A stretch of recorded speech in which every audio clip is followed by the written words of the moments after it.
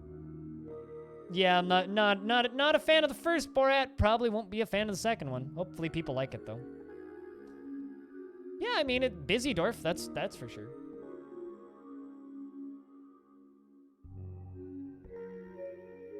Certainly a busy Dwarf. Gods wise. Still needs an office. We'll get to that. Also, I've watched a bit of Sal's mental experiments for dwarves, and it's interesting how much stuff she's figured out and like put into words that I've been kind of subconsciously aware of. Like, I'm pretty sure this is how it works, but I'm not positive of how it works. Interesting. What, cold fire? I mean, you could, but like, cold fire doesn't sound like, at least your name isn't like XXX cold fire underscore open bracket fire close bracket underscore J XXX. So like, it doesn't look like it's 20 years old. It just looks like a name, cold fire, which is fine. Also, Jan Pichu, what's up? Invest all don't work. You have to actually like type in the number that you want to invest. So if you have 3, you have to type in invest for 3. I don't have a super advanced bot, unfortunately. Is a mountain titan. Ooh. Any interesting history? Asian cold fire X. Exactly. See, last vegan knows what I'm talking about, you know? She personally sees no value in loyalty, in holding back complaints, and sees concealing emotions. Holding back complaints and emotions, and finds blind honesty foolish. Views loyalty unfavorably and doesn't see cooperation as valuable. You're gonna need to go easy on me for a minute because the monitor is at a different distance from my face than I'm used to, so it's also higher up, so I don't need to slouch to see it or spin. It's a gambling game. It has absolutely no purpose. You earn tickets while watching stream, and you can type in exclamation point invest those tickets for a chance to win more tickets back. It's completely pointless. Don't mind. Don't mind it too much.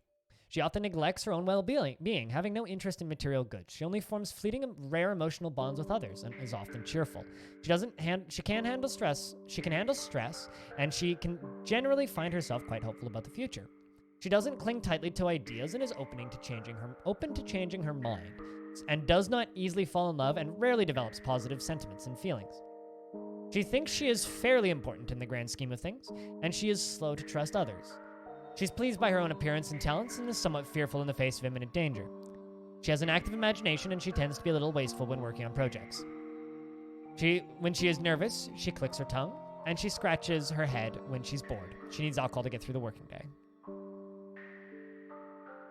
Yeah, exclamation point invest 2 if you have 2. And you have a 47% chance to win 75% of your investment plus your initial investment back. So it's rigged against you. So it's kind of a bit of a challenge to earn tickets. It's a bit of fun, that's all.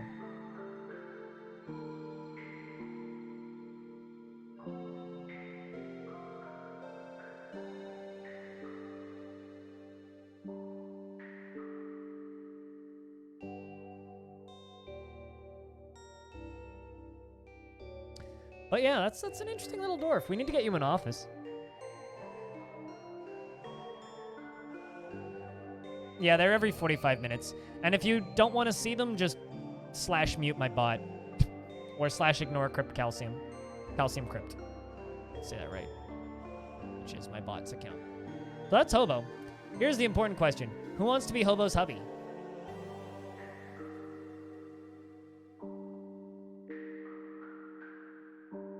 Who has a teacher and 3 deities. Pablo wants to be Hobo's hubby. Hobo, who do you want to be your hubby? We'll let Hobo choose. Hobo, who only feels rare and fleeting emotional bonds with others.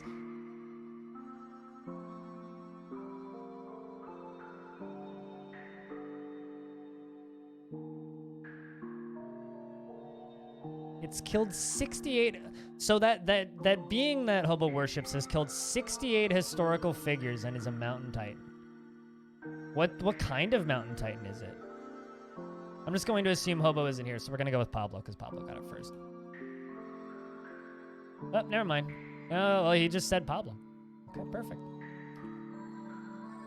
So, Pablo, you worship the deity of crafts and metals and creation and rebirth, Unib. You also worship Stateras, who's the deity of beauty, and Ral the turquoise, a deity of jewels.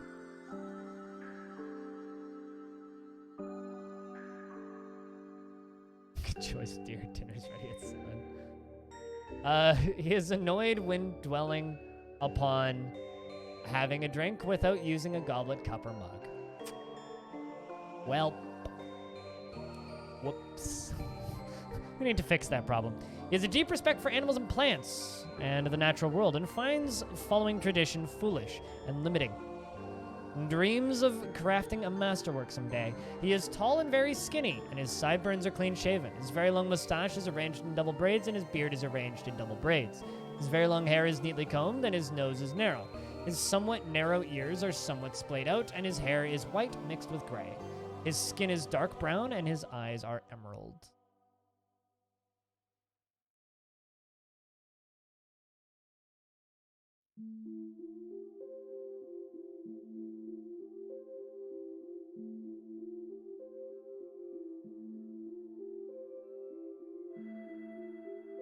Next will be kills. Good shit. He personally has a deep respect for plants and animals in the natural world, and finds following tradition foolish and limiting. He dreams of crafting a masterwork someday. He has little time for forgiveness, and will generally seek retribution. He isn't particularly ambitious, and is not particularly interested in what others think of him. He's often nervous, and likes a little excitement now and again. He tries to do things correctly each time, and is assertive and stubborn. Has a tendency to go it alone without considering the advice of others. Tends to be a bit stubborn when changing his mind about things, and occasionally overindulges. He isn't given to flights of fancy, and he winks during conversations, and needs alcohol to get through the working day. You love this chat, Nimsters? I mean, we do our best, right? Yeah, Tolan likes nature, right? He's tall and very skinny. His sideburns are clean-shaven. His very long mustache is arranged in double braids. His very long beard is arranged in double braids. And his very long hair is neatly combed. His nose is narrow, and his somewhat narrow ears are splayed out. His hair is mixed with flecks of gray. His skin is dark brown. His eyes are emerald. Needs alcohol to get through the working day. Is somewhat focused with satisfied needs. Let's have a peek. So in regards to that god that Hobo worships...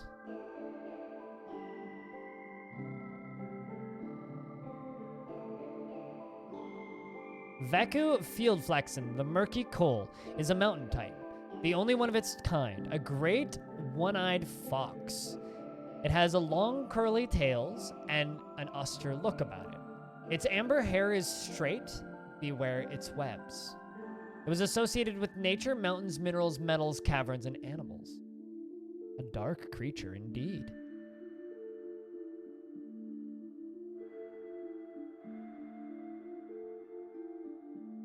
So Hobo worships the one-eyed fox. At least you don't worship the one-eyed snake. That would be a little strange. All right, we still got more dwarves to name. Let's pull this peasant up for auction next. Who wants to be this peasant?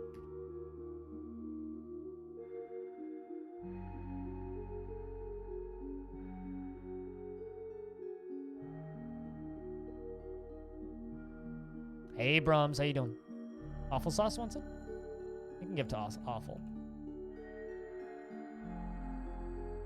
I'm gonna put a space there because underscores look weird in this tile set.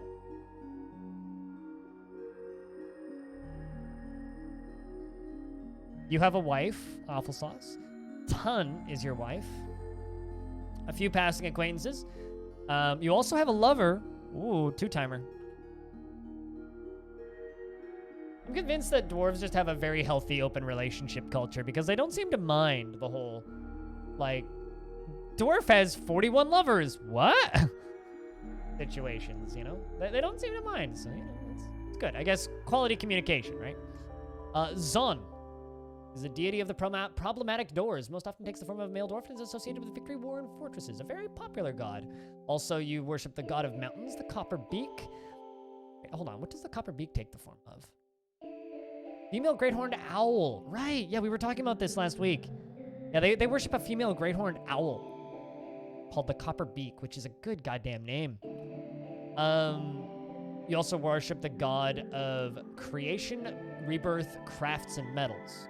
Female dwarf takes the form of. You also worship the god, the Ral the turquoise, associated with jewels. And lastly, you worship Zedot, the god of coasts. We should have been on the coast, man. Missed opportunity, I'm telling you.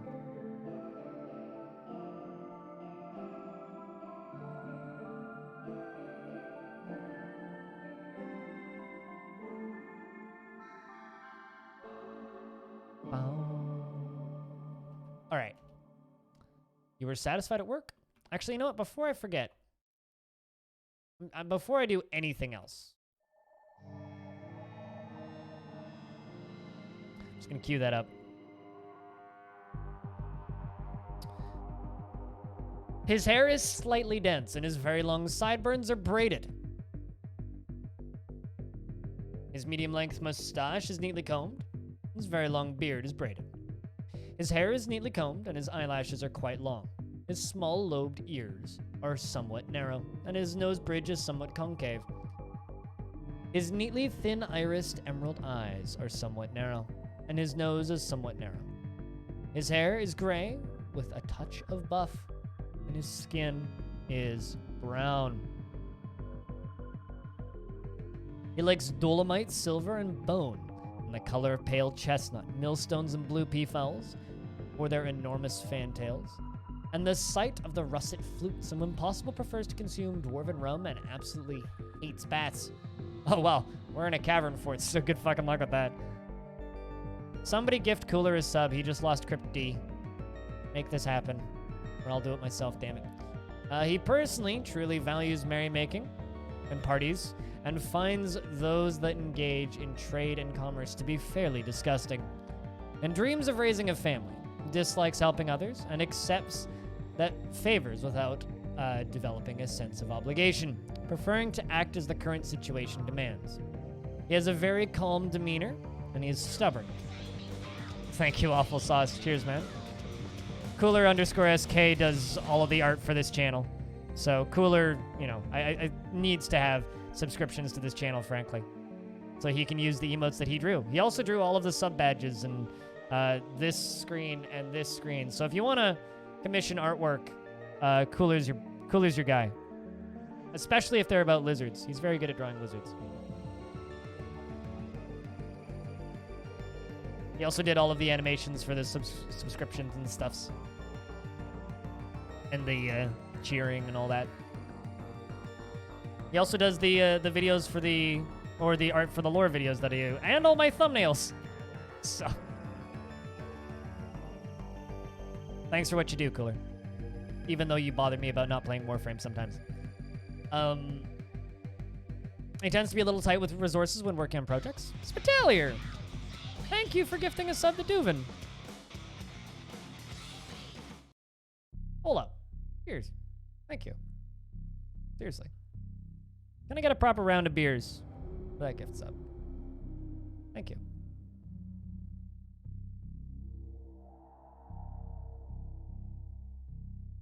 I lost my spot. He is slow to anger and prefers to act with a narrow focus on the current activity. Laughs loudly when he's excited and needs alcohol to get through that working day. Got a weird pop sound outside. Too slow for Cooler. Fair enough. I mean, there's other people in the chat that deserve subscriptions, frankly, because everybody deserves ad-free viewing, damn it.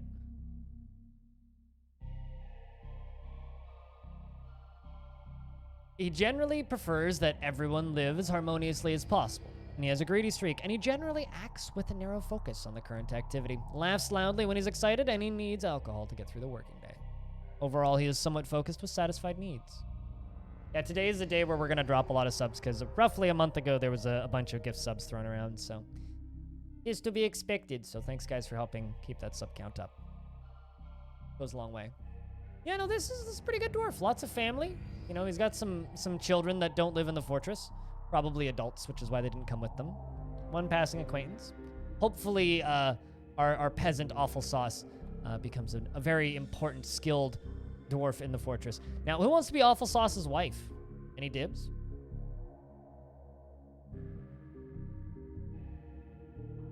While I pour some more coffee for myself.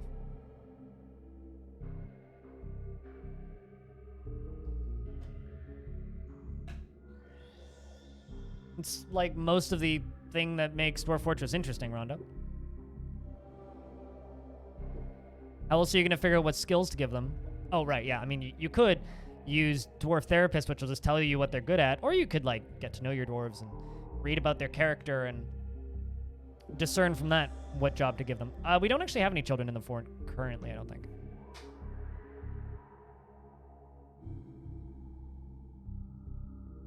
But I can give that to you. Brahms, you want it? I think you might already have a dwarf in this one. Do you? I don't want to double name somebody. Hold on. Let me check. No, you don't. No, you do, actually. You're a minor, Brahms. You're already in the fort. Yeah. You're bored. You want abstract thinking. You want to read a book. You dream of creating a great work of art, personally values cunning, and sees no value in holding back emotions and concealing complaints. Wait, hold on. Holding back complaints and concealing emotions. There we go. Yep. Yep. Already in the fort.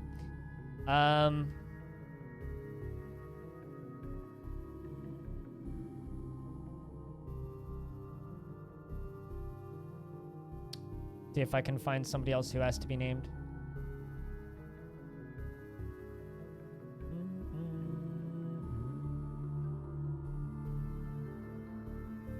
Does Brahms have a craft? Do you think he needs one? Most of those miners will get new jobs. I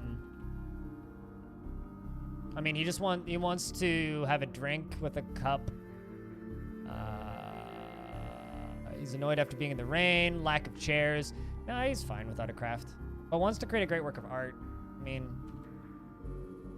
maybe stone detailing. It's fine. That'll do. You'll volunteer zombie giant sponge? You? No. Who was the Awful Sauce's wife? Pun. There you are. You also worship that Titan, Vico. I think that was what it was, right?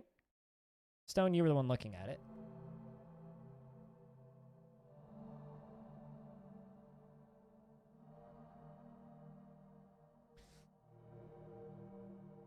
Annoyed dwelling upon having a drink without a goblet, cup, or mug. I get it, okay? We're gonna fix that problem.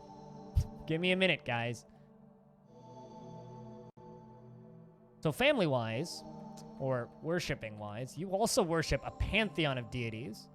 Worship the god of coasts, the god of trade and wealth, the god of victory, war, and fortresses, as well as the god of charity, sacrifice, dance, and music. You worship the god of blight and death. You worship the god associated with jewels, crafts, rebirth, creation, and metals. You also worship the god of lightning, storms, and minerals, and mountains. And also, of course, the one-eyed fox deity.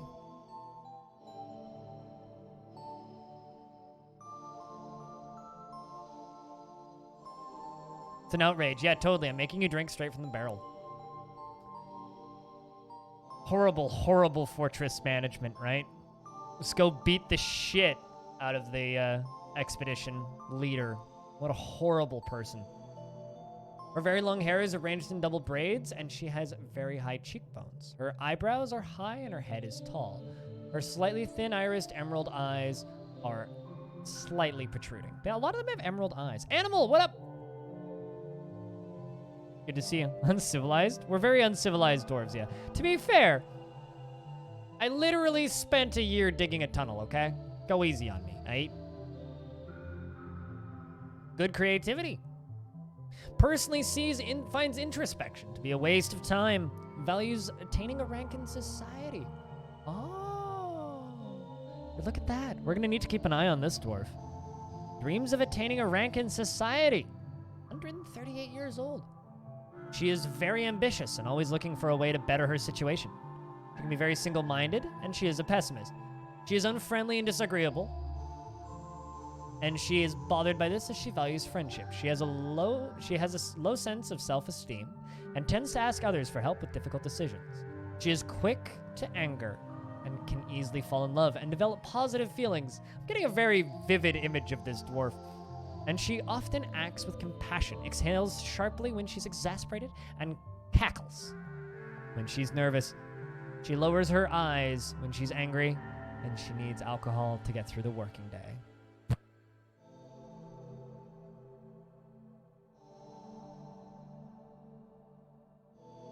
How's that interesting, Stone? Very relatable, yeah. Sounds easily corruptible, and also, like, kind of awesome. I don't know. I think that's a dwarf we need to watch. I like this one. She's a former member of the Cult of Roughness. I'm not familiar with that. And a former member of the Home of Waxing. And a former member of the Arches of Pondering. I don't know any of those names. She likes Billin Star Sapphire, green glass, giant peregrine falcon leather, crescents, windows, and giant weasels for their short legs. Likes plants for their flowers and prefers to consume loon, leeks, and apple cider and quinoa beer. Uh-huh.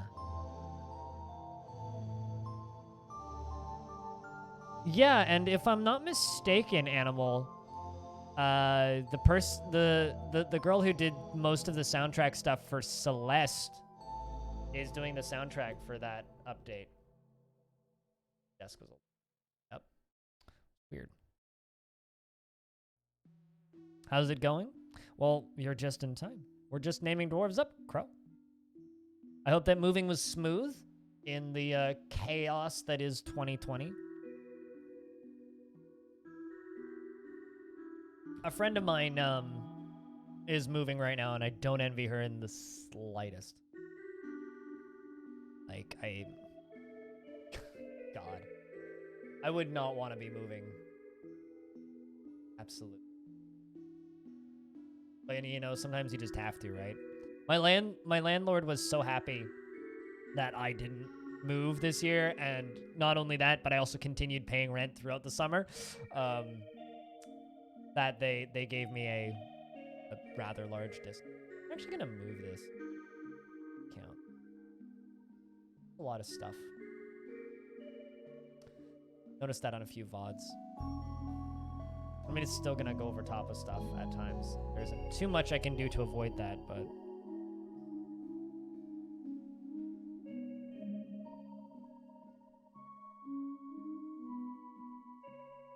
Yeah, she was all over Twitter stating how excited she was that she got commissioned to write music for Minecraft, which is kind of a huge opportunity if you think about it. Kind of like speaks to how successful Celeste was, I guess.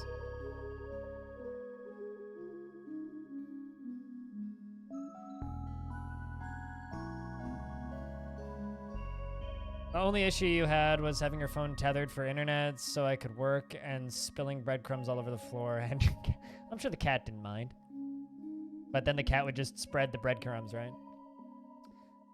All right, well, that's a fun little combination of dwarves. All right, so I do have 3 dwarves left. So let's just grab a fish cleaner. I really don't want fish cleaning because of how deep we are in the caverns. I'm gonna take a quick glance. Dreams of mastering a skill. Always looking for a way to better his situation. Does anybody want this dwarf? Because this dwarf is going to run the military, I think. Is already in the military. Perfect. So this dwarf is a military dwarf primarily, and I think we'll give you stone crafting. And you know what? Gem cutting, because I need somebody to do that. Well, we're building a cavern fort, so no, we're not going to be doing anything with fish. I mean, I guess in theory we could go grab...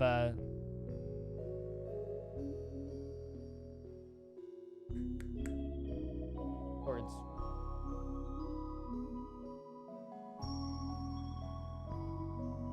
I lost it. Stone, did you want this dwarf?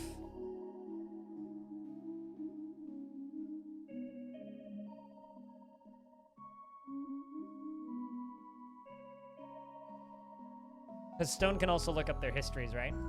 Spatter hatchet. That is a good... I read that as splatter hatchet initially, and I was like, badass, but no. Spatter hatchet. I think axe dwarves. I don't like going for cave fish. The reason I don't like going for cave fish is because there's pond grabbers, and there is a lot of pond grabbers in level 2. So, no, we're not going for cave fish. Too dangerous. Not worth losing dwarves at random. And then there's corpses floating in the cave lakes because the pond grabbers pull them in, and then you have just help, I'm stuck in the lakes. And then you'll just have like piles of dead corpses underground, and then they all start tantruming because they go see dead bodies every single time they go to fish. It's a good cycle, and not one that we should work on, you know? God, I love how many stories that tells. Fire. Like, just that stupid little combo of Crypt D Stinky Cheese. It works so well. But, yeah, Nervicious, I hope that your day is going well. Teach him how to swim. I mean, I could do that, but, like, that's work. Best way to teach your dwarves to swim. Flood your fortress. Just not completely. Only partially flood your fort. If you fully flood the fortress, then that's just bad for your health.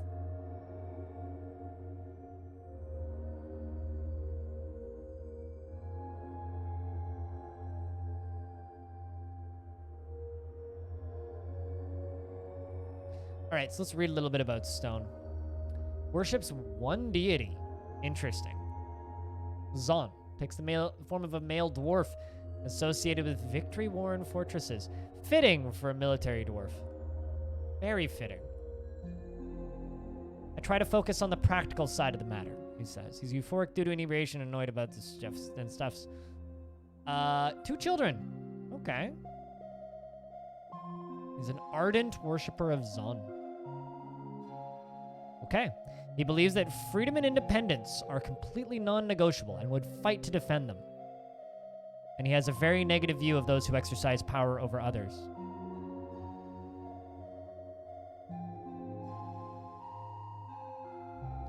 And part of the Zon-worshipping sect of Persuaders. Really?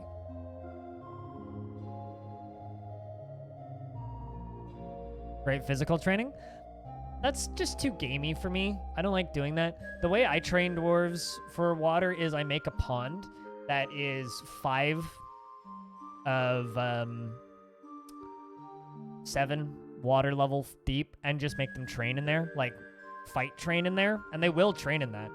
That generally does kind of the best, in my opinion, without being too gamey.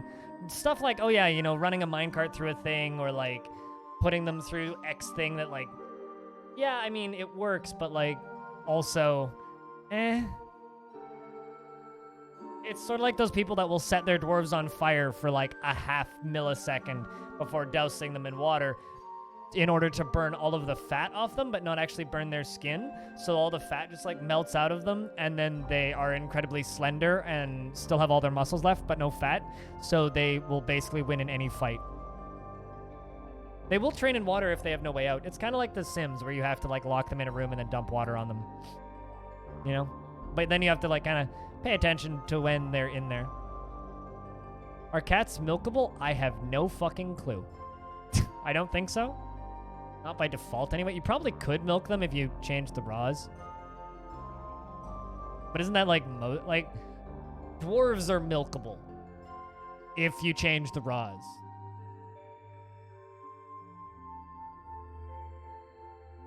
So, like, we want to, like, go down this cursed thought train.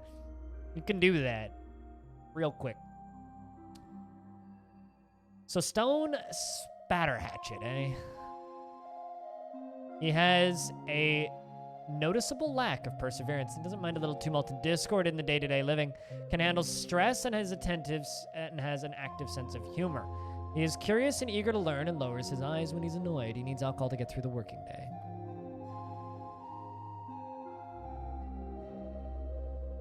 Because cursed thought.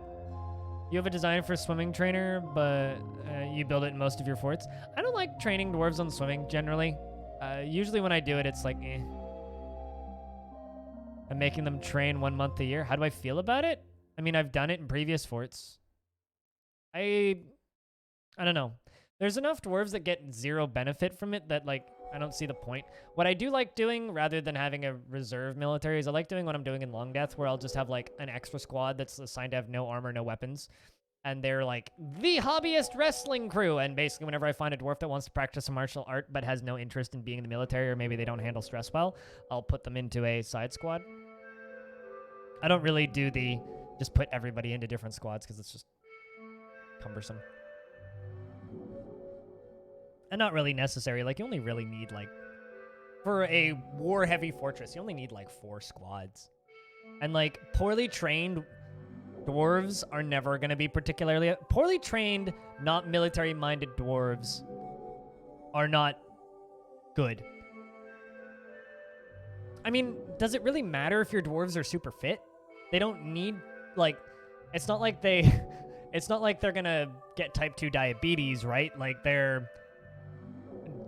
Dwarves are hardy in that regard, so what you want is you want them to be mentally fit. It doesn't matter if they're physically fit as long as they're mentally fit, right? Like, who fucking cares how fast they can haul boulders? That doesn't really matter all that much, or lead cages. What matters is, are they happy? If they're happy, then you good, right? And yeah, it can certainly be a good method of keeping dwarves happy if they want to practice a martial art, but Have I conquered any sites? This fortress is, like, not even a year old, so no. Also, I need to build one of these.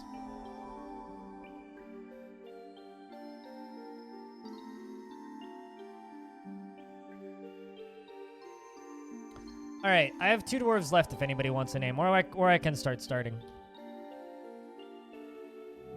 You're gonna draw a spatter hatchet? I mean, yeah, you could. All right, let's get rid of this. Let's see what we still need to move.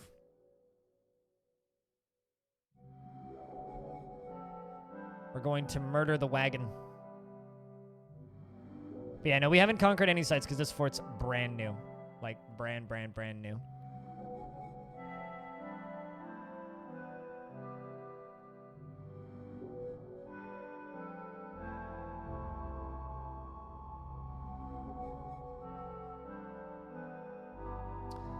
All right, we're gonna make rock mugs. But people stop whining about lack of mugs. Hey, CCX. How's things?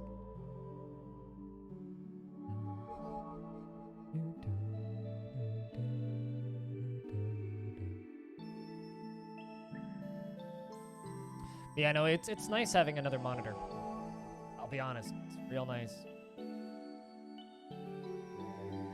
A lot of screen real estate I didn't have previously. All right, so before we can really do much, I do need to, like, actually start working on this lower level, because we're building this fortress real deep down, and in order for this to work, I need to start making space. So we're gonna start making space. What happened to the previous fort? So the other faction in this world, which we'd been spent most of the time in, called the Vessel of Artifice, has a little problem. A very little problem. By that I mean a massive problem, which made me discover what I think is a bug in the current version. So the problem is simple. They're at war with dwarves, right? Now, because they're at war with dwarves, another dwarven faction, I'm convinced that when there's dead dwarves that are not part of your civ, it cancels something that removes the ability for them to haul. Just at all. Period. They will not haul anything. So the second dwarves show up, all hauling jobs stop. I can't get them to move anything. I've tried everything I can possibly think of, and I cannot figure out a fix. So I thought it was a bug with the fortress, so I went and made another fortress. And then that fortress died really quickly before I could get invaded by dwarves. And so I started another fortress. And it was fine, and then we got invaded by the dwarven faction. And then all the jobs stopped again. So I don't know what the fuck is happening. I've reported the bug.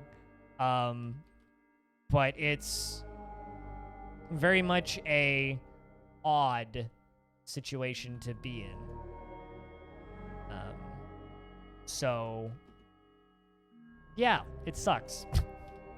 So now we're playing as the problematic doors, which is in the same world, but much further north and unrelated to the previous area. We are at war with elves. We are called the Lucid Ore. I'm still working towards the same goal of reclaiming Dive Earth. So there is that. Yeah, and we're building a cavern fort because I haven't done a cavern fort in a long time. This is cavern layer 2. So we're working our way down into the depths. Also, something I would like to highlight. Apparently nobody knows that this is a thing. Top right of the screen. All right, I'm actually going to use the mouse to point this out. Up here, this thing. This is the moon. It shows you what phase the moon is in. Apparently nobody knows this is a thing. It shows you what phase the moon is in. And when it's a 0, that means the moon is full. Which means that if there is a were creature on the map, it's gonna show up during that. Bet Toady can fix it with a copy of the save? Potentially. I mean, I'm not gonna bother him for that sort of stuff. I'm not too bothered by it. I mean, if you guys want to download this save and mess with it yourself with DF hack or anything fancy, you totally can. But I'm convinced that's the problem. Yeah, in the second fort, they stopped doing jobs entirely after there was Dwarven bodies. Something causes canceling on it, and I don't know what.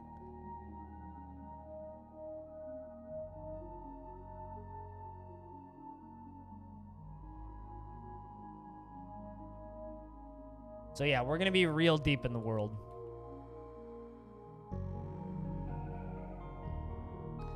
Although currently we are putting stuff down here.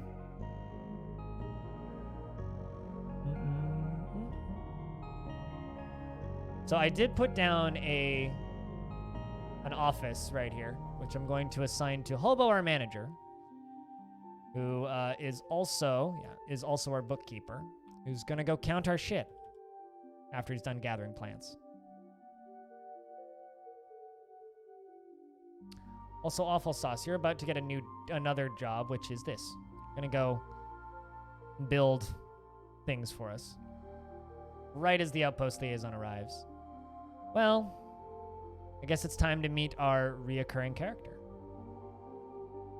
Might not trade with them this year. I don't have anything to trade anyway, so it doesn't matter too much.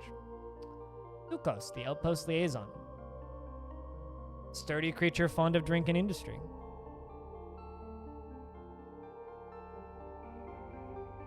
You cannot remember how?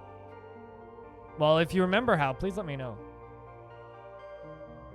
His very long sideburns are braided, and his very long mustache is arranged in double braids. His medium-length beard is braided, and his very long hair is arranged in double braids. His ears are somewhat narrow, and his head is somewhat broad. His hair is white with flecks of gray, and his skin is peach, and his eyes are emerald. Very much a dwarf of the problematic doors, and welcome to the fort. Stukos, the outpost liaison. The most important dwarf that we will most likely ever have in this fortress.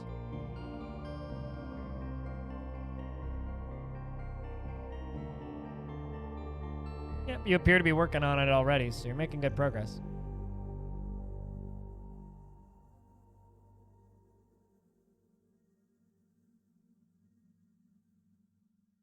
You just... God, that's such a long way down. Yeah, we need to move everything down to those lower layers. We desperately need to move everything down to these lower layers.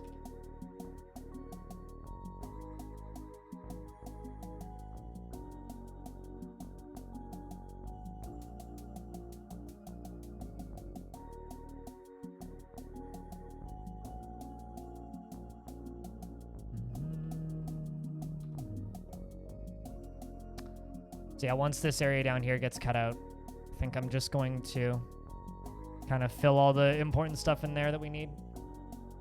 I am your liaison from the mountain homes. Let's discuss your situation. There is much to share. We are updating your maps. What requests do you have of our merchants? For next year? Just gonna go with the simples and say bring us iron. And anvils. Many kinds. We've finalized the import agreement. Feel free to go over the documents. Let's discuss what we're willing to offer you for your craftsmanship. Warhammers, scepters, cheese. Shields and bucklers, tanned hides. Goblets, rings, legwear, sheet, handwear, and prepared meats. Look forward to our meeting next year. Our fortunes rise and fall together. I'm not going to trade with them this year. I have nothing to trade them. A buzzard has stolen a brown bullhead. Not sure how we got a brown bullhead or where it was, but congratulations to that buzzard for stealing a bullhead. So I'm just going to go ahead here and make a zone. Going to be a meeting zone. I'm going to add a location. It's going to be a temple. I'm curious. 2 worshippers, 1 worshipper, 2 worshippers, 1 worshipper. Who's the most popular god here? This faction has so many deities. They're very spread out.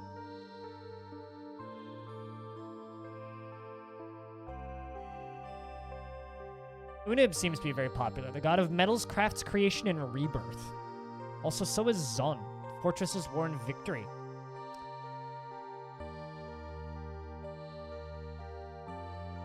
All right, well, it's just going to be no specific deity. The Tufted Trifle. That's a horrible name. Let's set that to citizens only and change the name.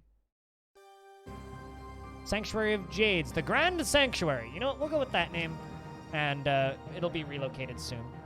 I'm also going to make another meeting area. Actually, I'll wait until I actually have tables first.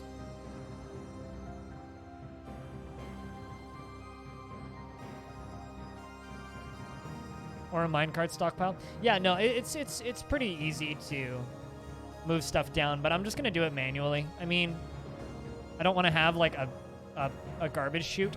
One thing I will do though is, because we're on layer 120, I'm going to definitely dig a garbage chute down to the magma layers, so I can dispose of bodies. Like I have this right here, this little pillar, which goes right here, and I'm totally gonna dig down through here and go straight down to cavern. Minecarts look complicated. Minecarts are dangerous. It's not that they're complicated. It's they cause a lot of collateral damage, and because of that, I don't really use them much because I tend to just kill more dwarves than they're worth. Because I will be honest, I'm bad at minecarts. And they're fun, as you would say in DF terminology.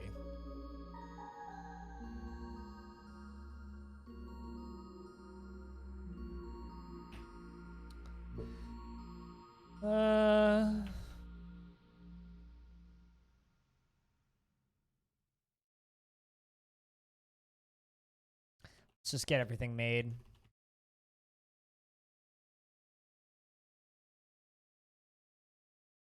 How are we doing on drink and plants? Am I even farming? I am not farming.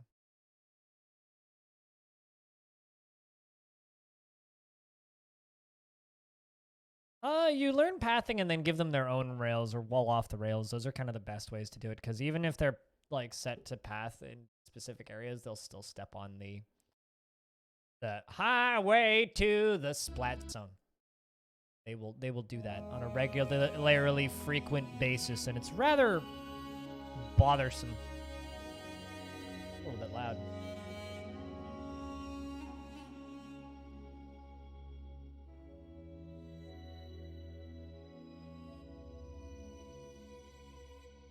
The unpowered ones are significantly safer, yeah. The powered ones are where things get dangerous. In your style, Stone, I would say make them faded.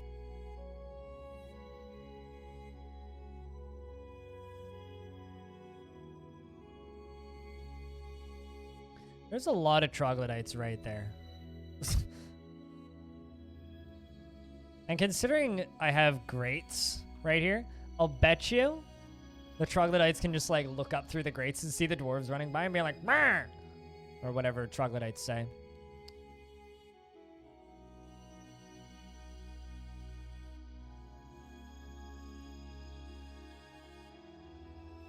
All right, so what I'm gonna do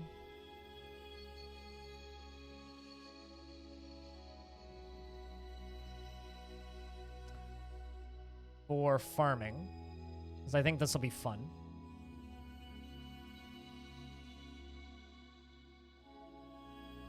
Never mind, I meant to do this on a much higher priority. Up, downstairs. Upstairs. I'm gonna dig out this area down here. That's not the button I wanted. That's the button I wanted.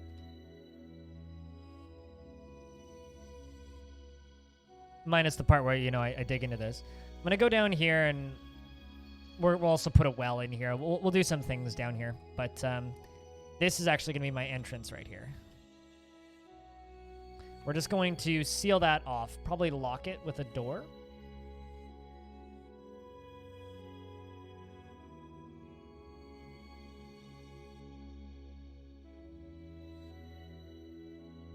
Who was the dwarf I was going to make the squad leader?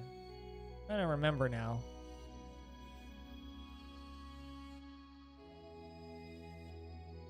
It was going to be Stone, yeah. Or Cure Cyclones. Yo, if you have a name, Stone, that you'd want for your military squad, give me a shout, yeah? Give me a shout. Because we're going to need it. You got to bounce. We'll see you later, Awful. Yeah, and the VOD for this one will be up next week. VOD for last week's should go up at some point today. I'll probably check it up after stream. I forgot to set that up before I went to bed. I'm good at my job.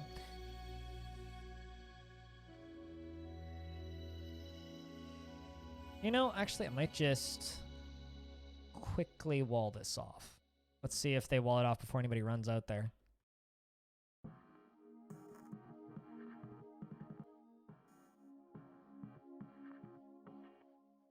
I don't see anything alive out there. Also, nobody's gone out there. Man, you're still updating stockpile records? Serious Cat 69, sup? Yes, they didn't run out there. Okay, so now I have kind of like this little open area that I can fuck around in. It's good. As far as the water itself, do we see anything in the water? Not currently. But unfortunately, that doesn't go too high up, so... it'll be fine. For right now.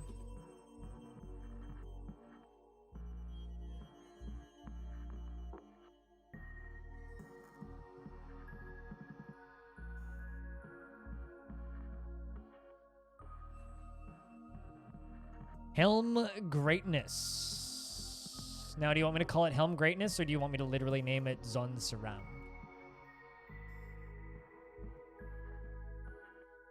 Also, I don't know how I'd put a little doohickey above the A.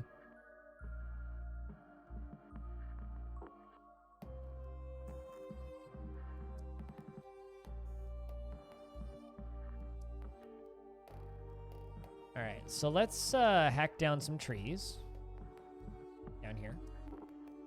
And I'm going to put some farm plots in here.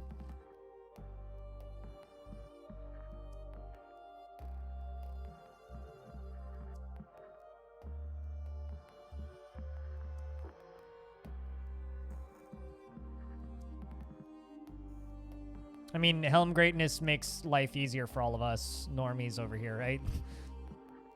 We don't know as much about Dwarven terminology and language as you.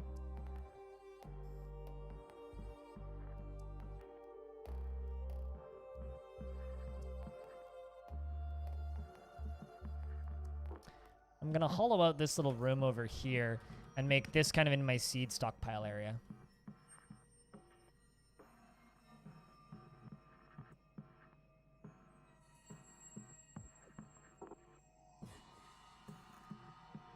I love building cavern forts. It's been a long time, too, since I've done one.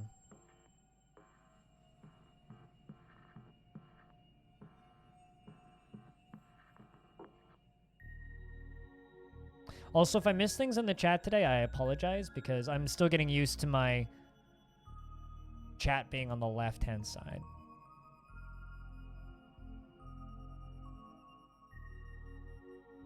Windows if Windows plus period brings up smiley special character entry menu? Huh. I wonder if that's even compatible with DF. Good to know though. Another goddamn woodcutter. Dreams of mastering a skill. Does anybody here want a dwarf? Because we got a migrant wave showing up. You're so perceptive, as our friend.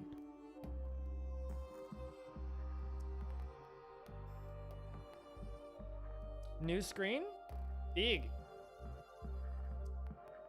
Big. I mean, it's... I have two 27-inch monitors instead of one 27-inch monitor now. Nano chip. Whoa, dude, yeah, dude. This is fucking sick. Hell yeah. Woo!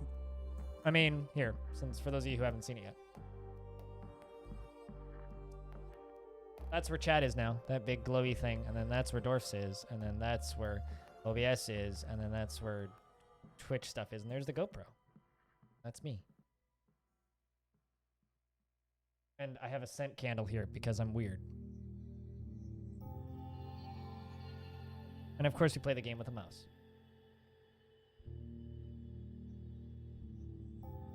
Because that's what you do.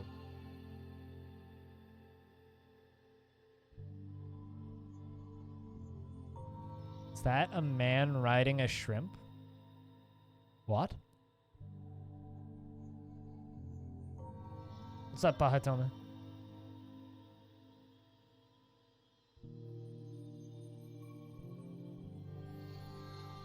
Nothing weird about scented candles?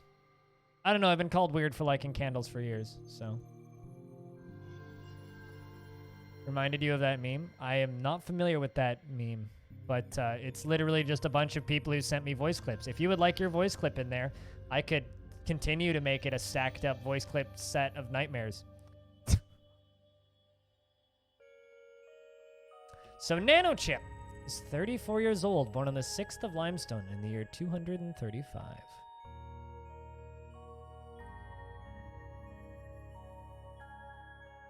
He arrived here in the year of 269. Member of the Lucid Ore and a former member of the Courageous Oil, former member of the Helmed Sect, and a former member of the Silky Dominion. A former member of the Sect of Persuaders. Yeah, hell yeah, is a public sound.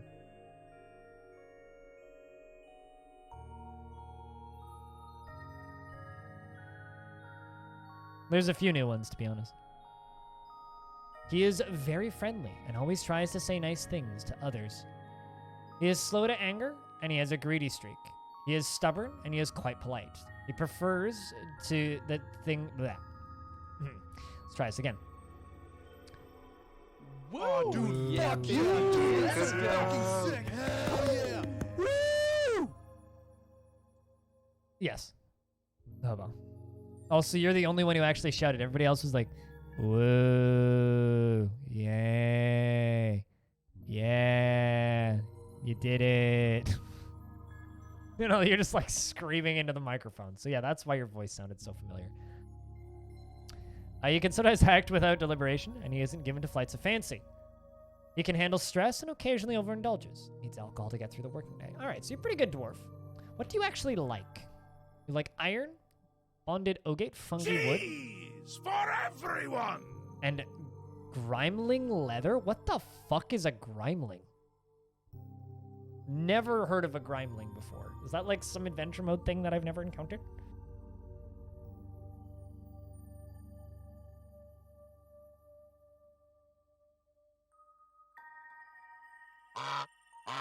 Mostly. Animal, yeah. I mean, you're like the only person who's ballsy enough to put your voice on my stream, so I guess so, Hobo. I don't know, are you okay with this? Speaking of which, if you want to do covers of other songs to use bit sounds, you're more than welcome to. Just fucking send them to me. Yeah, pretty decent little dwarf, but what do I want to give you for work? I mean, you like fungi wood, so I guess I could leave you just as a woodcutter. I can leave woodcutting on you. But you like irons, so let's give you Furnace ops. Man, what's with all these goddamn wood? Okay, I'm starting to figure out why this faction is at war with the elves. Every other dwarf I get is a woodcutter. This next dwarf is 47 years old, is married to the animal trader that just showed up, who is 147 years old, born on the first obsidian in the year 122. It's an evil monster from the swamp. Okay.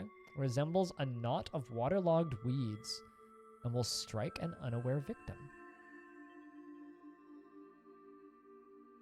That is disturbing. I don't feel like I've ever seen one before.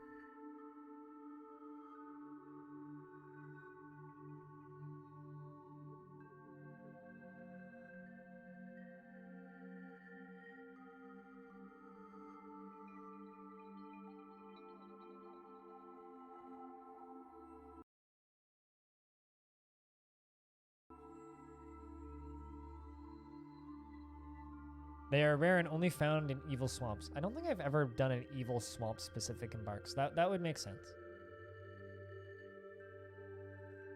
Also, did I put nanochip in the military?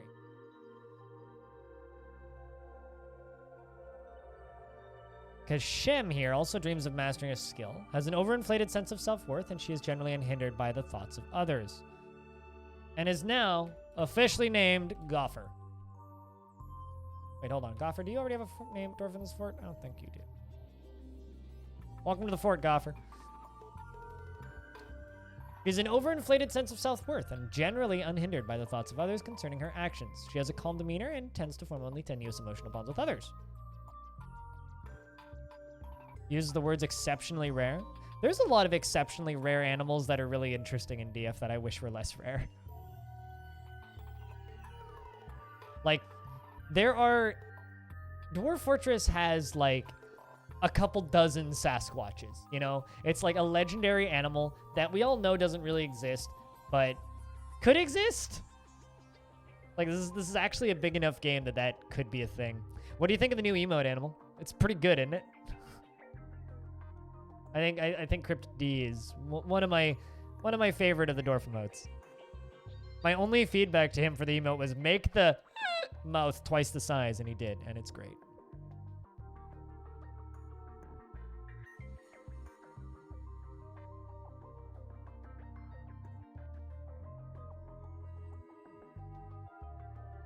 She could be considered rude and tends to avoid any physical confrontations, and she works to square this tendency with her respect and martial prowess. Tends to make a small mess of her own possessions and does not have a great aesthetic sensitivity, and is conflicted by this as she values artwork in its creation.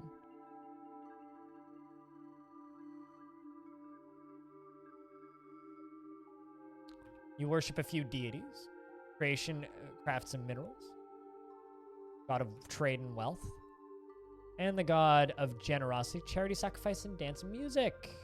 My favorite.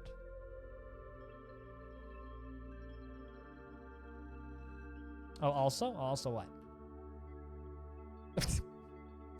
That's how dwarves feel when they see a forgotten beast, yeah? Crow, welcome to the fort. I have been considering Zon. He is married to Goffer and has one child, Inul, greater clasp, and is the son of Locum. 147 years old, born on the 21st of Opal, in the year 122.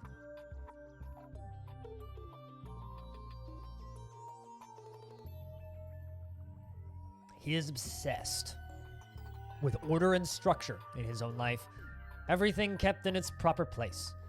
He is very greedy and enjoys being in crowds.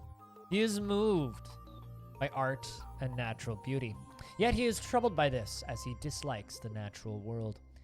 He has an active sense of humor and somewhat fearful in the face of imminent danger, unlike his wife. He tends to avoid any physical confrontations and works to square this tendency with his respect and martial prowess.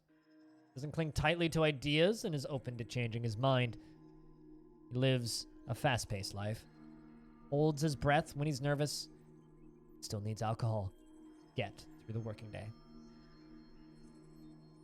He likes cherry opal, coconut palm wood, rope reed, paper, the color pine, green, and stars, and statues, and anvils, and the incense of Saturn. I always wish that it's the incense of Satan, but you know. The sight of the russet flutes and when possible prefers to consume thornback ray, longland beer, and hates flies. So, what you're saying then, Dwarf, is you're our metalsmith. And that's a stray gosling that we'll slay. Actually, you know what? No, we'll keep that. That's a gosling. We can do stuff with that. And, this one can be Farmy Mal, I think.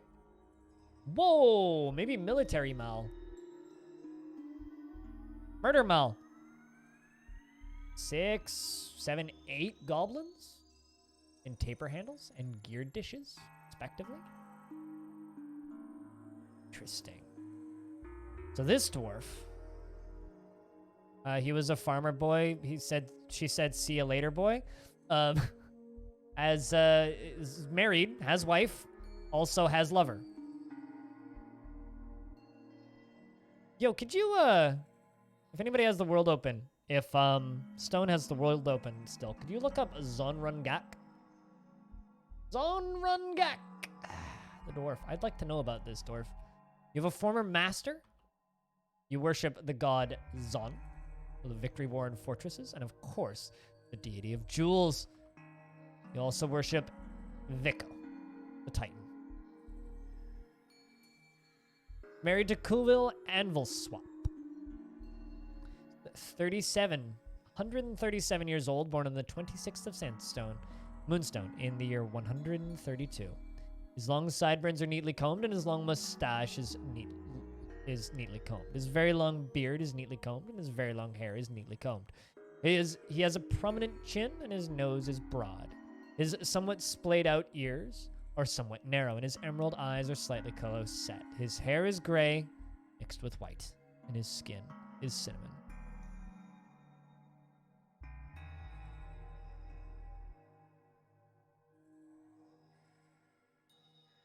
Oh, are we calling Fish Molly a boulder? Defo a blobfish. Definitely a blobfish. Like lignite, rose, gold, cherry, opal, olive wood, green tree frog leather, and the color occur. Crossbows and earrings and dogs for their loyalty. Must be a bit stubborn when changing his mind about things. Tends to ask others for help with difficult decisions, and tends to not be swayed by emotional appeals. Prefers everyone live as harmoniously as possible, and is not particularly interested in what others think of him, and needs alcohol to get through the working day. Personally feels that those who attempt to conceal their emotions are vain and foolish, and values cunning and romance. Finds romance distasteful. Does not particularly value the truth, and does not really value skills related to fighting. Yet, at the same time, he's a legendary musician. Not what I was expecting. And an adequate thresher and a talented poet. All right, well, you're joining the military regardless.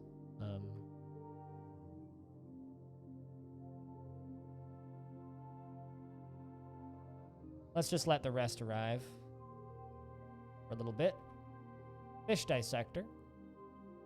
You like kimberlite, lay pewter, and sunstone. Giant stomping turtle. Giant snapping turtle tooth and lovebird parchment. We're gonna take you off of fishing. Give you leatherworking. How many are we up to? 22? Looks like 22. Good stuff.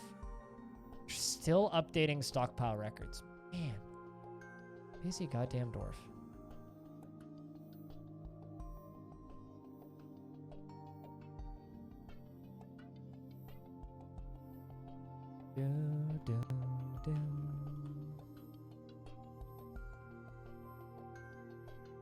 Let's just get this smoothed real quick. At least we got plenty of alcohols.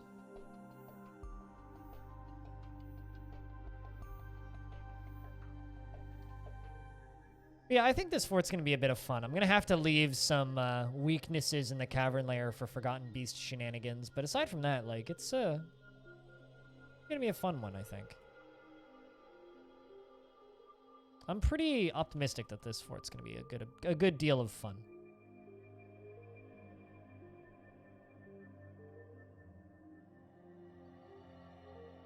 Merchants have arrived and are unloading their goods. That's fine. Mark's Dwarf Kib is fighting. Well, they're going to do that. We'll trade with them next year when we actually have things to... I like that. Animal started off as a thresher and then gave up and became a bard. And he's a legendary musician because of it. Like that. I think we put our tavern down here. What do you guys think? So have this this upper level and then the area kind of over here as the bedrooms. So bedrooms will be over here and up here. Above this will be crafting and like storage and shit. And then beneath that, across here, this will be the tavern. And also have an up and over area as well.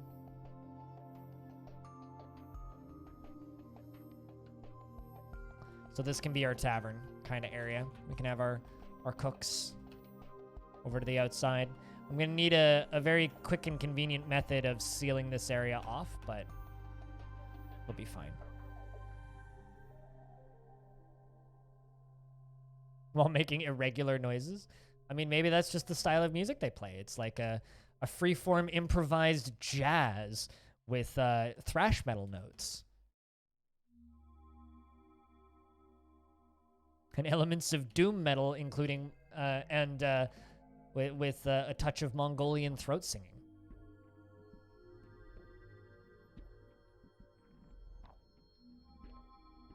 Seems appropriately dwarfy to me, frankly.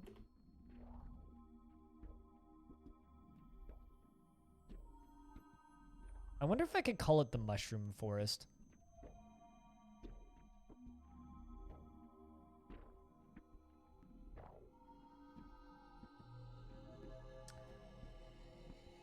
All right, we're gonna do that. Sure, why not? And that. And here we're going to do that. Actually do dimple cups. And pigtails.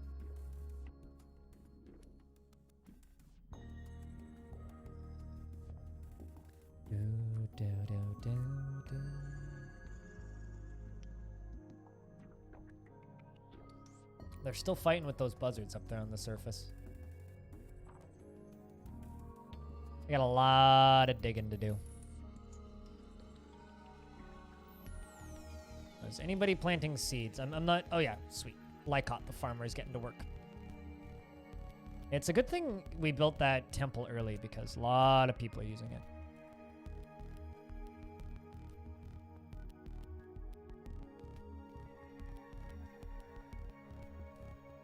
You know what's really funny is if you have a really, really, really shitty bard playing music, I've actually seen dwarves get negative thoughts. It's like, was uneasy after watching a performance, or was disgusted after watching a performance, or didn't feel anything after watching a performance. It's really quite amusing when you get pop-ups like that. Like, just upset, like dwarves that are actively put off or angered by the music. It's like... I had this performance troupe that showed up in a fort. And they were the only performance troupe at the time, so I will never forget them. They were called the Unimaginable Embraces or something. Anyway, there were like 4 elves and a goblin, and all the goblin did was projectile vomit. I'm pretty certain he was projectile vomiting because we were constantly like jamming alcohol down his throat. Because I had a tavern keeper at the time, which is a bad idea. You shouldn't have one of those. They're dangerous for your guests. Because dwarven alcohol tolerance is very different from any other creature alcohol tolerance. And like if like say they get knocked over on their back and they're just like lying prone on the ground, like flat on their back, dwarf will be like, oh, you need more booze, here you go, and they'll just like pour it on their face instead of like giving them the cup. Anyway, it's a good time, but they the main issue with that is this goblin was just running in circles, just vomiting constantly. Without really doing anything else. Super amusing.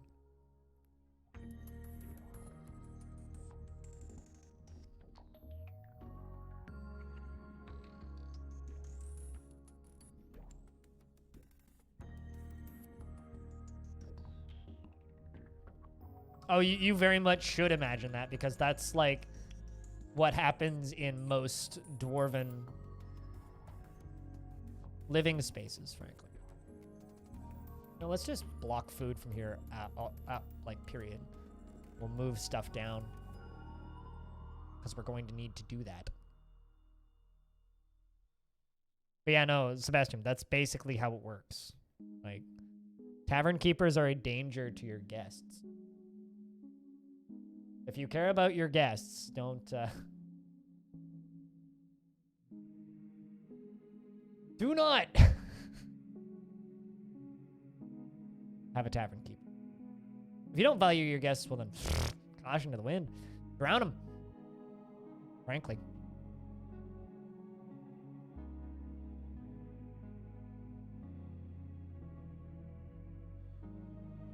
Just has a discerning smile.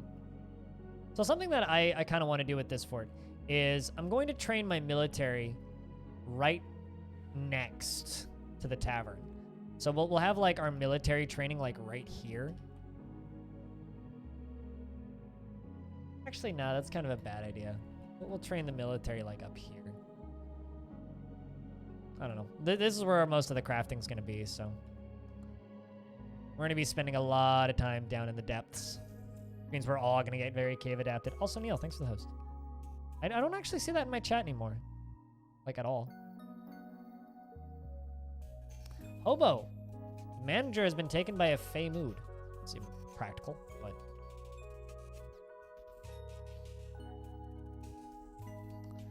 let's see what he goes for. We need a bucket.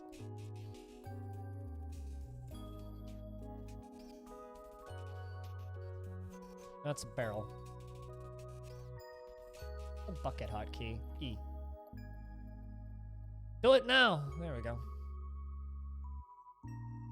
Claims a craft store shop. Alright. Immediately dashes off. Going up to the surface. 1-4.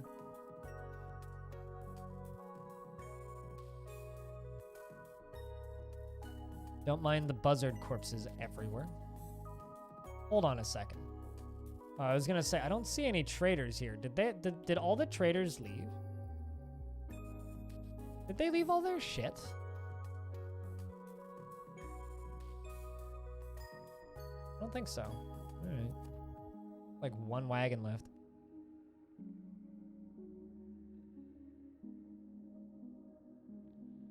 Okay. Obo, I'm very unimpressed with your artifact. You grabbed one piece of wood. And you've begun a mysterious construction. That's all that you needed, was just one piece of wood.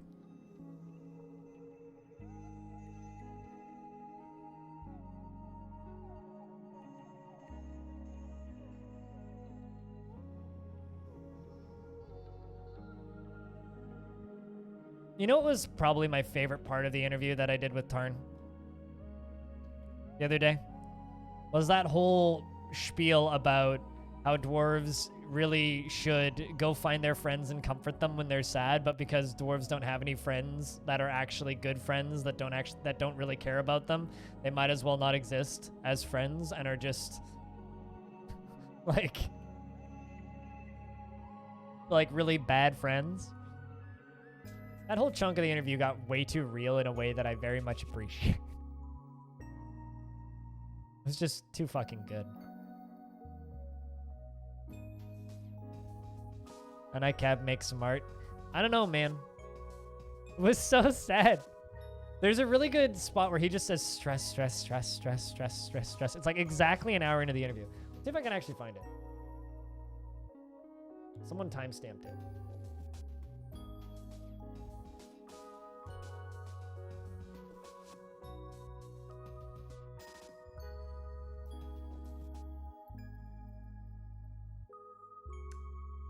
Well,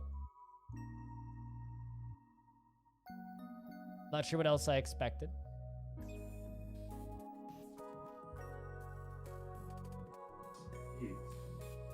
That's so irritating. So, stress. Okay, here we go. Here's Yeah, all the time. stress. Okay, here we go.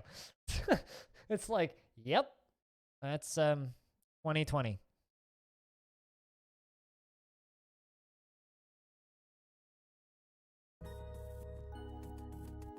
Hobo, manager, has created Ertal Oslan, a sand pear wood bracelet, and claims it as an heirloom in the name of the family ancestor, Ral Fairkle.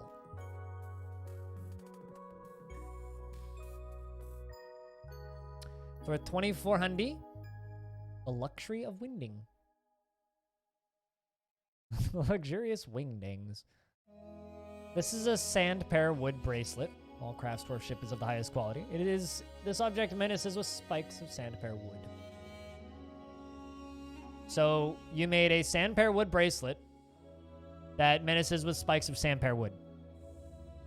Can I get a round of applause or beers or something in the chat for Hobo creating an artifact? F. Yeah, right. Right?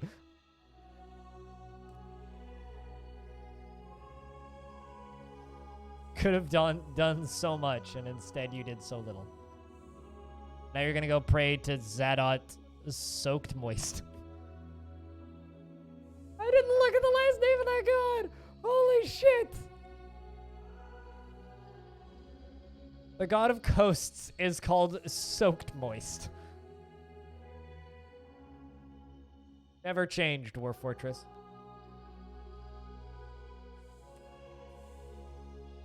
It's very fucking legit, Hobo. It really is, but also soaked moist.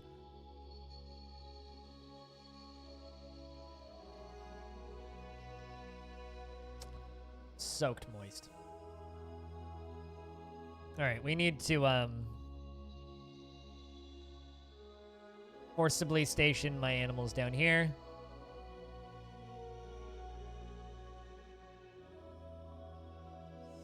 Specifically that horse and that camel, and also that gander. Cats can do whatevs.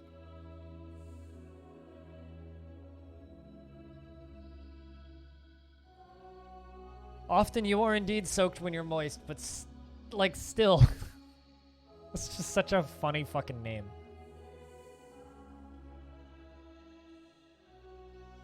It's also like the perfect name for a god of...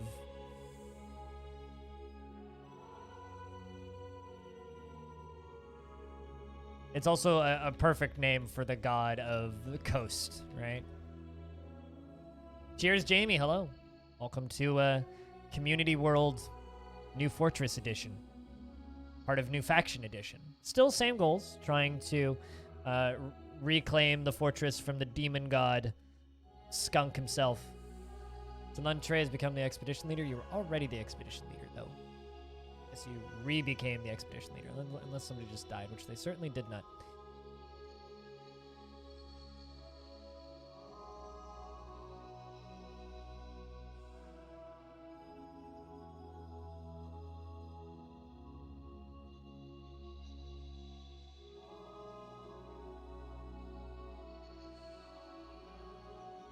Over and over.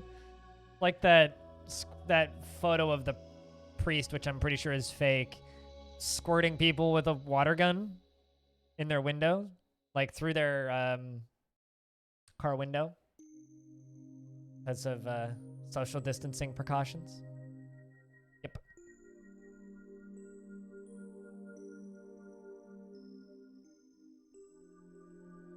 Yeah, just until they're completely soaked, and he's just going, hee. Actually, I'm just imagining Master Roshi doing that. Specifically Master Roshi.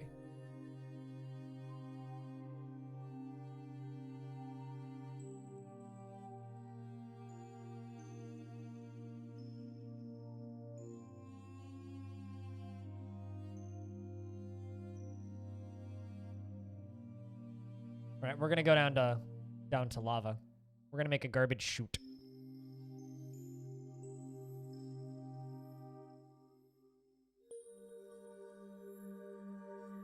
I was gonna put a well in there, but I'll put a well in the other room. Just got put in lockdown at uni. Wait, like, hold on a second. How locked down are we talking here? Like, not allowed to leave Durham lockdown?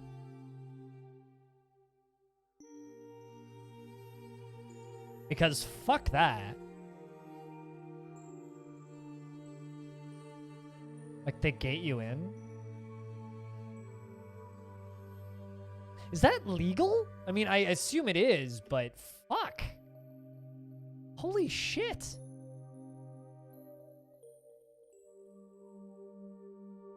Man, I don't envy anybody going to university right now. That's insane.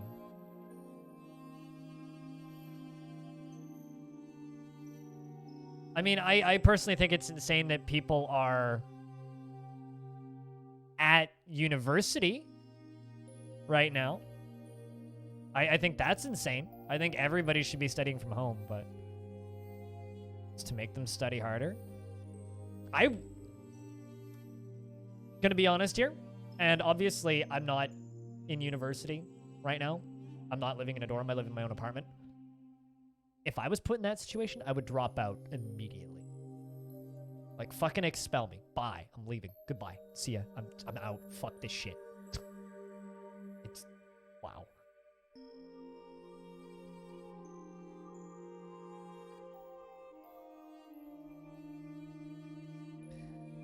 Nothing helps you study like looming over the present threat of the plague, right?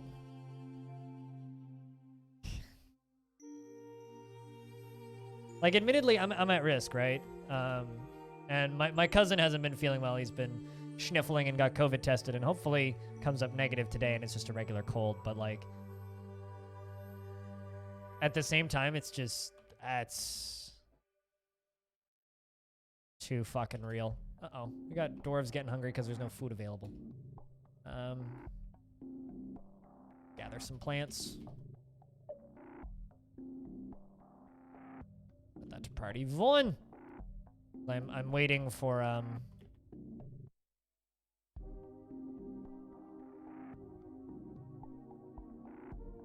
there you go. Sweet. 2 dwarves are gathering plant.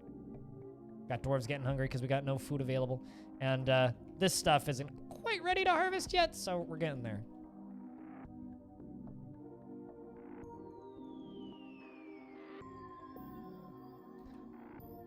I'm not gonna lie, like, I knee-jerk would imagine that that's the right thing to do to lock people down, but fuck, that sounds awful.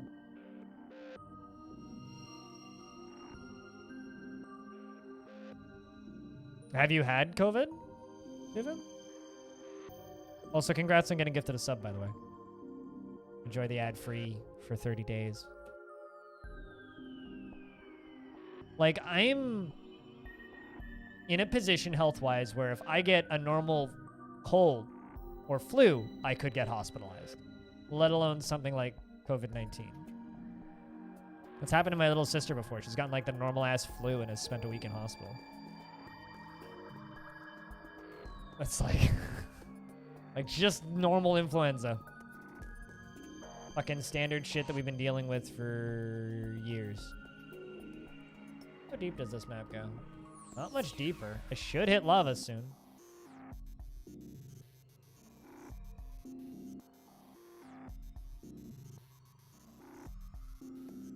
You know, let's just dig an upstairs and start digging diagonally.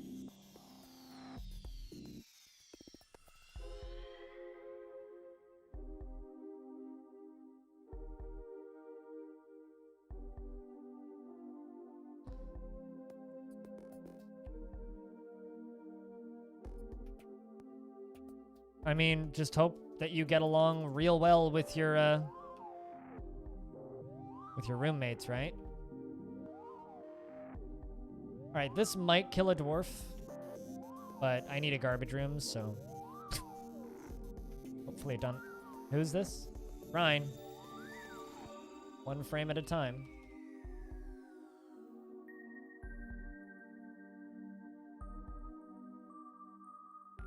Well, we found the magma sea.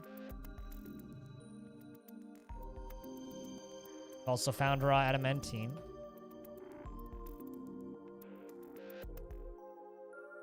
Please go the right way, dwarf. We also found magma crabs. So that's fun.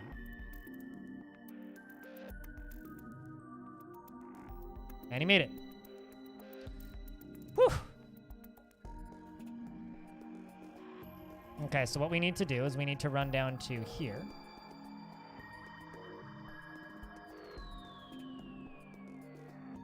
Put a floor right there. Actually, no, not a floor. An upstairs.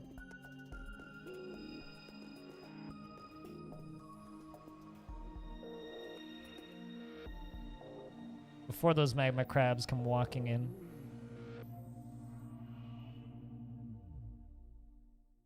And then a floor right there.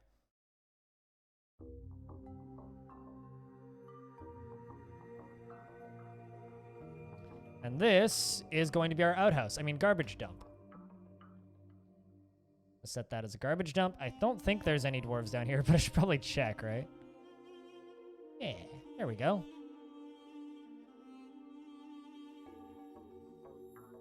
Let's have a look at this magma sea. Let's check that out.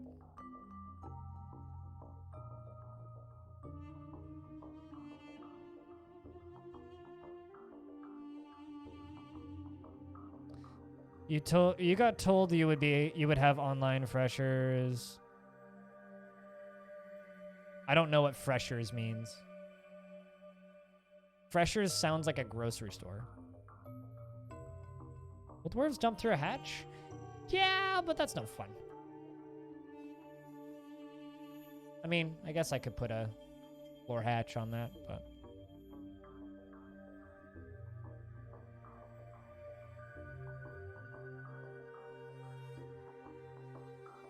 You had olfactory hallucinations, so it must have been COVID. Yeah, that's terrifying. My uncle, like, the week before everything got locked down, went to Florida to go watch the big race of Daytona, and got fuck off sick while he was down there. Like, wasn't able to watch any of the race. Watched it on TV from his hotel room because he was so fucking sick. And he, again, was never tested, but is convinced he had it. Which is scary, because he's not the most healthy individual.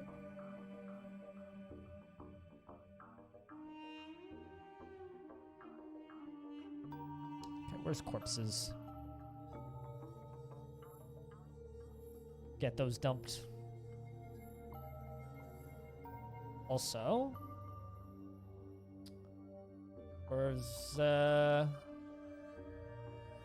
gather refuse, and gather refuse from outside, and gather vermin remain. So let's get rid of all this shit.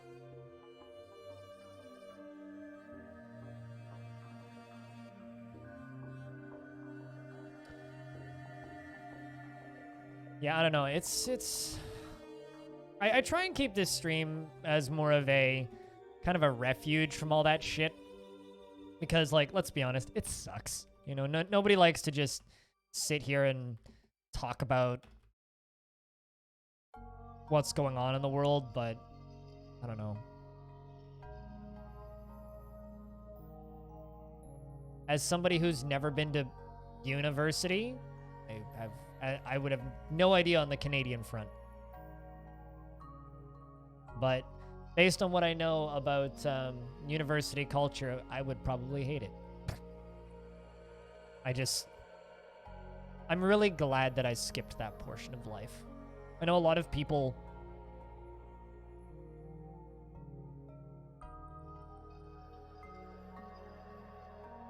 Lots of weeks are party weeks. Hey, Traj. I don't know. I think I grew up a lot faster than a lot of people. Like, I'm not trying to talk down on people, so don't think I'm trying to do that, but I never went to uni, never went to college, never did any post-secondary, graduated early and got a job at 16. Never really had a period of my life where I did any kind of partying at all, and never really had a point in my life where Yeah, I know how to use them, I just opt not to usually. The only thing you'll really see me using minecarts for is if I need to get magma up on the upper levels. I just don't. If I need to transport magma from the bottom to the top, I will use minecarts. I just don't find them. I find them to be more annoying than they're worth. Yeah, they are useful. I won't deny that. I just saw something. What the fuck was that? Ungrabber maybe? No. I saw something up here. I didn't see the letter. It might have just been vermin moving. Whatever.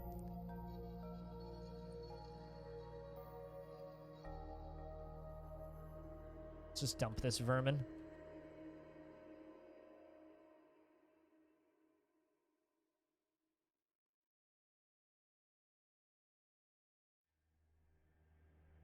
Was Della very difficult at uni then?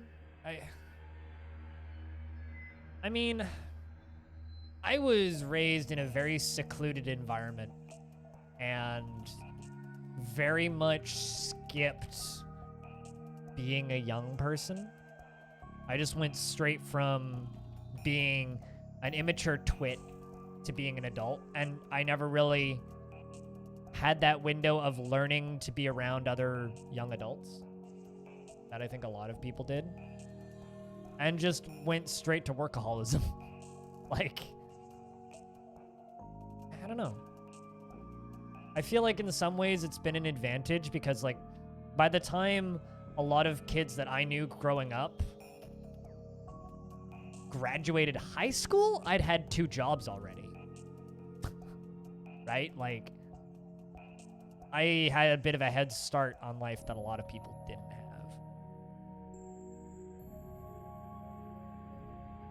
And I think it's impacted my work ethic, that's for sure. Because I just went straight into having to pay for everything myself. And I've certainly spent time with and talked to and met people who, like, yeah, they went to university, they're 26, 27, 28, they're older than me in some cases, and they've never had a job, which is mind-blowing to me. Like, it's incredible. It's kind of crazy to me, think about that. That there are lots of people who have never worked in any traditional industry.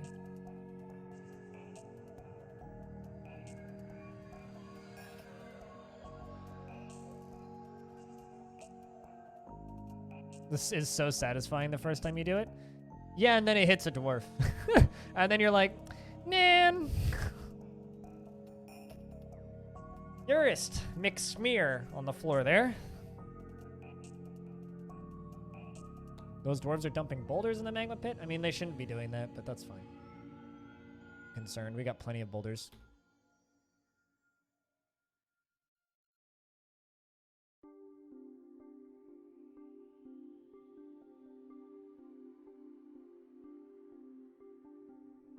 I would recommend just, well, you know, just being born rich. I don't know, I've taken weeks off before and just... I've realized over the years that I wouldn't want to do anything except for work. Even if I was... If I had unlimited money, and I've told people this many times, I would still work. Like, if I was an investment child or something and just had billions of dollars to throw around at things, I would still work. I would still have a job because I go nuts if I don't have things to do to keep me busy and occupy me.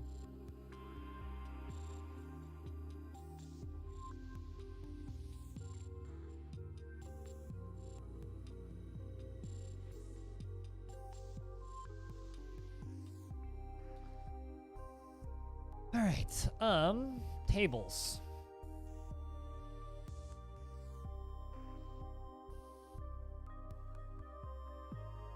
Kind of do like a row of tables over here.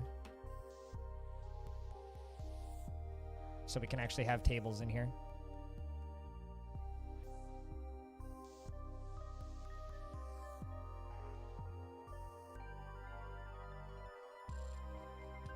But here's like the kind of the conundrum about being rich to me, and it's like, doesn't matter how much wealth you have, wealth is relevant to your experience with it, right? So if you've always had wealth, you won't think of it as wealth. You'll think of it as just your standard of living, right? So having a lot of wealth is very different from earning a lot of wealth. You're only as rich as you perceive yourself to be, right?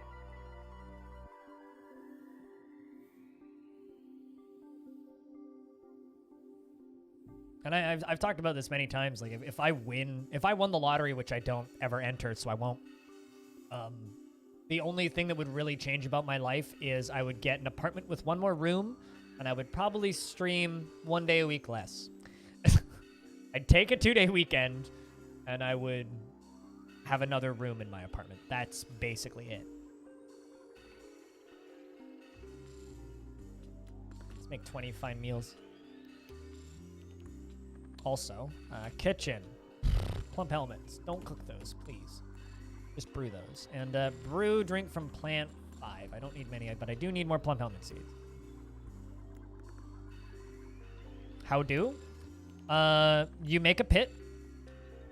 Then you make it too wide, and so they have a spot to stand and a spot to throw it into. So they will stand here and throw it there. And you set it as a garbage dump. And then you just zone stuff to be dumped. So hit DBD and then say select that. You can also go into your stock menu and let's just say body parts. In this case, it's a bunch of bones. I can dump all these, or I could just mass dump it all from here by hitting D.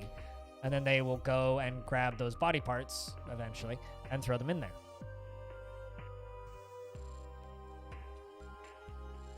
Time for a redo.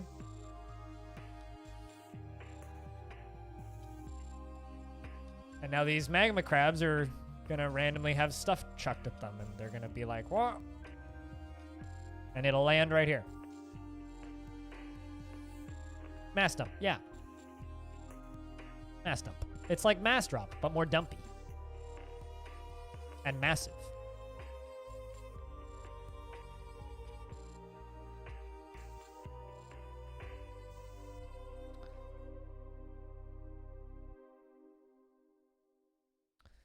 Well, I give all these dwarves bedrooms. Then we're going to need to move everything into this room. And then things start getting more convenient down here. Also, by the way, this whole area right here is totally accessible by Forgotten Beasts. And that is by design, because I don't like running a perfectly impenetrable fortress. Where's the fun in that? I mean, come on.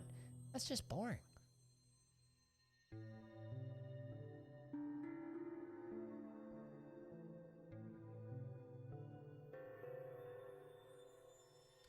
What's the fun in running a fully impenetrable fortress? Anybody can successfully run a completely impenetrable fortress. Not everybody can successfully run a fortress that's so puckered full of holes and weaknesses that it's amazing it doesn't look like Swiss cheese. Or any stop sign in the southern states. Rude? I don't know. I think that joke was funny. Cheese for everyone! Cheese? Think of it as an excuse. Think of it as an excuse for spontaneous comedy. Right? See, what some people find frustrating in Dwarf Fortress, I just think's hilarious.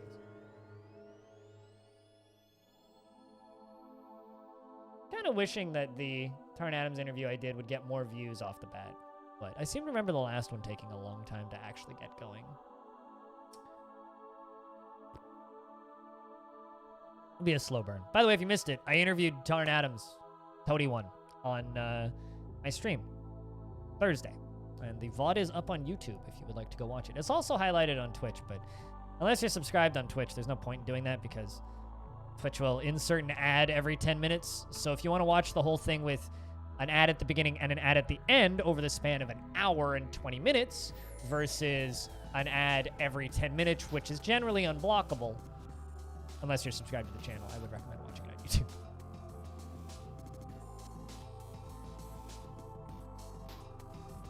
That's a hospital. That's not fun. Meeting location. Add location. Inn/tavern. The Bread of Gems. Now, we're going to call it the Mushroom Forest if I can. Or maybe the deep shroom. I don't know. Something like that. Wrong menu.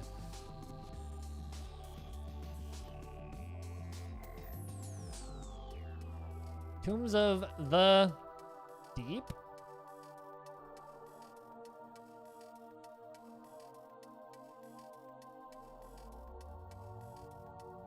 Let's do this. The Misty Deep. That's actually a good name. Misty Deep. Misty Deep. That'll be our tavern. We'll go with that. I mean, you're not stuck with the arrow keys. I use numpad to move it around. Why would you use the arrow keys to move this camera around? Yeah, I mean, it's going to have full mouse support, so I would assume so. I mean, he's also talked about trying to do things like smooth animations, but currently that's not there yet. Misty's your favorite Pokemon?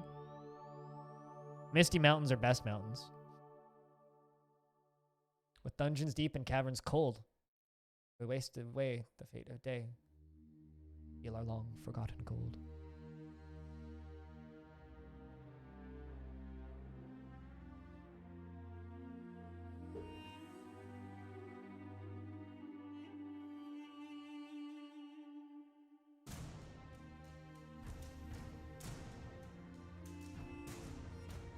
Also, thanks guys for all the bits and gift subs today.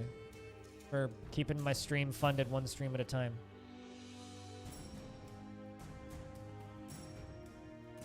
Because as I mentioned after the interview, it's wild to me that I'm still here.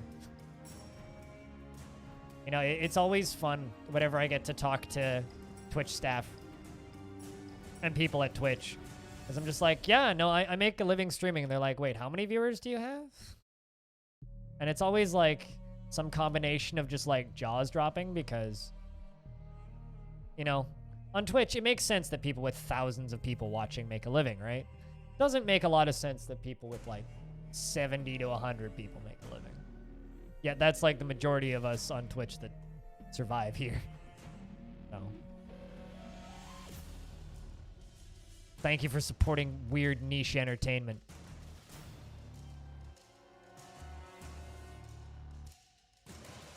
Although something that I've always found amusing is that we tend to last longer, us small guys.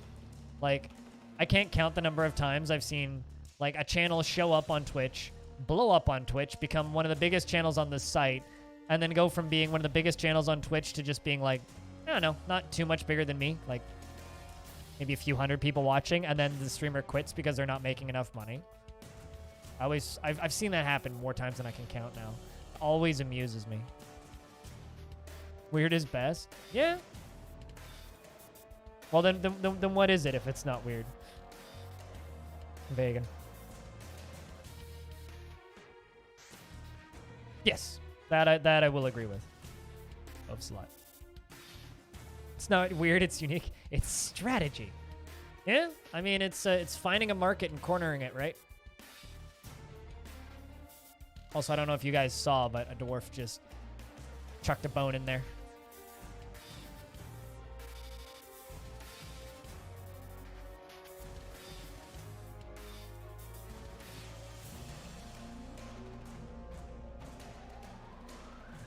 All right.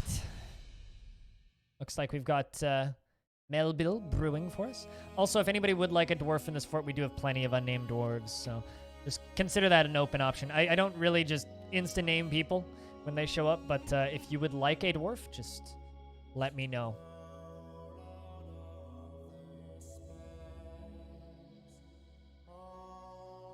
All right, we're going to throw the airy thing stockpile down here.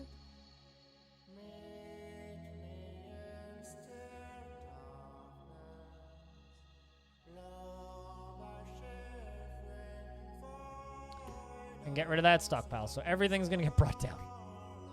It's going to take them a minute, but we'll get to it. Going to get rid of that. Let's start hauling. Gimper is very much enjoying his socializing.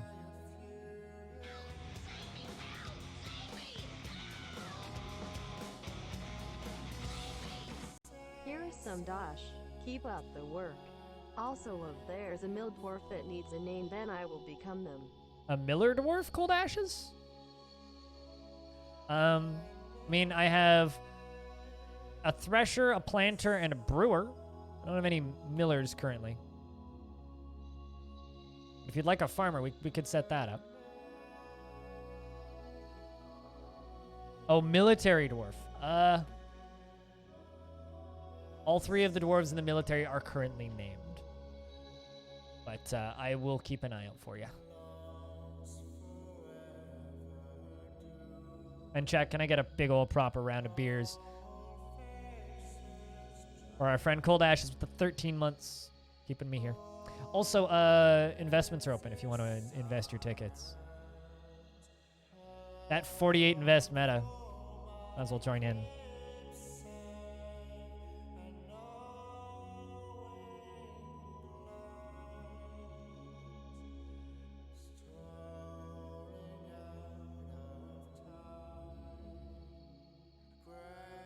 Everybody joins in with that 48.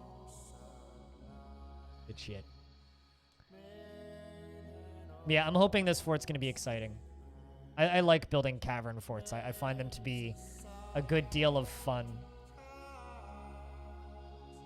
It's been a long time since I've done a proper cavern fort down in the depths where we like go, surface, what's that? You know?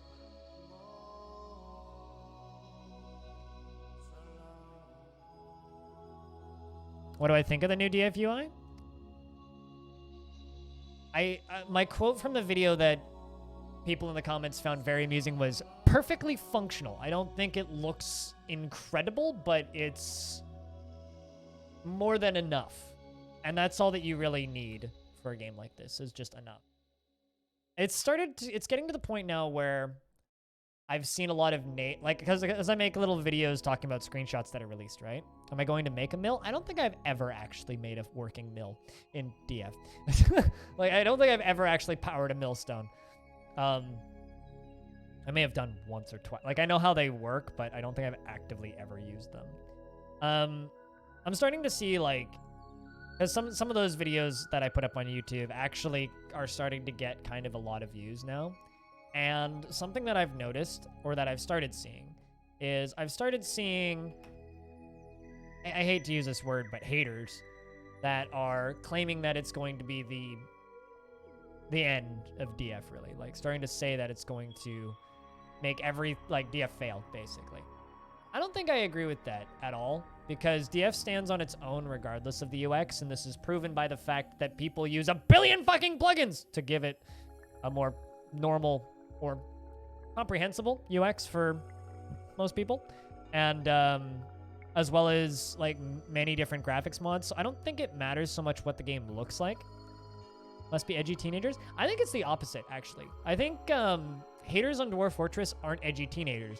I think the haters that you'll see, well, the people that are, hater's a fucking stupid term, because it's like wiping off all negative criticism of something and just boiling it down to just being a hater. It's fucking moronic.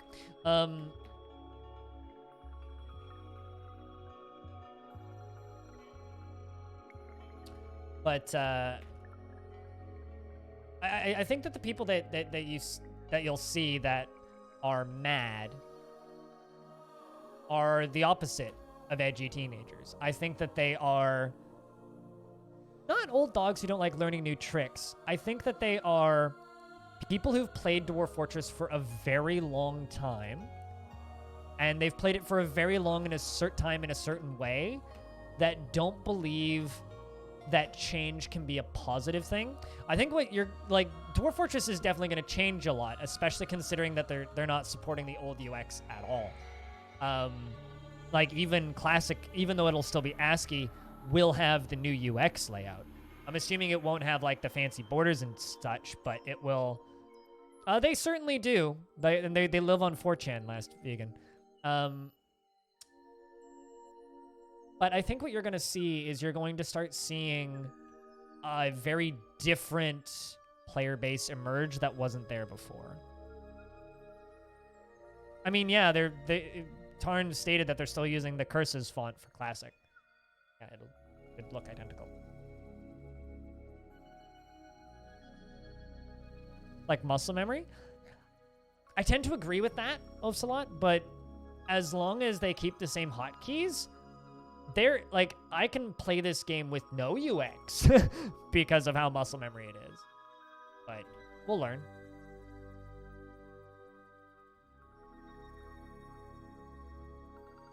So we've got ourselves a strange mood.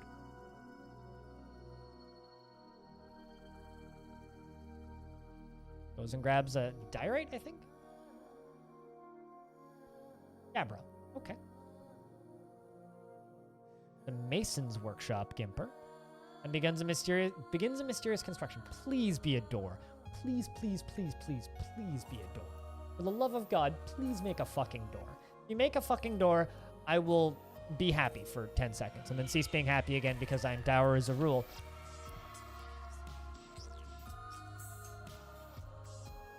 A problematic door. Yeah! With an image of the problematic doors on it.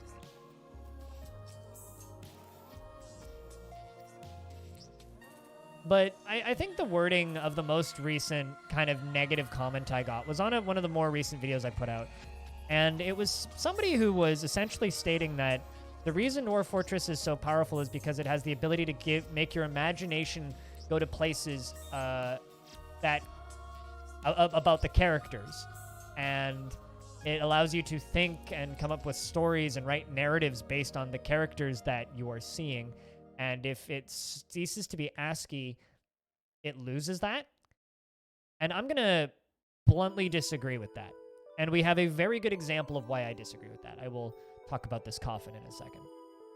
But the reason why I vehemently disagree with that is we have proof that graphics don't remove one's imagination and ability to insert character into something that doesn't have it. Perfectly good example is Grand Theft Auto RP. Look at the emergent narrative that people are able to create playing together in this massive world together. Look at things like EVE Online. It's a game that is, very menu-driven, but look at the emergent narrative that's developed through that. Look at a game like anything that has a large amount of player-driven narrative that has graphics. Like, literally, it doesn't affect your ability to attach a narrative to an image, right? The only issue that I could see happening with the Steam tile set is one that Krug Smash mentioned, which is he's going to want to draw things that look like the tiles because he imagines things one way, but if the tiles start looking another way, he's going to want to draw it like the tiles. And that's a very specific thing. Yeah, fucking Skyrim. It's a single-player RPG. And look at all the different narratives that come out of Skyrim. Look at Baldur's Gate. Look at the Larian RPGs.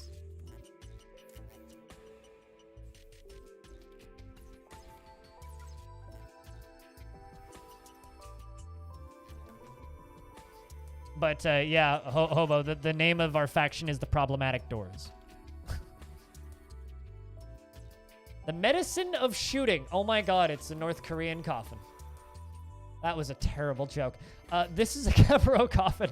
All Craftsdwarf ship is of the highest quality, and I'm very sorry. It is encircled with bands of oval Gabbro cabbage. Someone's sick? Shoot him in the head! Man. Zelstum Casal.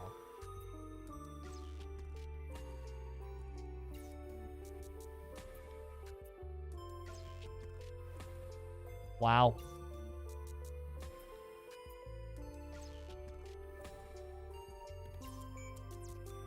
And then, you know, I've also seen other criticisms like, oh, once it has graphics, people won't think it has as much depth, and people will just gloss over it as another shitty RimWorld-like game.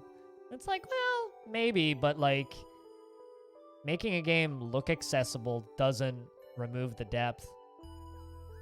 I mean, Adom is a perfectly fine example of that. That game looks perfectly accessible if you look at the Steam version. That game still got hella depth. taking so much stuff down to the lower levels.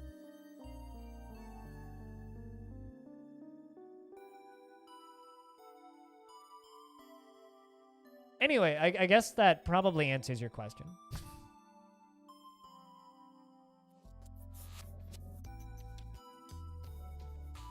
I mean, as Sal's proven, rain doesn't actually destroy their memories. It's only if their first memory is being in rain.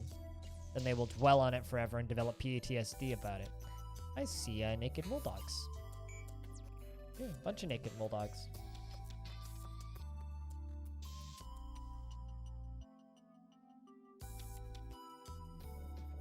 I mean, the one problem I have with the new UX is I will feel like less of a wizard when I am able to do this, and people go, "How do you use the UI, you masochist?"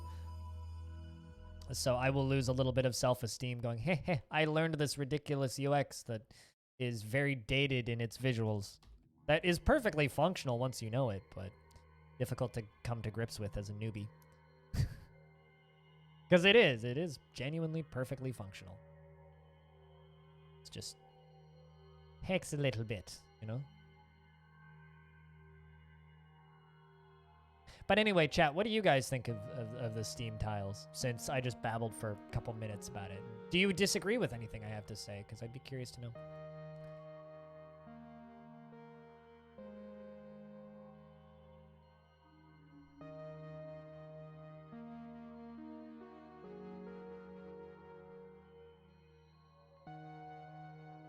Yep. I do have 3 kitties in the fort, and they are very effective kitties. That's for fucking sure.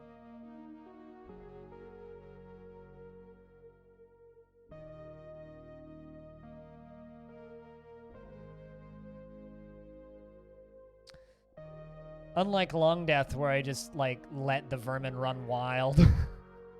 But that's... is what it is, you know?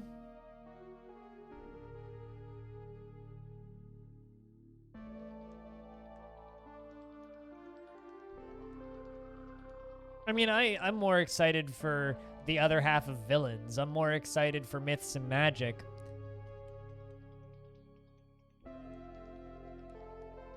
It really is. And I like the fact, Brahms, that he, like, confirmed that, no, it's not causing any frame rate issues currently.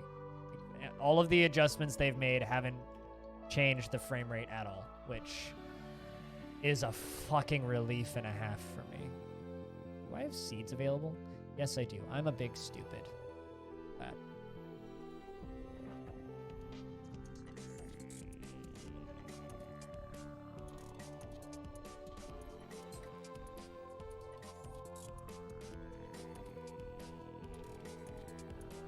Inefficient material? In the Steam version specifically, or just in the game right now? The dice thing? The dice thing is neat, but unfinished, right? But that's... that whole patch, it's unfinished.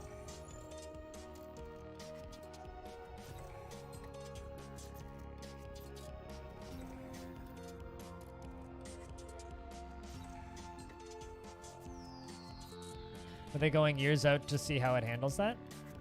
I mean, who knows, really? I think they should just give it to me and let me test it on Long Death. See how it fucking runs. Something I forgot to ask him is if saves from the current version will be compatible. He probably doesn't know the answer.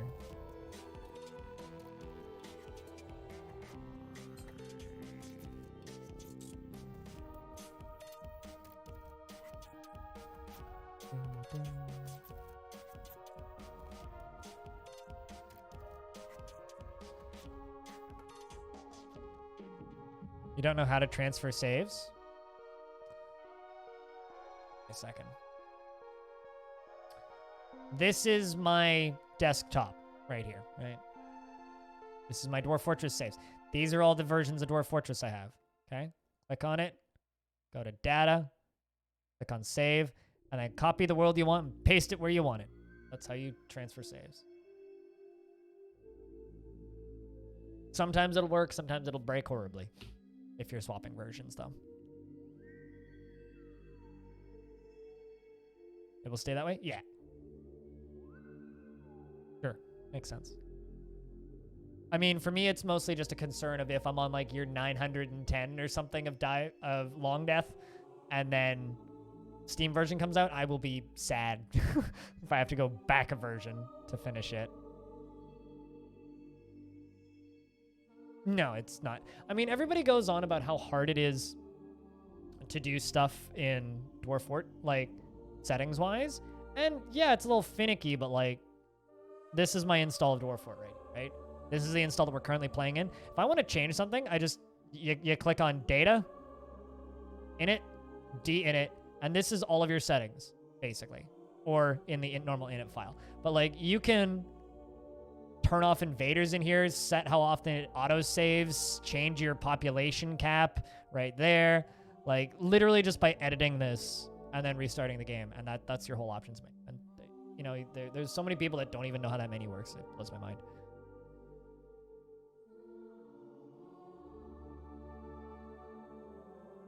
I have no idea because I've never changed it. I don't think that's editable in there. I think that's a DF hack thing, isn't it? That's a text will be text thing, isn't it?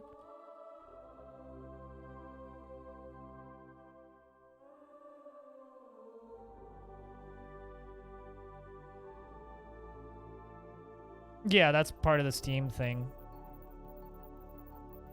I'm pretty sure that that's text will be text. The thing that I'm very much looking forward to is the fact that they're planning on supporting multiple fonts by default, which is incredible, IMO.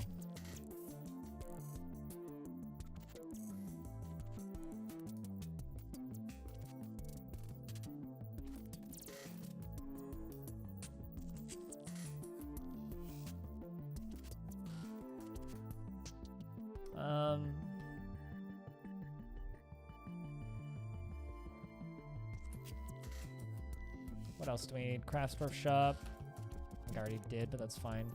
Mechanics. What else do we need? No. No. I hit the wrong hotkey. That's what I was.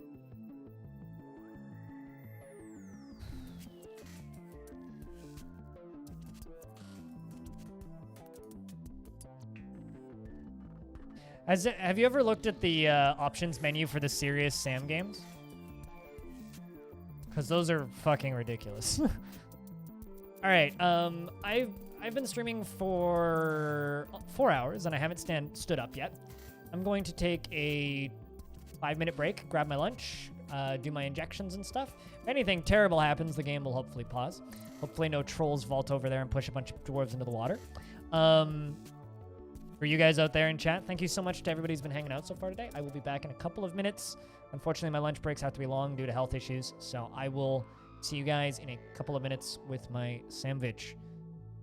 Maybe take the opportunity to stand up and stretch, or just watch the dwarves finish polishing up the tavern. I'll be back.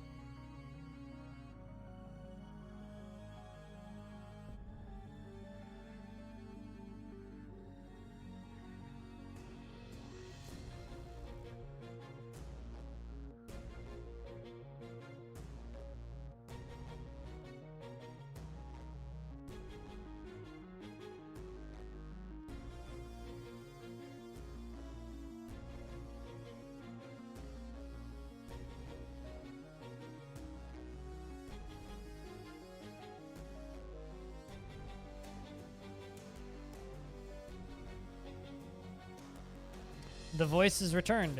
Hi. Emo combo time? Good combos.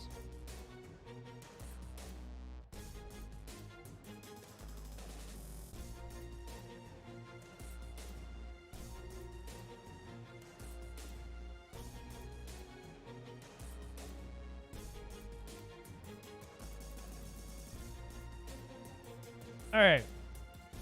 I have salami sandwich. Gotta punch a few things in on my phone. Keep note.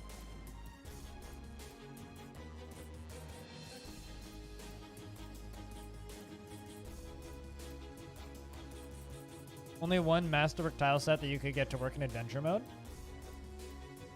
That sucks that Dex will be text is bad in campsites. That's actually, honestly, the mode that I'm looking forward to. Things like mouse control, like... Fortress mode, not so bad. Learning curve-wise. But I've played a lot of roguelikes that are a lot easier to kind of come to grips with the control scheme than adventure mode. I think that the adventure mode control scheme is finicky. Even by, like, roguelike standards.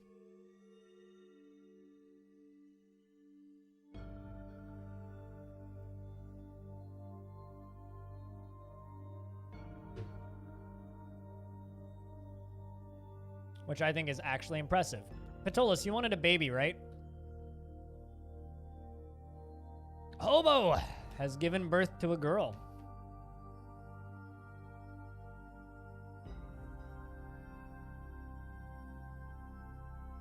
She was born today, which makes her very young indeed. She said, "Da."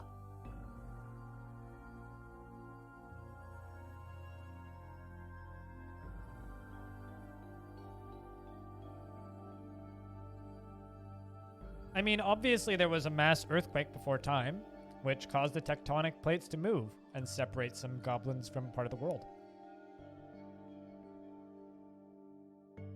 Isn't it actually just they went through the caverns?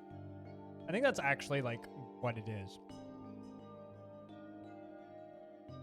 She has low cheekbones and her very narrow chin and a very narrow chin, and her hair is curly, and her very long hair is tied in a ponytail, and her eyebrows are quite sparse.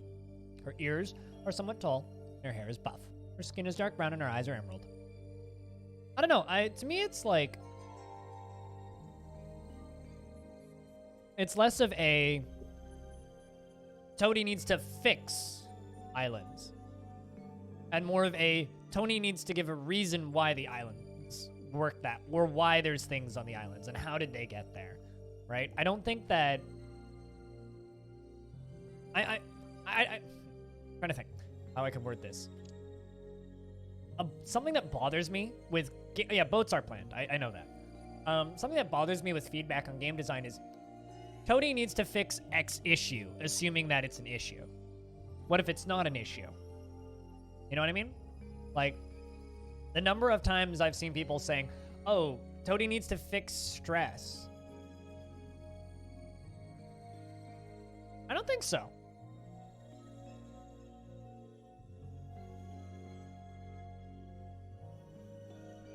Isn't that a mod? The whole underwater town thing? Like, I'm pretty certain that that is a masterwork thing. Consider spending time alone. It only forms rare emotional bonds with others.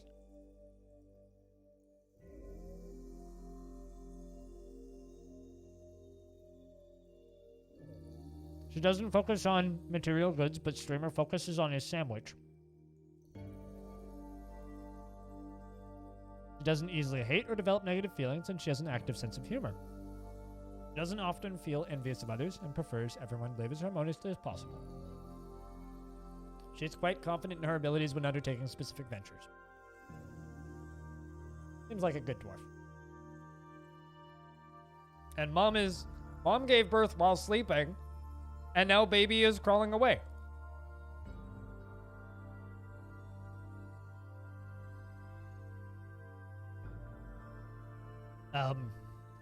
Mom? We got baby Patolus. There you go. Perfect. Much better. And goes back to bed. Baby was moving, man. Fucking moving.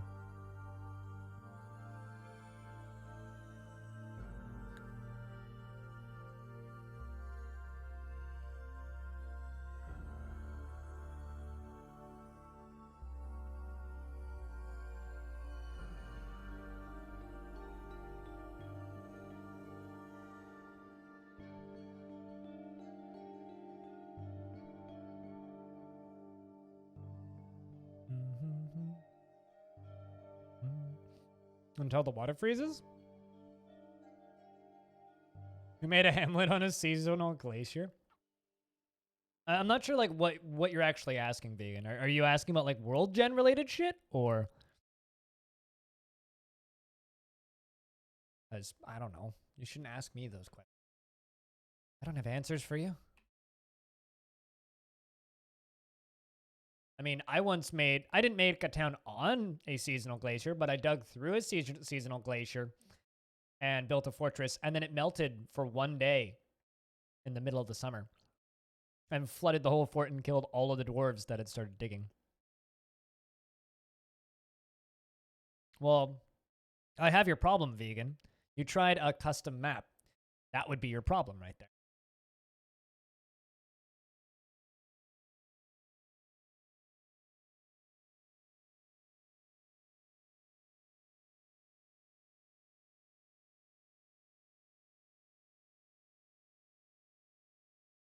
That's not a problem that Tarn needs to fix. That's a problem that the modder who made the custom map needs to fix.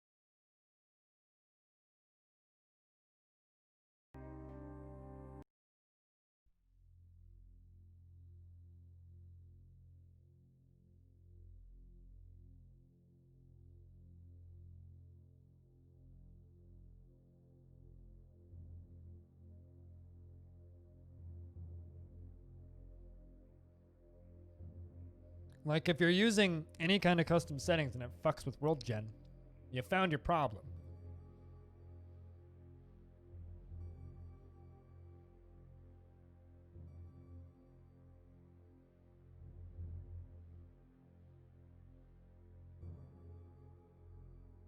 Besides, it's just a rare natural disaster, obviously.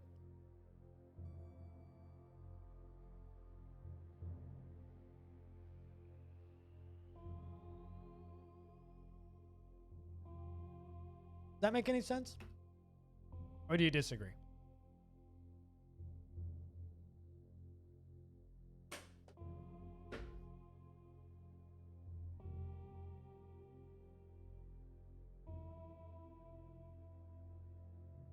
It's just like, I was talking with somebody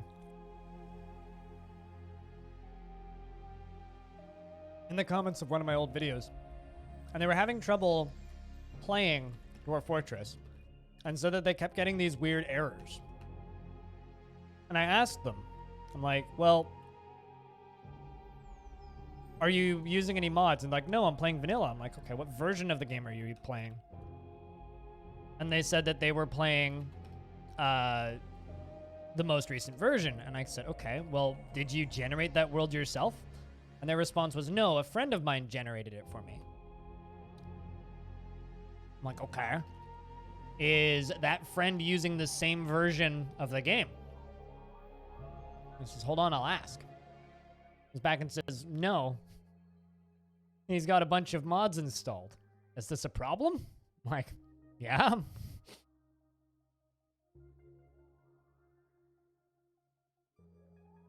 Like, well, geez, I wonder why you're having issues.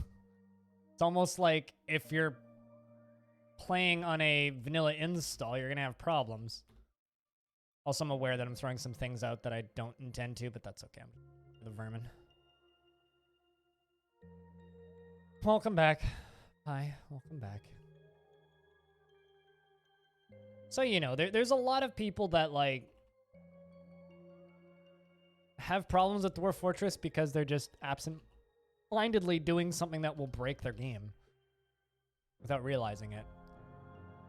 I've also run into people that were I had someone in my chat a couple weeks ago who claimed that they were still having the issue with the babies riding their mothers to death, right?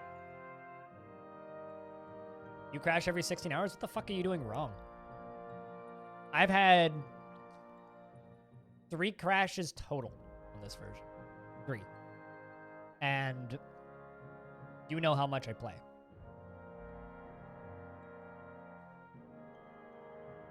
Lucky? No, not lucky. Do you play with DF hack? Because if so, then I found your problem. Game is extremely stable. If you play vanilla. What's up, Freeways? How's things? What we excited about? What we oh boying about? What's up? Oh. You used to be rich. Congratulations on wasting all of your channel points. You did it.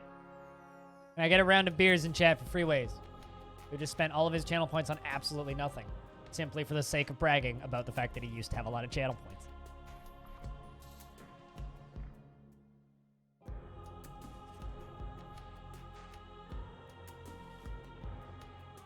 Thanks for watching the channel long enough to get that many channel points. You did it! How long have you been waiting to do that?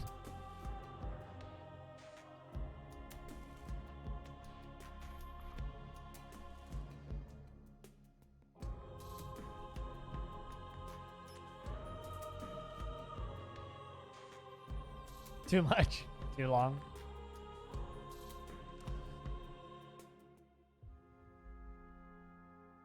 But yeah, no, for most things and most problems that people have with Dwarf Fortress, I can find a solution to the problem. Even if it's not necessarily a solution that they like. You know, things like, oh, you have a lot of crashes. Well, are you using DF hack? If yes, then that's your problem. That's the cause of your crashes, is DF hack. Because DF hack destabilizes the game dramatically. So does Therapist, just not as much. It's actually kind of incredible how much... Do a cheer? What do you mean a cheer? Are you saying someone needs to throw money at me, or is exclamation point cheer supposed to do something? Well, wait, are you talking about this? Whoa, dude, fuck yeah, dude. This is fucking sick. Hell yeah. Woo! There you go.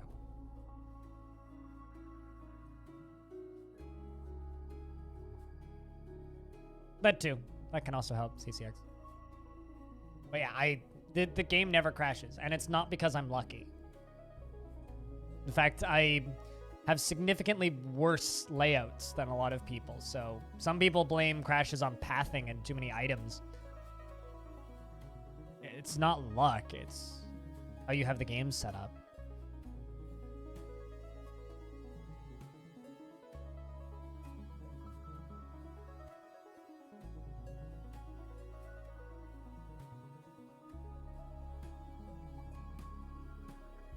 Where? In my world? Or something you're looking at? That's cool.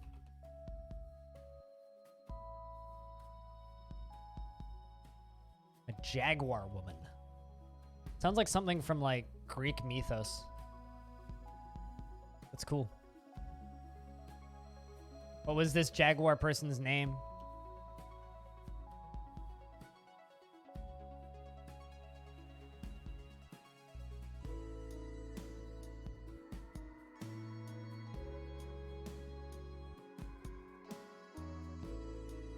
Well, that sucks. I feel you there, CCX. I had some bad RAM in this computer. I fixed it. It was a couple days of tearing my hair out. But got it sorted.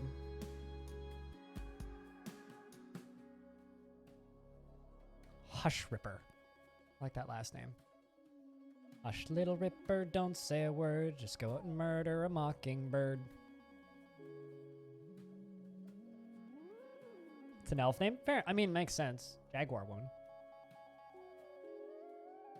Wonder what drove her to necromancy. Concerns of her own life and mortality, hatred for something, anything. I'm always fascinated by that.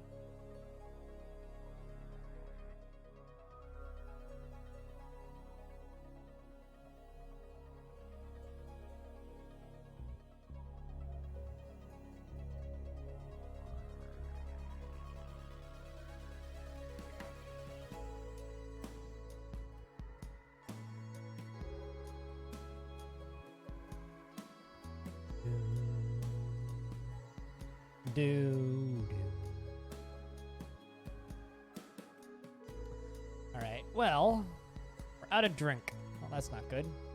Brew. 30. Go. Please. Faster. What time of year is it? Early summer, eh? Well, do rock crafts. Because I need something to sell. And I don't really have anything to sell right now.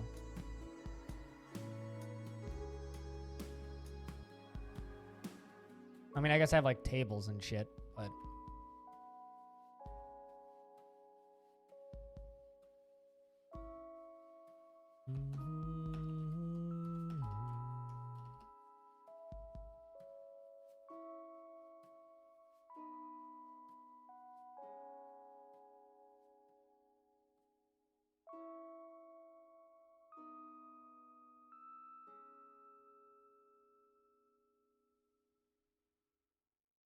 We shall assign all of these bedrooms. Get all of these rolling.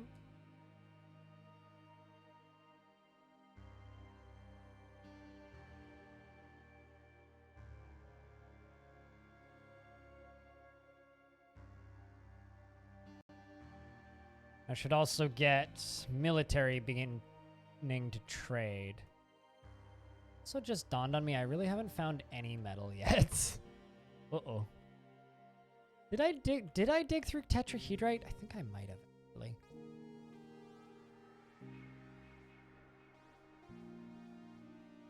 Ah, yeah, I think that's tetrahedrite. Nope, that's sulfurite.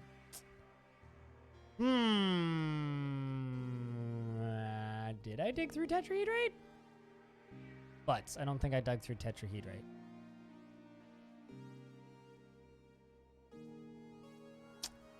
Shit. Well, we'll work with what? Wait, what? Maybe. Ah, that's tetrahedrite. There we go.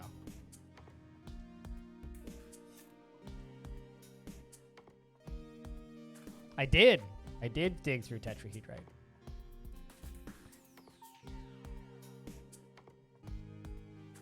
Being too vain to give in to death.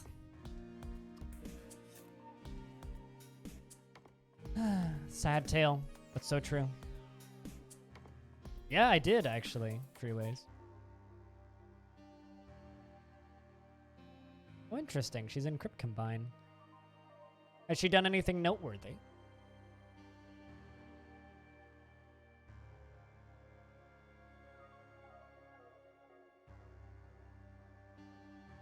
Crypt Combine is the Mountain Home capital, right?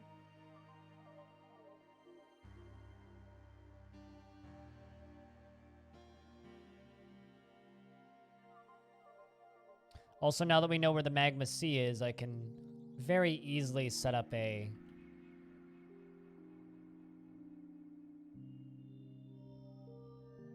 magma furnaces.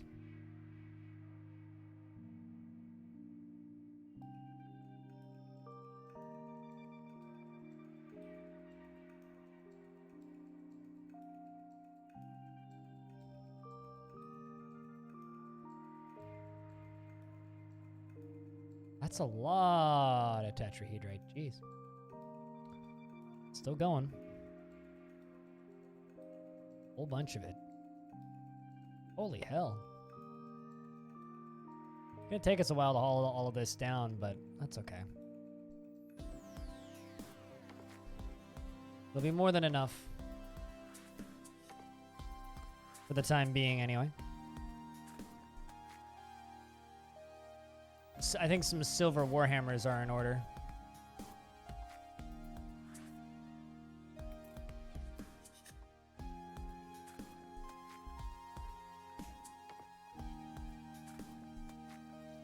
Speaking of things that are in order, I think a magma chamber is in order. What do you guys think?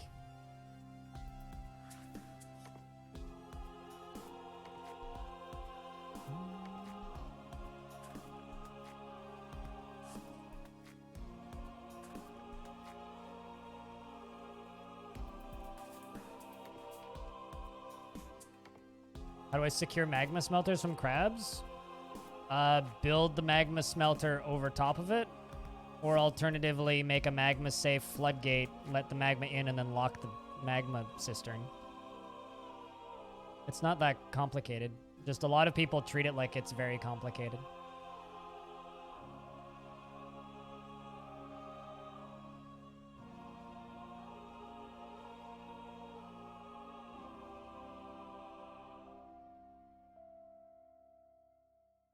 Usually I use floodgates, though. These are going to be bedrooms for my smiths. We'll get rid of the last two here. They don't fit.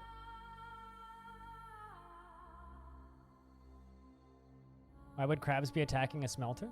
There are these creatures called magma crabs, which are basically big old boulders with little crabby legs coming out of them that kind of look like hands.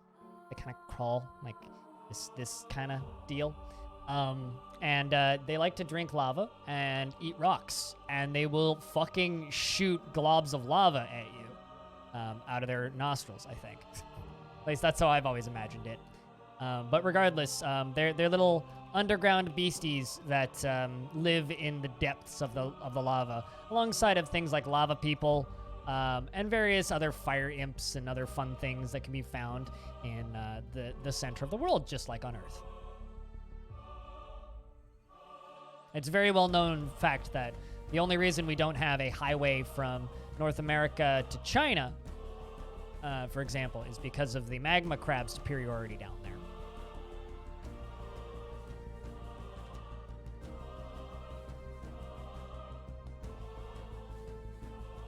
They sound kind of rude. They're generally pretty peaceful. They're just easily panicked, right?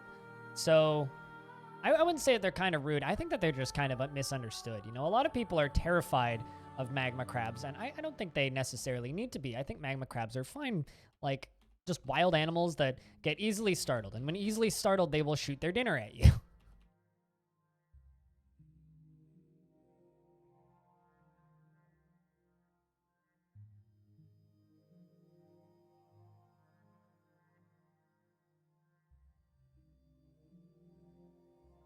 And you know, like, just like any wild animal, would you want to spook a wild hound? I mean, I don't think so. Magma crabs are just wild animals.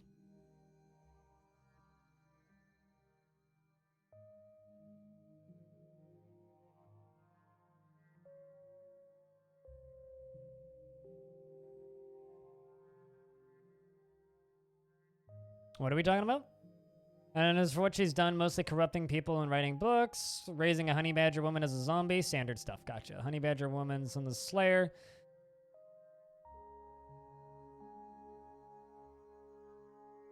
Was re-killed years ago? Oh, that's unfortunate.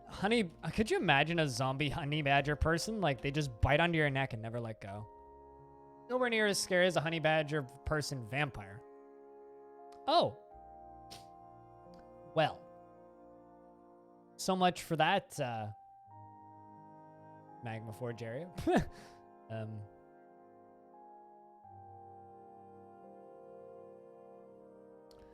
Well, we found the other cavern layer. Yeah, so much for that. If I'd done it a few levels higher, man. I'm tempted to do some water shenanigans and, like, flood this whole thing.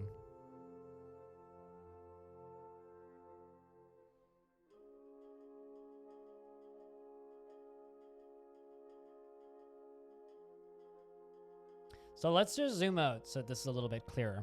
This is the layer that we're building on. This is the layer right beneath us. Literally directly beneath us. What would you look at that?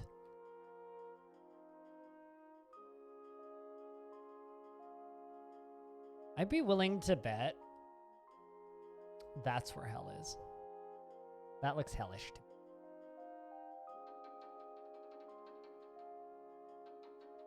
How greedy do we want to be?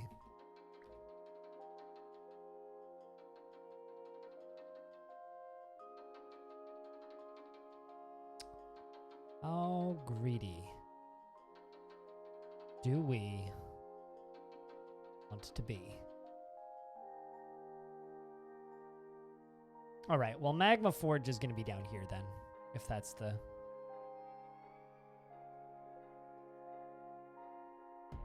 We'll put our Magma Forges down here. This will do just fine.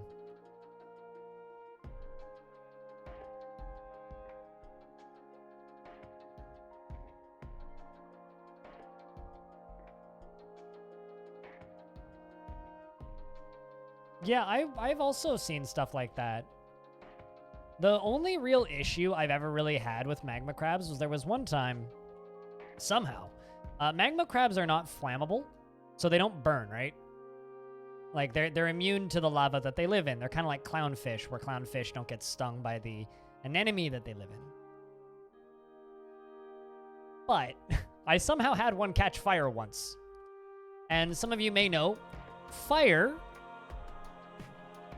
hurts frame rate, right?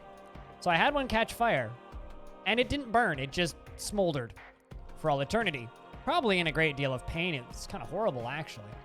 And then it gave birth to babies, which, stop me if you've heard this before, were also on fire. And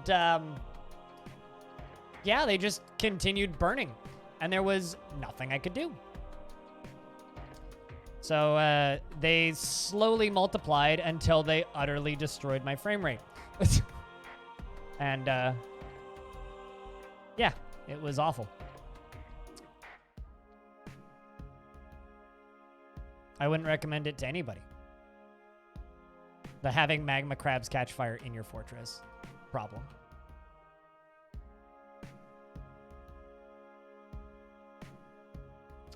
All right, well, since we figured out the hard way where that other cavern layer is, let's just do that. Quick.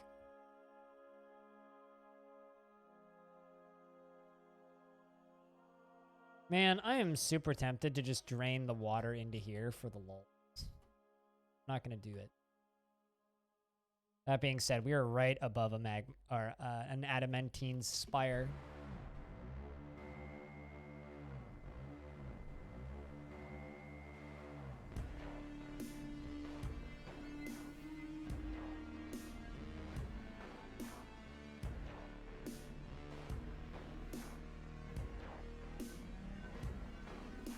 Let's just jump back up to here. Make 2 carpenter shops because I don't have any right now.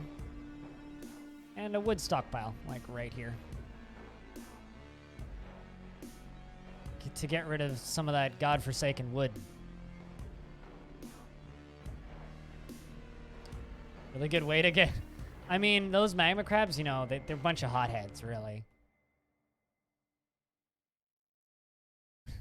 Even though it goes against everything to do with their species to, you know, catch fire. Doesn't stop them. So if you know very little about this game, Jojovich, how'd you find the stream? What brings you to my channel? Like, I've seen you around, but... It's always, Uh-oh. I think I just accidentally redid an alert. Skip it. I'm always curious about how people end up watching Dwarf Fortress without knowing much about it.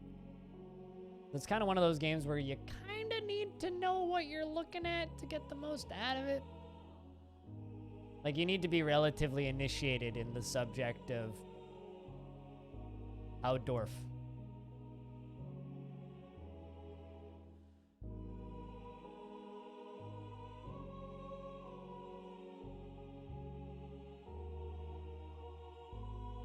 You know, I want to know.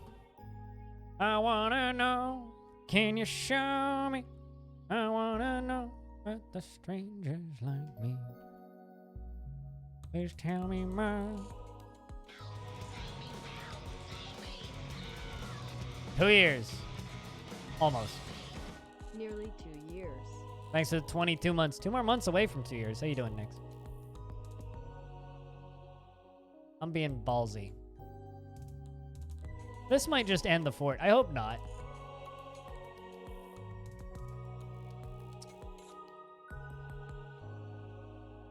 But will also hopefully get me enough strands that I can, you know.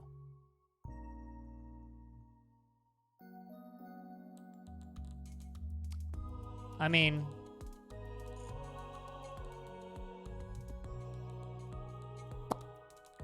uh-oh.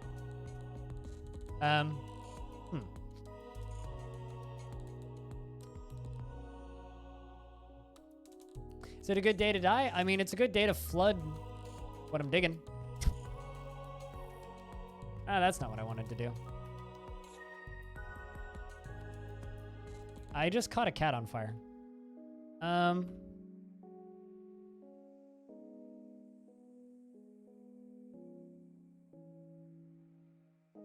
Never mind.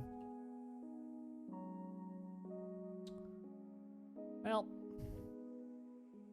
there goes some perfectly good adamantine.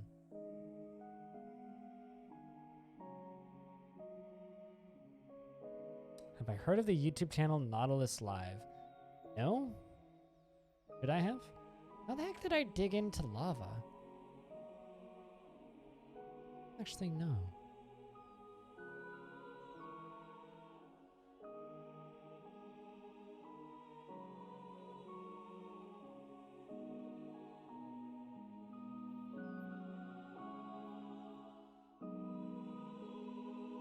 Let's see if they can build that, because it seems to have stopped flowing. Nope, it's still definitely flowing.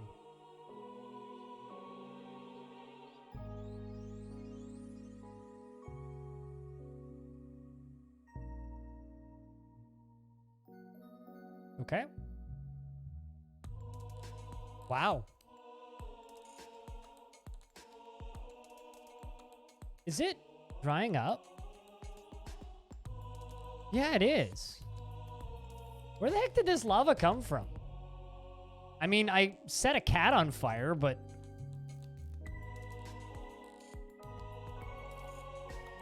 Odd. I mean, okay. Sure. I mean, I guess we'll keep mining this area out. I have almost no idea. It didn't come diagonally from anywhere. I mean, if I hover here, there's no lava above or below. It just popped out of there. Like, we mined through that, and there was just... I guess there was just, like, a tile of 7 lava there. Yeah, exactly. It was a tile of magma. Fortunately, didn't kill any dwarves, but did murder some poor kitty that got in the way.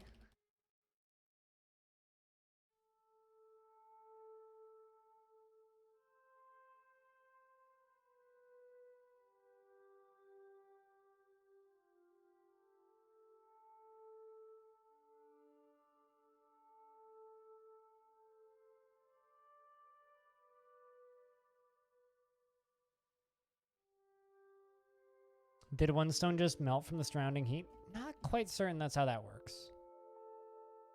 I don't think that's how it works.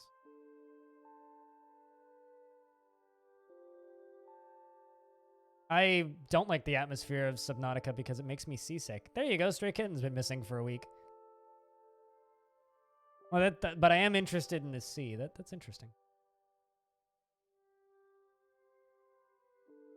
No, I'm not familiar. If you want, you could chuck it into I don't know, soft promote, I guess, over on Discord.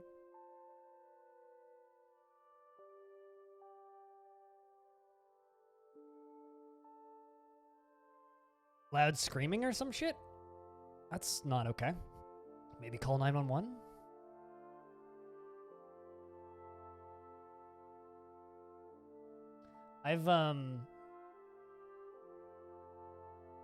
That was a semi-joke. Okay. I'm gonna say that's not a safe joke to play. What's the word I'm looking for here? I'm almost entirely convinced that there is domestic violence happening in my building, based on the screaming that comes from one of the apartments at night. It's a rather large family, and doesn't sound like a healthy living space. Rather large family living in a very small apartment.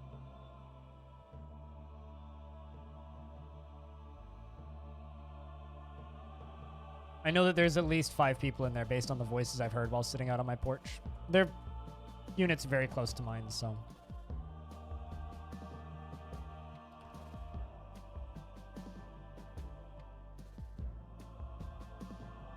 Curious about the happiness level of my dwarves currently. God, I need a bigger vermin stockpile.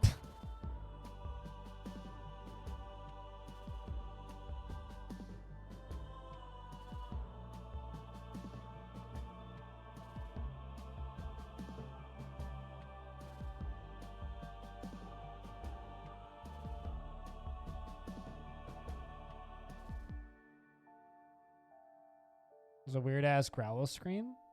I've certainly called the police on screaming before.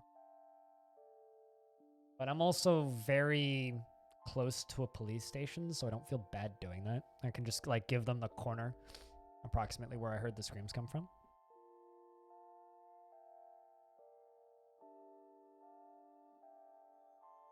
You started your sleep in with a client.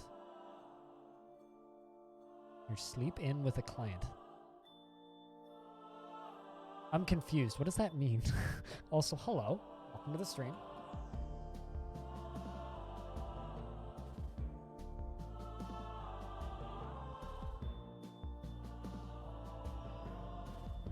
Hope your client likes Dwarf.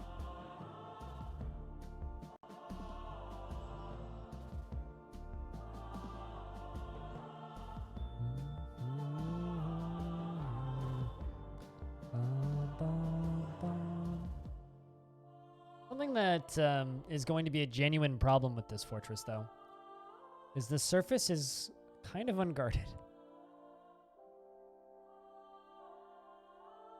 It's like, Lake Bear, please tell me that you work for one of those professional cuddling services where you just go over to somebody's house and cuddle with them.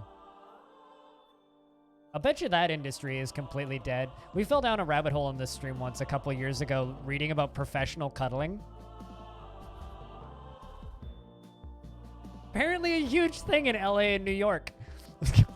There's like a whole like chain of professional cuddlers. They will do sleepover service, or like you can go to one of their like in-person locations and cuddle with a certified cuddler or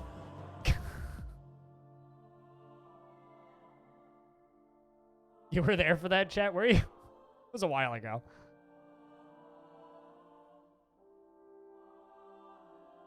Ah, gotcha. Fair enough, Lake Bear. I like now that I'm thinking about it, I'm assuming you mean like taking care of seniors and stuff like that. It's needed? No. Maybe with a loved one. Not with a rando stranger. The only kind of touching I'm willing to get from a stranger is a chiropractor or physiotherapy. Everything else can, quite frankly, take their hands and fuck right off. I just need social interactions. Cuddling, no. Unless I know you real fucking well, get the hell away from me.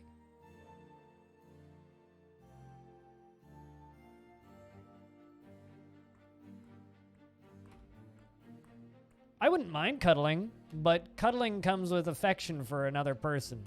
Not in a, let's just cuddle for the sake of it. What the fuck is that? Oh, creepy crawlers. We got creepy crawlers. Actually, what is the dead vermin? Oh my god, they're like all creepy crawlers. That's, and olms. Yep, it's a cavern fort. Our tavern's full of creepy crawlers. You know what? I think that this is, it's time to change the name of the Misty Deep. It's currently called the Misty Deep. That's the name of our tavern, right? I think I'm going to change the name of it to the... First adjective, creepy. The creepy Misty Deep. And then... Aw. Creepy crab, crater, scrape, cradle. Creepy crater? I mean, this ain't evil. I thought that they were just, Oh,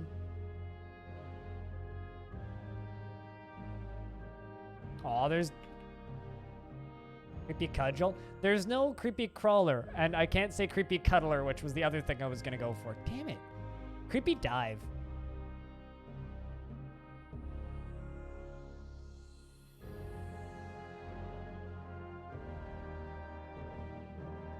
Creepy cuddler. Creepy cradle is almost the same way. Creepy dive. Creepy dive sounds like a bar, though. Creepy wiggler. Twig.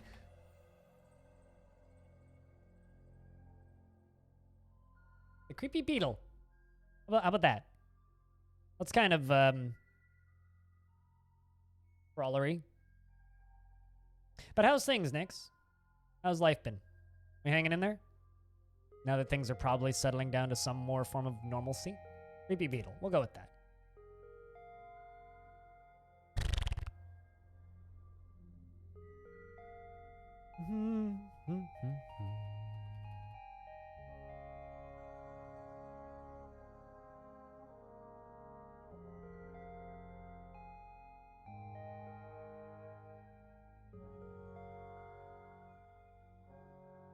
Let's make a bunch of wheelbarrows. It's a bit, I mean, it's full of vermin. Accurate. Speaking of, I should probably seal off that, oh no, I already did. The little stairway that went into this lower cavern there.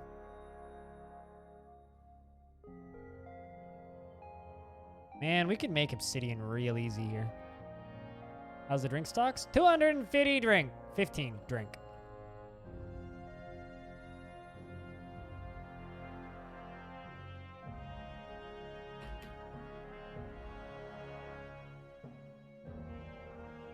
You worked at Pizza Hut all summer?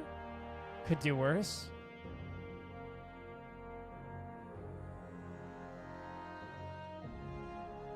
You could do better, but you could also do a lot worse.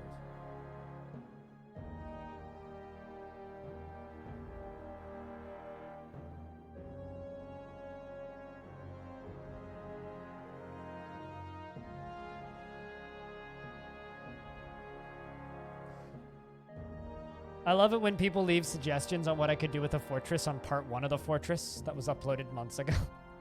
Someone just left a suggestion on part 1 of Long Death. I'm like, sure, yeah, we could do that. Bit late, but... Although they were literally just suggesting I turn it into Honey Stoker. Which I'm not going to do.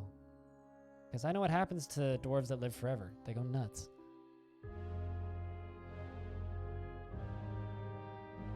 I mean, you can just remove finding a job. During a pandemic isn't the easiest. Nothing's easy during a pandemic. Fucking talking to my pharmacist is difficult during a pandemic. What isn't difficult during a pandemic? All right, has that lava gone away yet?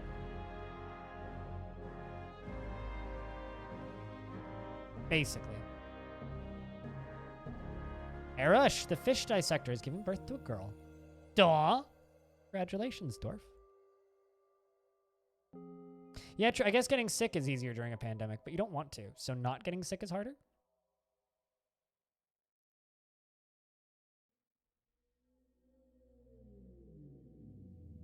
I know somebody who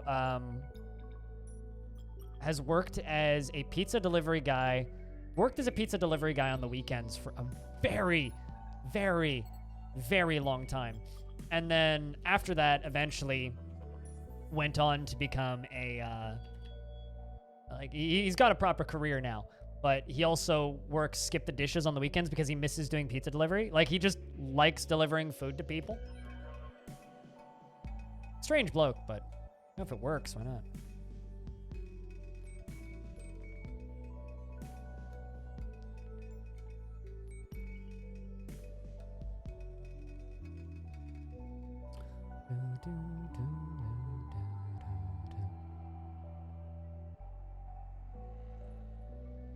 You getting ham and pineapple? I'll take a slice. That'll be like half of the insulin I normally give me for dinner. I normally give myself. I can hear my pancreas screaming.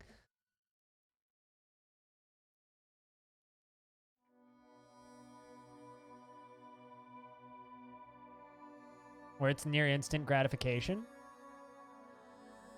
Yeah, and you don't need to hang out in an environment with other people. You get to kind of spend time alone. Like, that's one of the reasons why I actually never really minded the night shift job at McDonald's, is because I just got to ignore human beings. Like, it wasn't really something that I really had to deal with.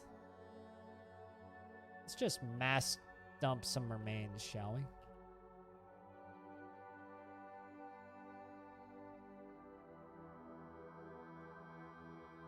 For all of the remains that I can see.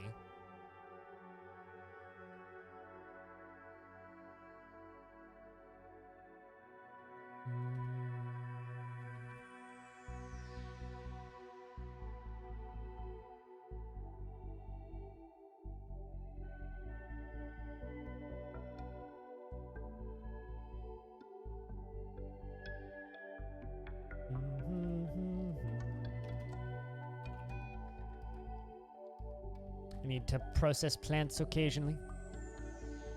Wonder how happy these dwarves are. A little bit uneasy. You want abstract thinking. As soon as we get some books, we'll give them a library.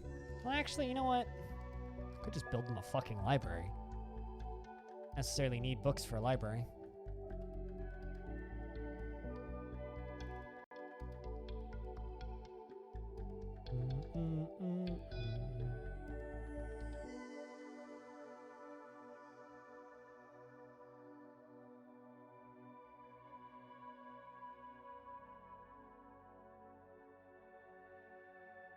Buzzard stole some onions.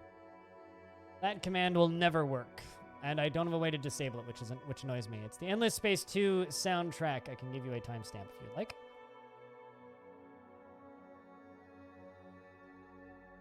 No, it's not DF music. DF has like 2 minutes of music. Really good 2 minutes of music, but it gets old. Melbill. He's gone into a fey mood.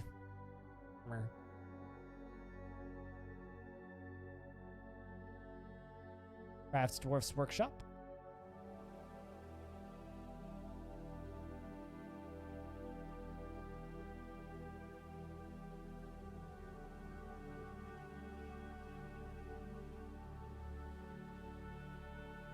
There's one right down the street from your apartment. You can do what you gotta do, right? Never pays the bills.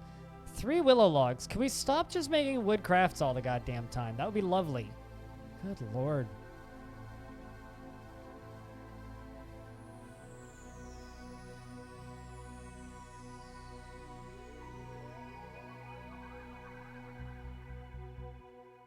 It's down for another 32 minutes.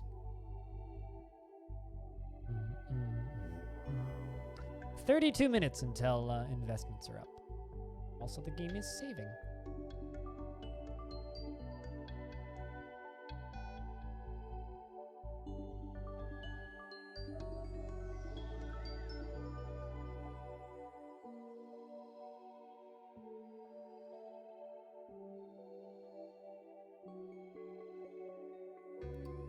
That sounds kind of lovely. So what you're saying is you got paid to watch movies? Told us? I always tell people the best job I ever had was also the highest hourly wage I ever had. It was $18 an hour. Although I didn't get paid as much as my older sister, who got $19.50 an hour, which I was a little pissed about at the time, but she also actually had work to do. So, but it was $19 an hour, and at the time the minimum wage here was $9.50, so that was pretty fucking good. Now the minimum wage here I think is $15, I think. But anyway, it was this wonderful job because all I had to do is drive a speedboat around. That's all I did was drive a speedboat around. And my older sister did all the real work, which was explaining to the people that we were coaching in kayaking how to not fall in and how to go faster in the kayak. And so we basically, we were a coaching team. I was her driver, and I would occasionally have to pull somebody out of the water when they fell in.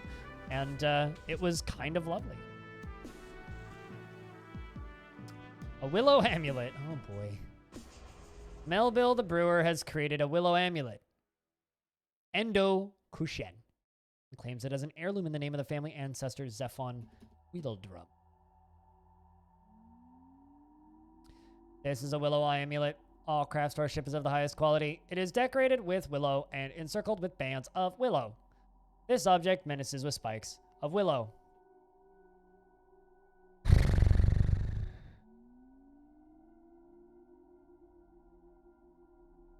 Film projection seems like a fascinating dead industry. I'm kind of fascinated by dead industries, you know?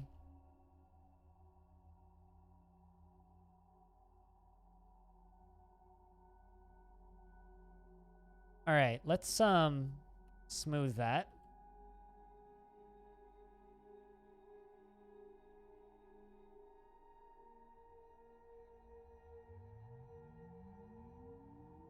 And fortify it. Let's have a peek, shall we? Behind that curtain of what may lie beyond. See how greedy we can be.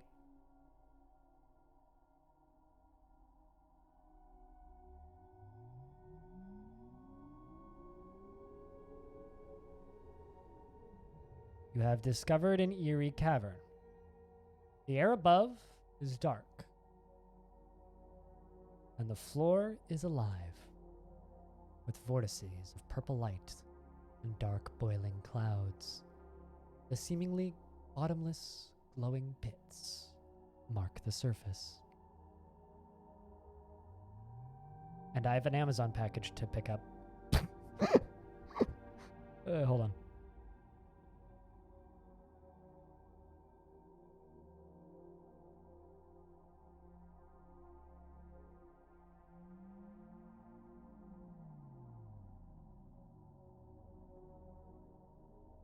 At the very least, it's a stream relevant Amazon package that I was paid to purchase by somebody on the stream. So I'm gonna go get that Amazon package. You guys stare at this screen and shit your pants. I'll be right back. Okay.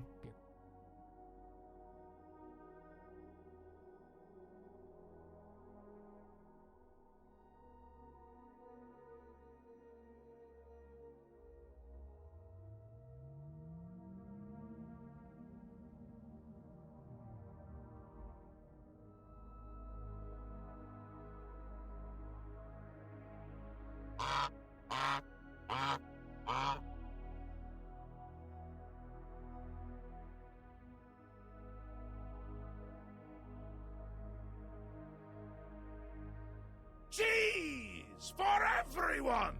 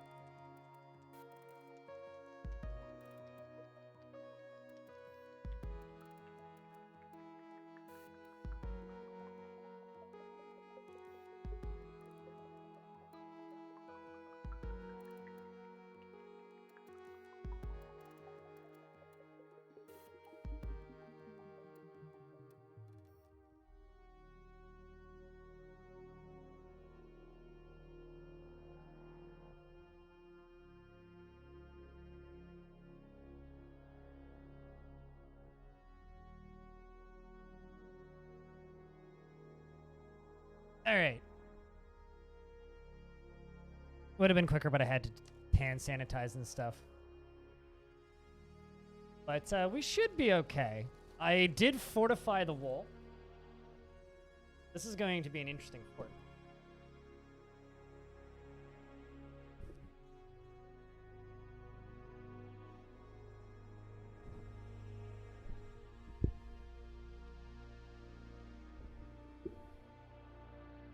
For a moment,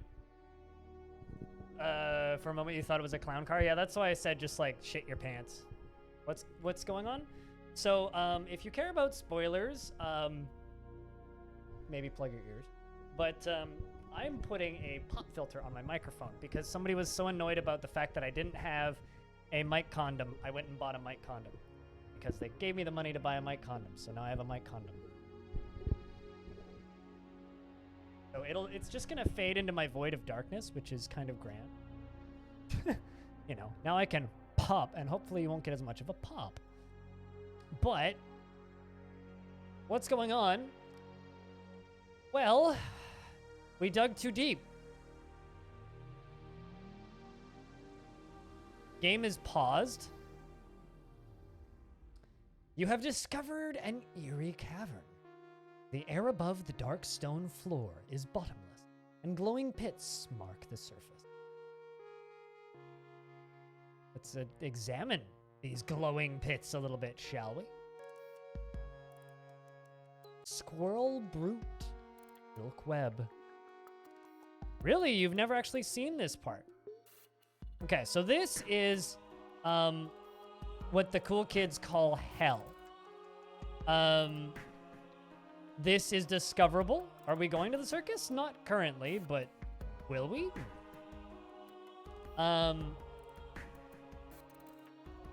Underneath specific materials, in this case,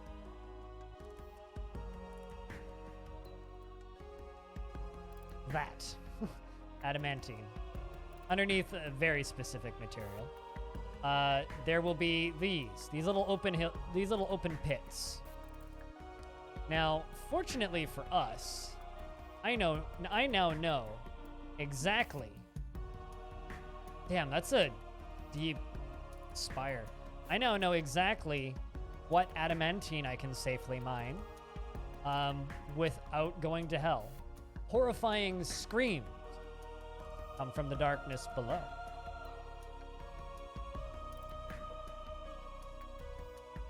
And there they all are. Which means they're just gonna kind of hang out there.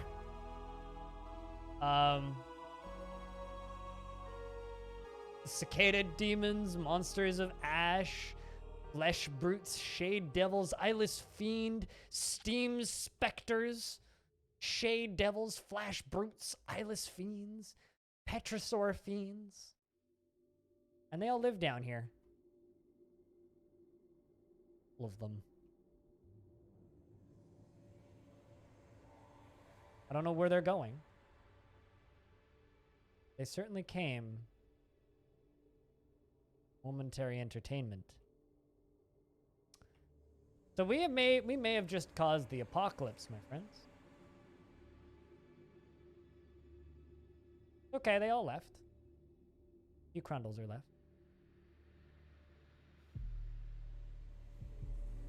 Specters of the Steam release, yeah. Can you get a strong enough dwarf to take over hell? I've seen... Okay, so long story short, yes, you can beat hell. Because there is a limited number of demons, and I don't think that they breed. However, there is a problem with that. And the problem is pretty simple.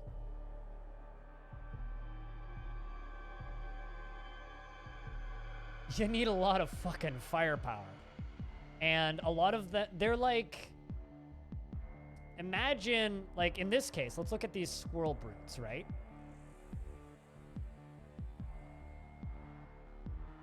A huge scaly squirrel twisted into humanoid form It belches and croaks, and its yellow-green scales are oval-shaped and far apart. Beware its webs. Kind of reads like a forgotten beast, yeah? And they all rushed off. I wonder if they all, like, spawned in and then went and attacked another fort.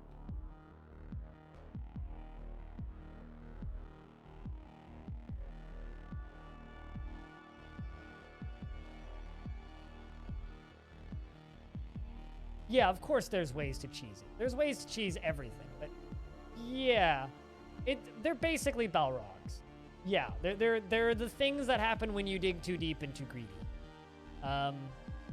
But now that I know where they are, I am free to mine any adamantine that won't cause the lava to rain in on me. You know? Which is kind of great.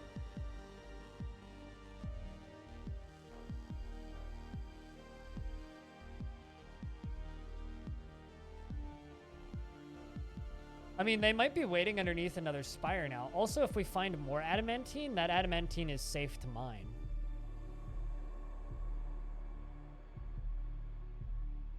They always usually kick your dwarves in the face and their skulls explode. Yeah, no, pretty much. Like, it's like fighting a bunch of immortal, generally flying, undrowning, unburning, forgotten beasts. Like, they don't drown, they don't burn, they live forever. They're just terrifying, really. Like, that's it. It is the best material for certain types of weaponry in the game. But it's a risk going for it, right? Which is part of the fun. I don't usually go for adamantine, but, you know, waffle bats? They're not very good for blunt force trauma weapons, but they are excellent swords and spears and axes. Oh, sure, Gopher. Am I going to do that? No, that's cheap. That's no fun. Actually, I don't know how Seth did it with Arch Crystal. It's been a while since I've looked at Arch Crystal. But,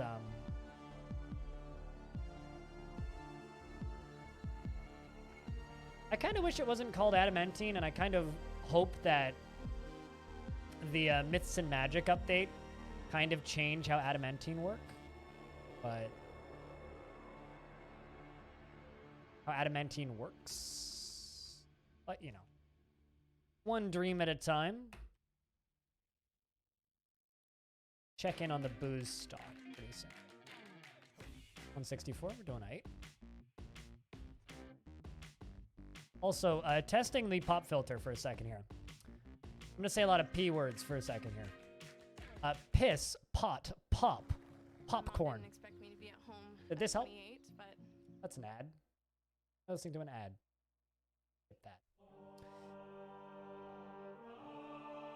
Does this pop filter help at all?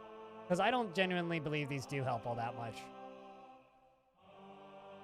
But someone really wanted me to get one, so I got one.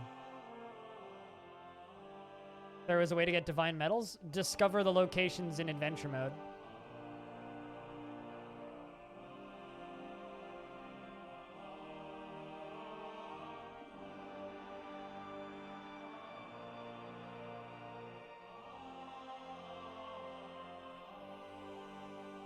Yeah, you have to discover the locations in adventure, and then you can have them in Fortress.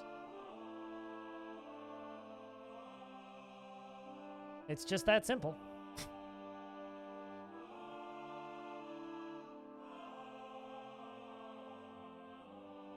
I realize also not simple at all.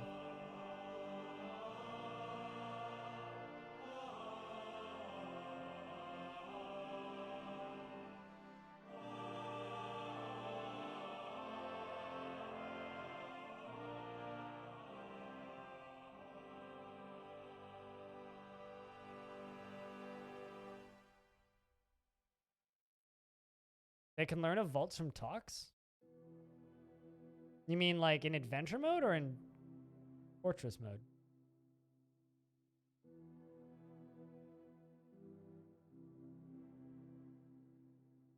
Peter Piper picked a peck of pickled peppers. If Peter Piper picked a peck of pickled peppers, then where's the peck of pickled peppers that Peter Piper picked? Although Irish wristwatch is the hardest tongue twister I've ever.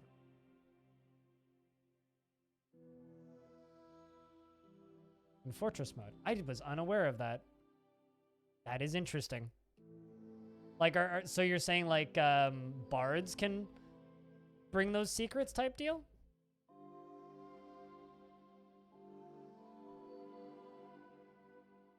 Because that's real cool.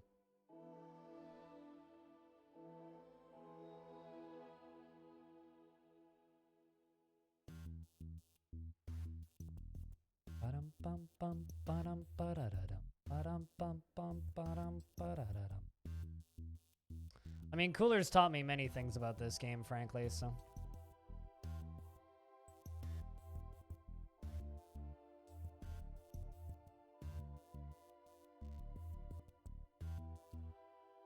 That is really cool. Because, like, I know that you can discover them yourselves in...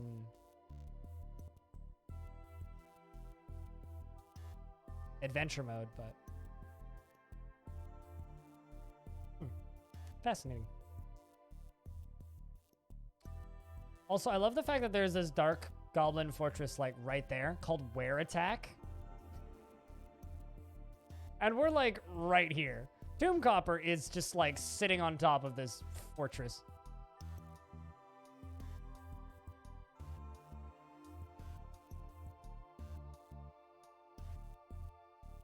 I'm also kind of surprised that these underworld beings haven't,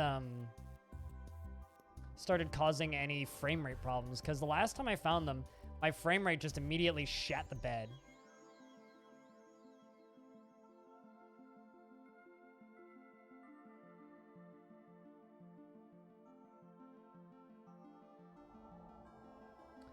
All right.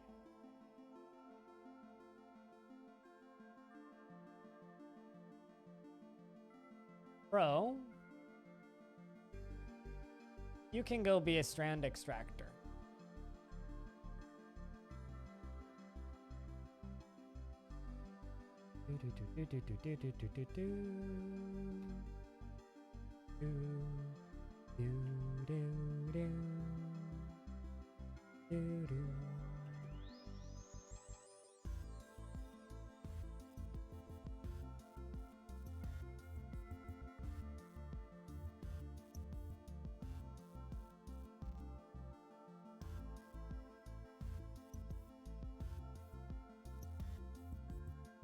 You know, a necromancer in one of your worlds took over a vault building, and it, really? Oh. That's kind of impressive work even for a necro.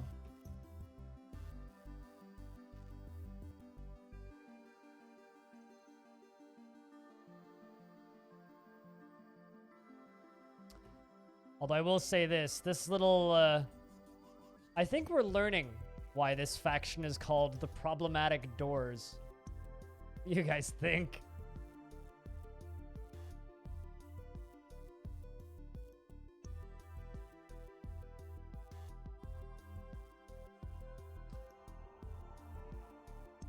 Oh, really? That's kind of awesome, cool. Also, I love the fact that, my text-to-speech almost always says cooler is color. Almost always.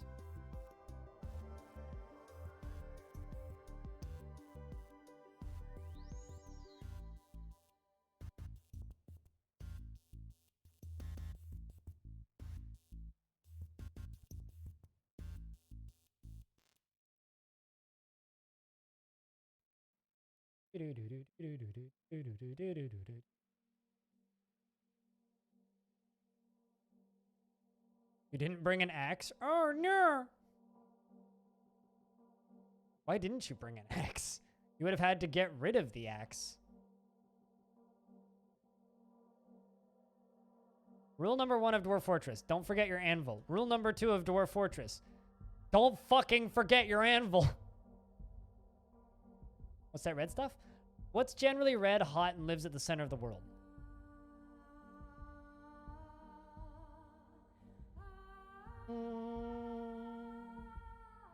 Just a pop quiz. If you don't know, then I can tell you. Otherwise, I'm sure you can figure it out.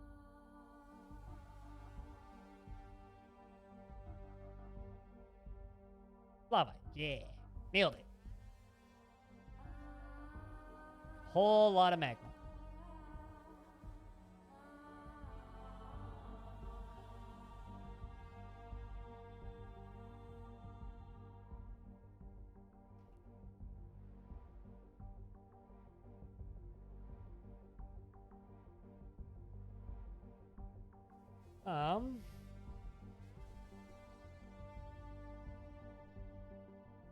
Okay, where the hell are metal strands in here?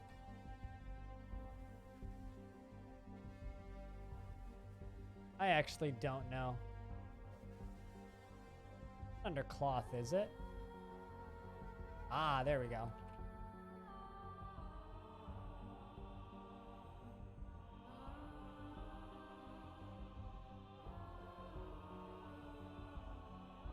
Found it.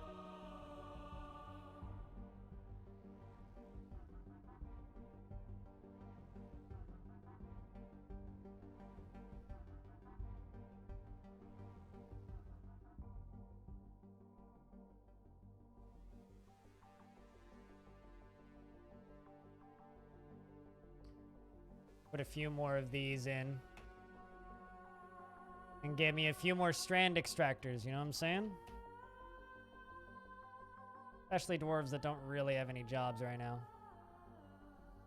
Not too picky about who gets the job. It's a good job. Strand extracting is a very respectable industry. So Gimper can join the strand extractors. Especially because it's just kind of a job I want to get done quickly.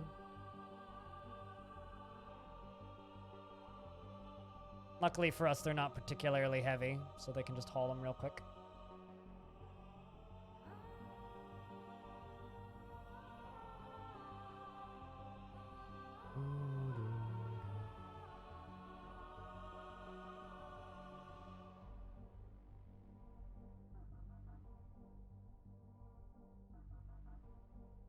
Run fools from.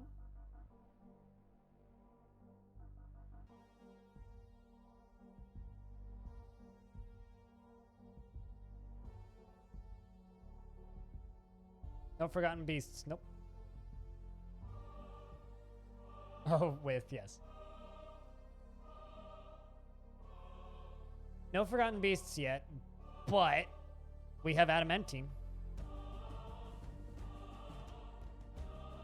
So off to a pretty good start as far as I'm concerned.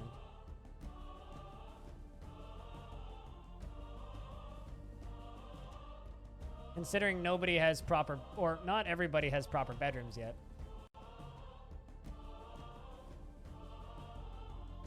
A lot of unclaimed beds, which is good. We do have enough beds, but like they don't have doors or anywhere to store their shit. Tavern is filled with gross vermin remains. It's disturbing, really.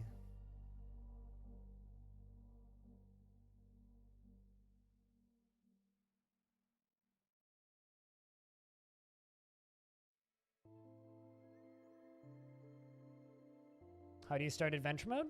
Do you have a world generated? You have to generate a world first. Once you have a world generated, then you can hit play now, start playing, and select your world, and then just select adventurer. If someone wants, they could link Southward Sal's getting started with adventure mode video, because that's pretty helpful. Kind of walk you through if you need kind of assistance, or check the DF wiki if you need more.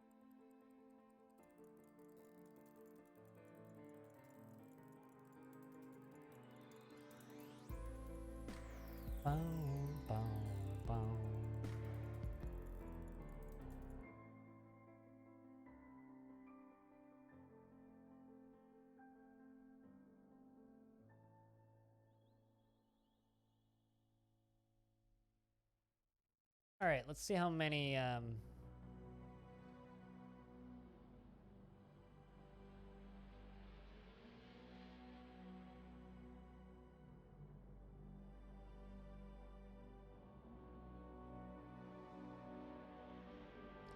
Make a magma smelter.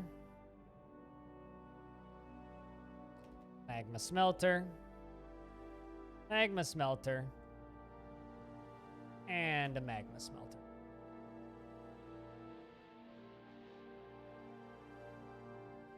You know, we'll make that last one into a forge.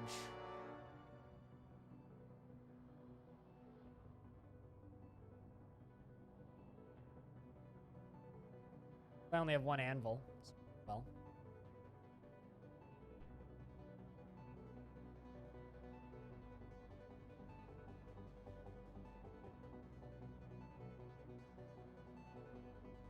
Well, I'm going to need to suspend this one. I'm going to dump all of this. But I'm going to turn off the dumping zone I have up here, which is the current one. And I'm going to put a dumping zone right here. They just run down there, grab all the crap that I've dug up, throw it up here real quick. And then I'm also going to smooth everything down here. Might as well cancel all this.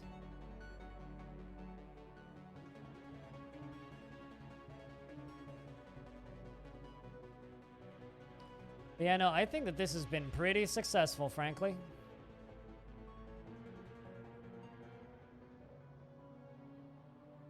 Also don't seem to mind just having like a hole into demons right there.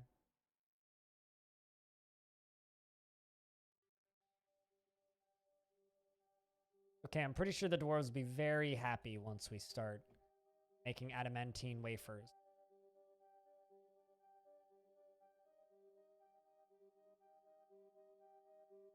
Might as well queue that job. Be ready to go soon.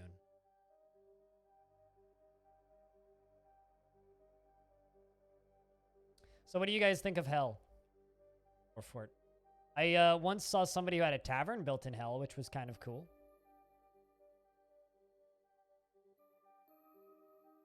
On top of Hell for tourists. I can't do that because that would require me actually opening it, but I could make more holes. See down here. I'm sure it would be great for scarring my dwarves, but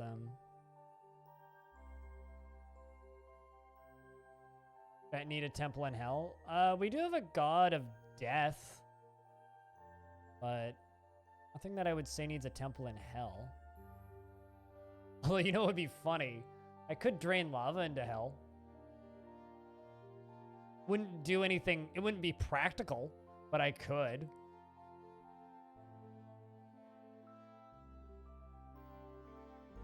I could.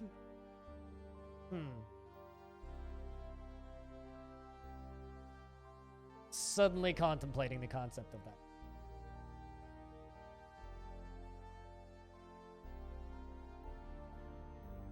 Also, is anybody here watching the roguelike celebration stuff, and has anything interesting come out of it, aside from the fact that, like, they literally built a fucking mud for it? Which is awesome. And drop naughty elves in there. You say that like it's easy. If I have the ability to drop something in there, then things have the ability to get out of there. And one of those demons could easily kill my entire fortress. No fucking problem. So, no, I can't. More than one spire can have a hole? Potentially, yeah. But also, pretty easy to spot the other ones once you see the first one. A year sub to good stream content. I'm quiet on your end? To another one. How's that? Is that better? Dr. Beefcake. Thank you much for the 12 months. Cheers, man. A little further away from my microphone than I used to be because I have this pop filter now, which is like, I don't know, about that thick. So. Oh, it certainly is. But it's also comedy. Actually, it's not that much. Lava doesn't affect... Water affects FPS. Lava, Not so much.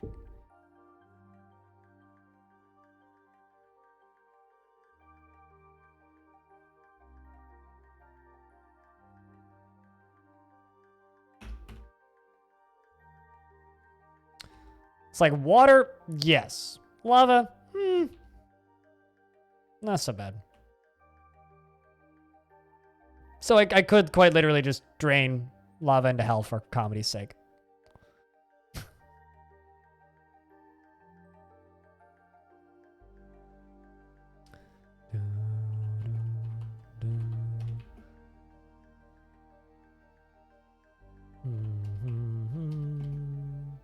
This is going to be my block stockpile over here.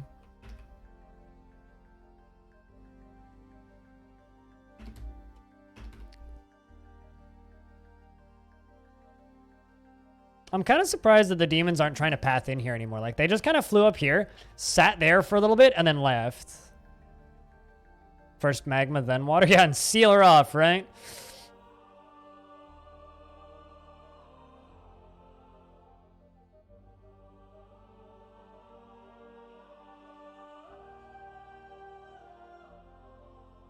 It's a lot of adamantine.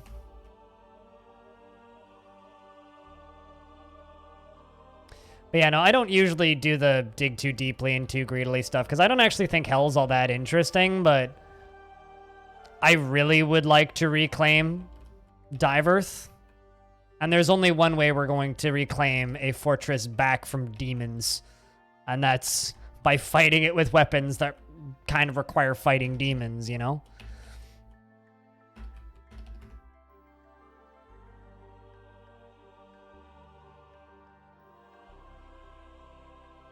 Yeah, I just need them to stand real still, right? Just need them to stand real still and don't dodge. I need to train Doomslayer. More or less. You want to give me a shotgun? Because we can work on that. But seriously, I feel like I glossed over it. Beefcake, thank you for the fucking year. 12 months. Seriously. You're glad it's the weekend? I have 3 monitors now, so if I miss things, because I have more screen real estate than brain power. It's nice having 3 screens. My chat's bigger, and I can see it easier, and it's easier on my eyes because it's not as harsh as my old screen was, which is very nice. So that's how things are. I have more screen than I did before.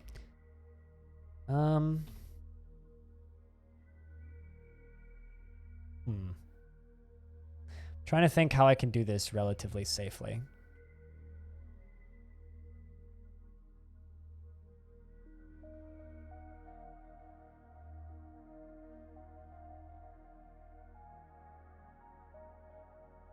You know what, screw it. We'll just do it this way. Who's the brave dwarf who's going to go mine that out? It's Zan, the engraver. Discovered a magma pool. Yes, that is the natural occurrence of this. Now, hopefully, you have time to get out. Yep, you did. Perfect. You made it. Congratulations, Zan. You'll live to dwarf another day.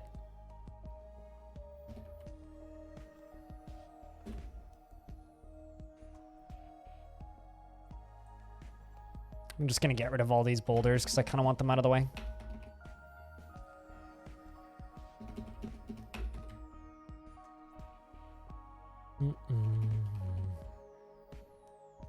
Oops. Unsuspend that.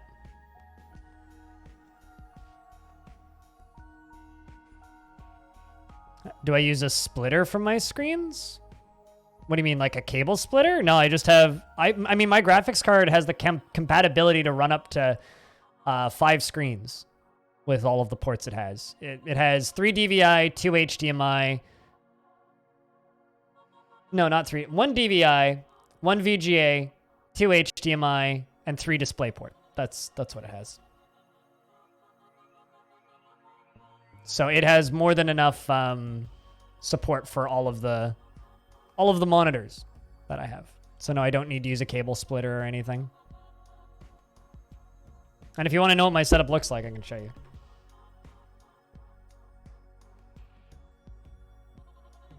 That's my information over there, all my chat stuff. OBS, DF in the middle, and then over on this one, that big white square is chat. And that's a candle, because I have a candle. I just dropped my camera. That apparently. And this camera doesn't understand how to focus. Focus, camera! Or don't. That's fine. There's a reason we call that the trash cam. It's very blue. I mean, it's very blue because of the oversaturation on that camera, but I assure you it's not that blue in real life. It's actually very dim. That camera is just incredibly oversaturated, and intentionally so. Because that camera looks like trash, and in order to make it not look like trash, I have to make it look worse. It's a so bad it's good type deal, you know?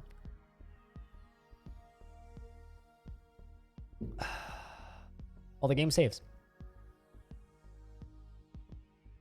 There's also a picture up on the Discord if you want it.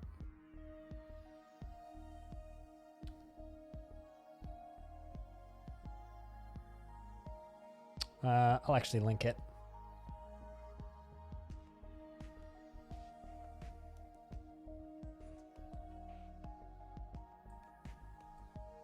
That's what it looks like.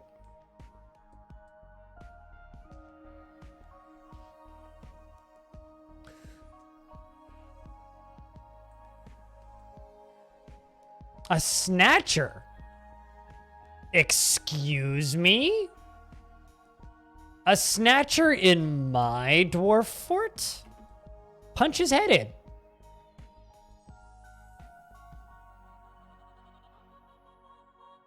Shows how inactive our fort is. There it goes. Did it actually get one of the kids? Nope. Interesting. Both the babies are safe.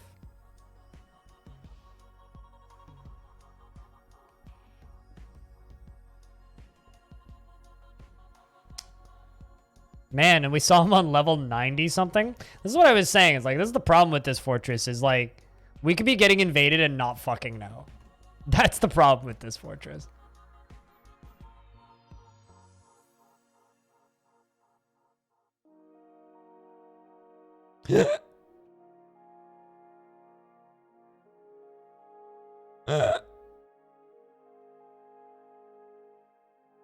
Oh no. Eek. Eek. Who's dead? Somebody's dead. Who's dead? There's a corpse there. Uh-oh. It's Lycott. Also, Gimper is about to fucking die. Because Astobashem, the giant cave spider, is attacking. I'm going to... add a new burrow and make it, just this room. Spooters. Spooters indeed. Everybody getting... oh god, that's another dead dwarf. Gimper's dead. And cave spider is coming towards dwarves and has pinned Awful Sauce to the ground, and Awful Sauce isn't dead yet. Where's this spouter at? It's currently blocking my dwarves off, and dwarves got it on the ground briefly, but it's shooting up more webs. I need to lock the door in a second. All right, is everybody inside? Okay, well, forbid that and forbid that. It is now locked out, and all my dwarves are inside. Please just leave.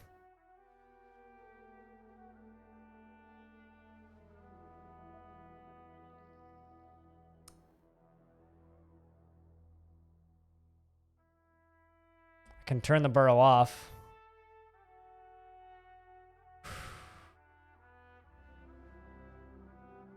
Cave spider, yep. We lost 3 dwarves, I think. Because I don't have any weapons yet. Cage traps? I mean, yeah, but... It's oak farm.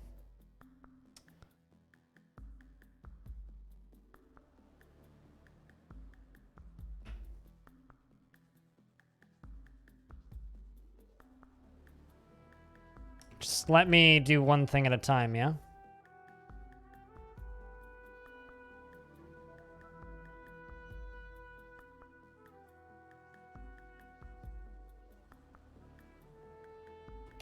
Brahms is dead.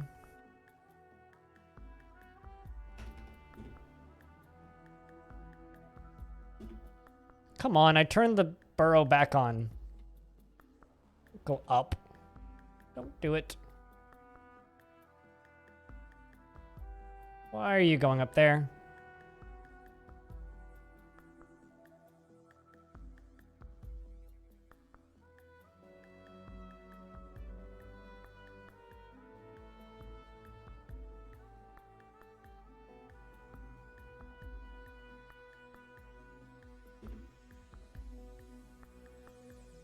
There we go. Got it. Okay, so it's blocked. Whew, okay. Now I just need to catch it.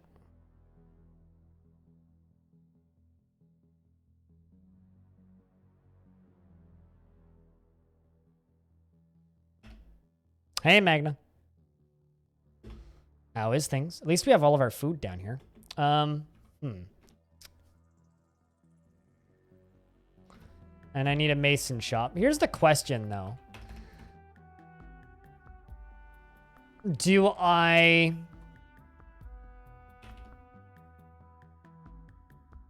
burn the bodies or just memorialize them?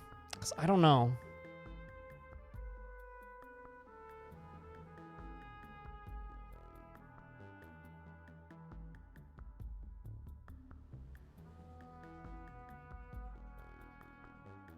Okay, mechanics workshop. 3 rock mechanisms. Come on.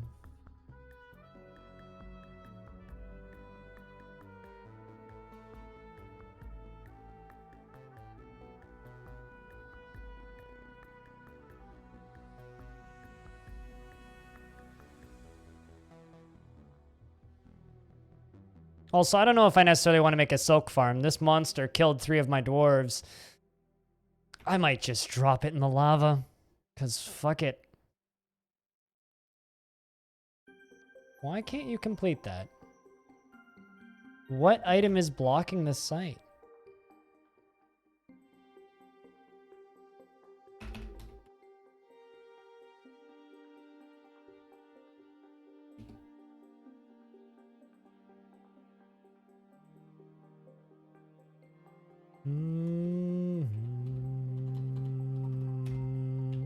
You have carpentry. Go make a carpenter shop for me.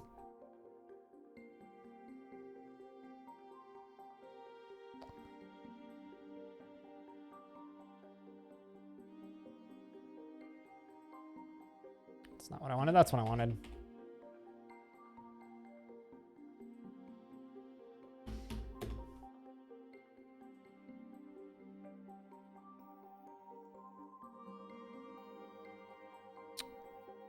Could anybody please go make a carpenter shop?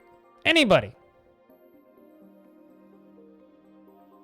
I don't understand why people are playing Genshin Impact. In fact, I'm a little bit mad that so many people are.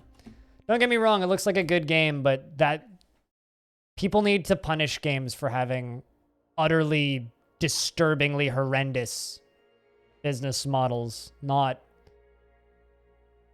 support them for having utterly disturbingly horrendous business models. And I'm kind of not salty, but angry that that game is succeeding.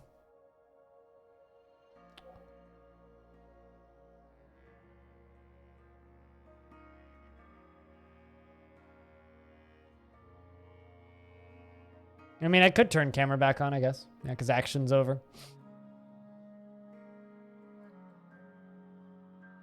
Thanks for the heads up, Cooler. I forgot that my camera was off.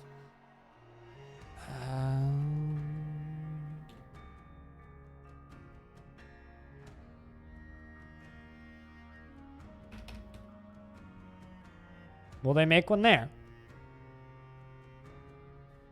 What happened, Zava? Giant cave spoder, wherever it went, is up here. Oh, there's also a dwarf up here, apparently. Stone's just up here. All right, well.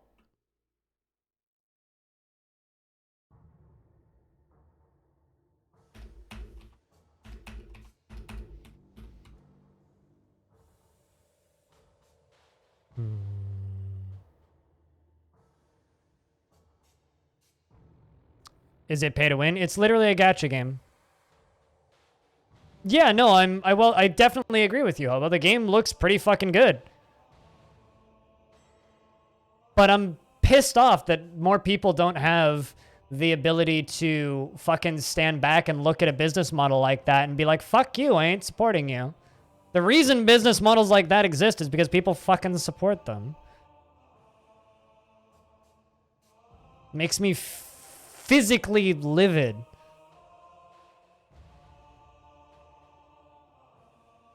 Giant cave spiders fighting, probably killing stone. No, not dead yet.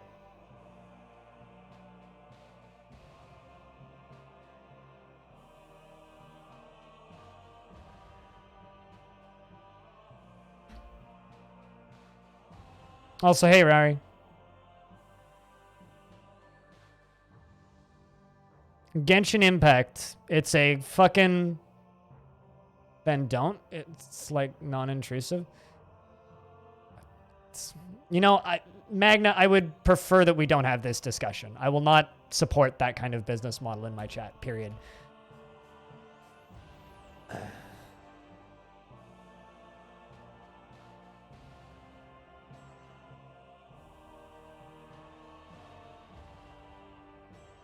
It's absolutely intrusive.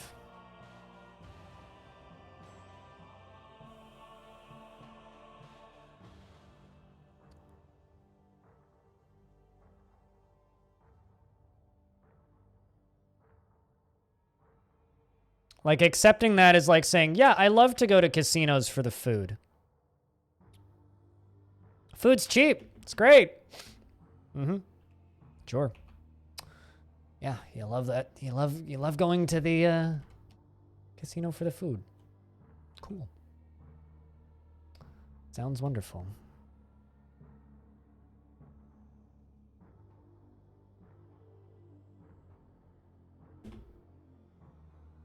I have a feeling the spoder is just leaving.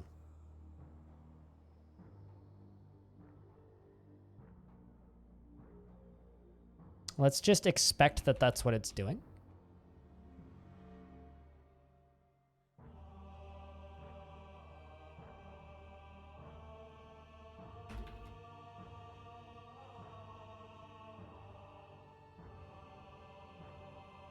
Yeah, spoder just wants to leave, which is what I'll let it do if it gives me the option.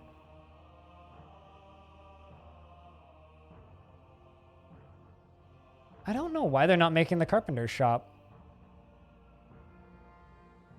Go make a carpenter shop for me, please. There you go. Now you're making... Okay.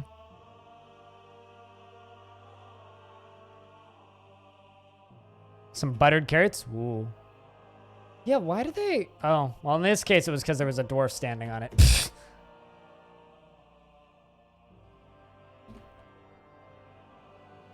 All right, let's get rid of these corpses. For the time being. Where's Spoder?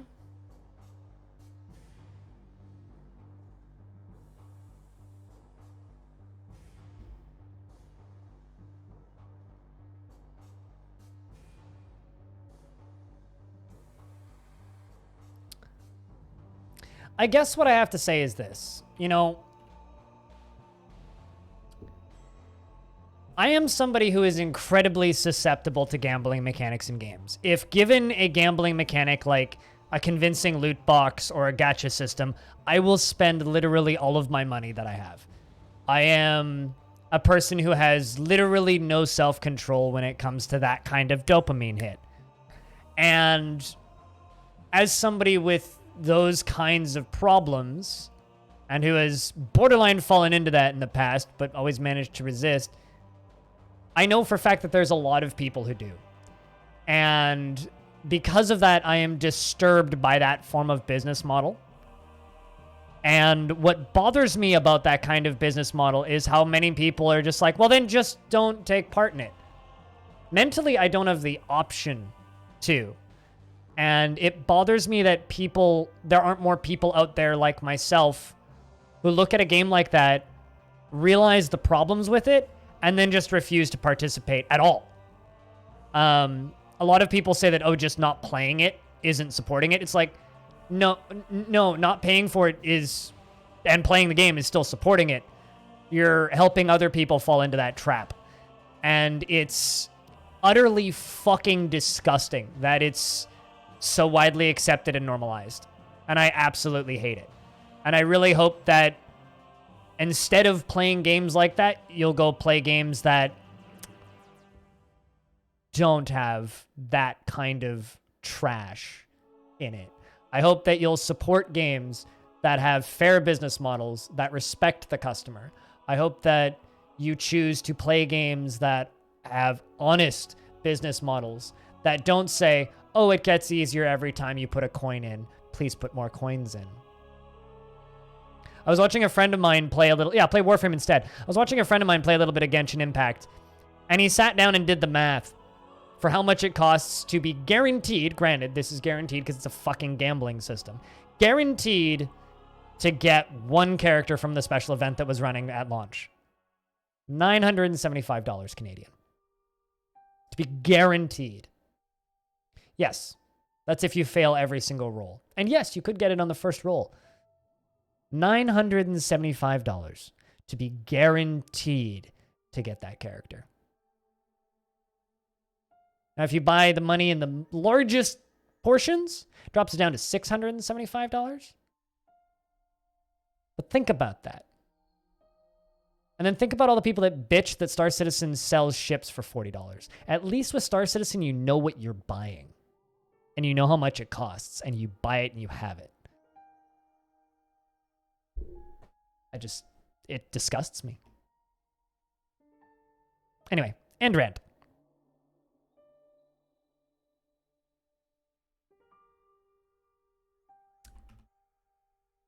Let's get those dwarves buried.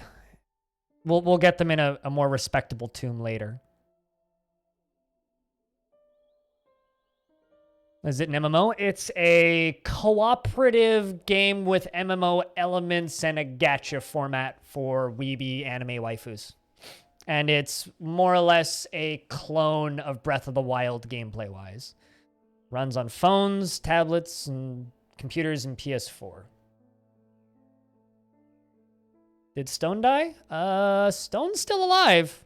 Stone fucking walked around Giant Cave Spider. Cave Spider's still on map, and Cave Spider just left Fortress, so we locking doors. Goodbye, Cave Spider. Have a good day. And I can turn this on. Stone didn't fucking die. Stone walked around it.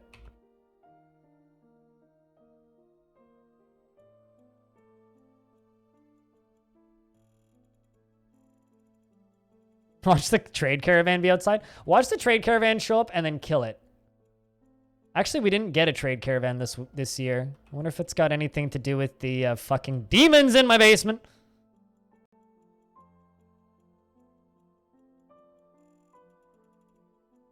All right, so you know what? I'm going to quickly queue up some cage traps.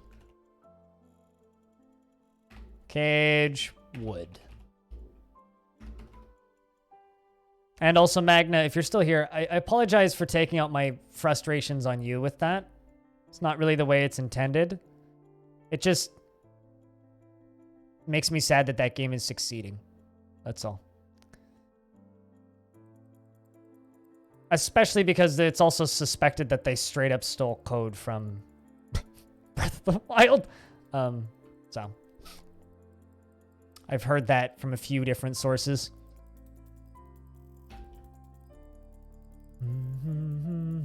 I'm just waiting for somebody to find a bug that's in Breath of the Wild that works in Genshin Impact.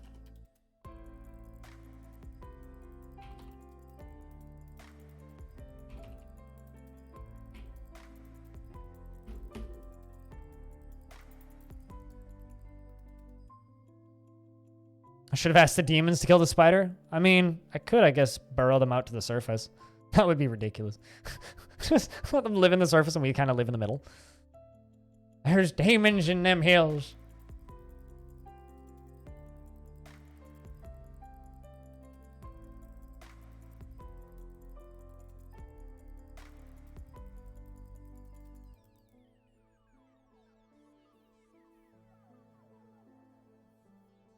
Yeah, same, Judgevich. Same. I don't know. I love video games. And I love the games industry. But sometimes the games industry tries its best to make me absolutely hate the games industry.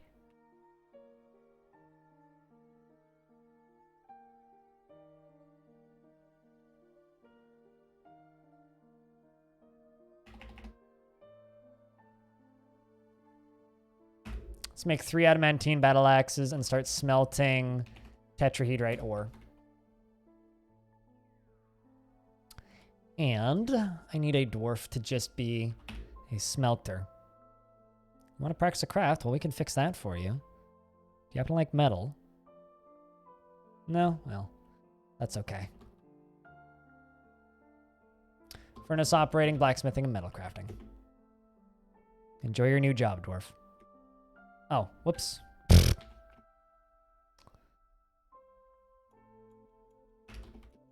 I screwed up. That's okay, though.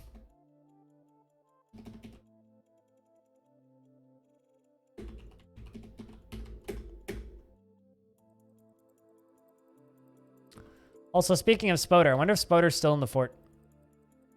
Nope, Spoder's gone. Spoder just left. Cool.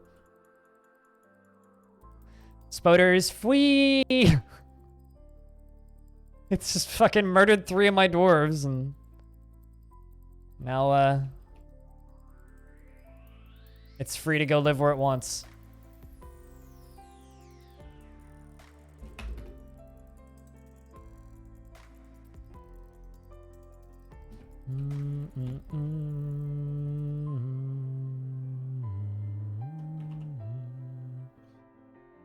Yeah, pretty much, right?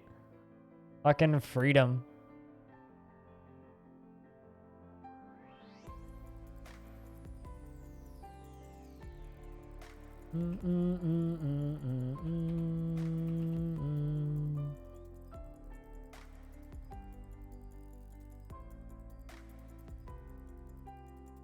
Well, that'll take 9 bars, so I should be able to make a 4th one.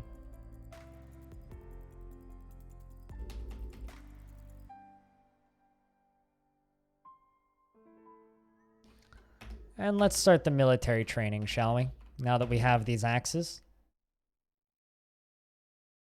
Even a crappy adamantine axe is better than, you know, the best weapons of other types you could have.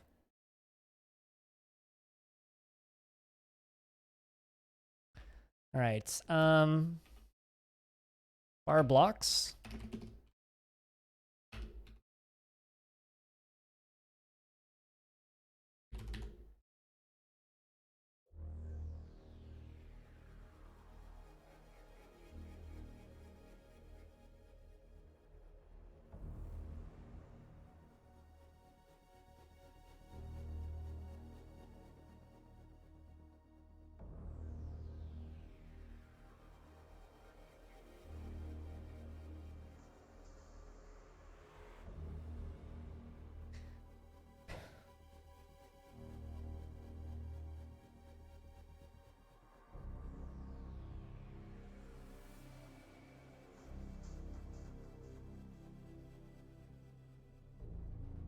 Well, that's terrifying.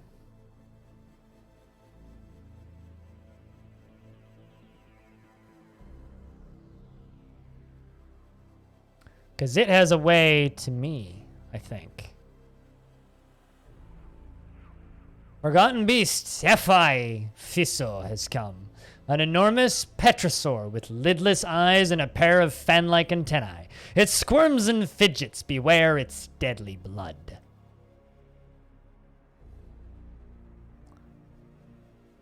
So,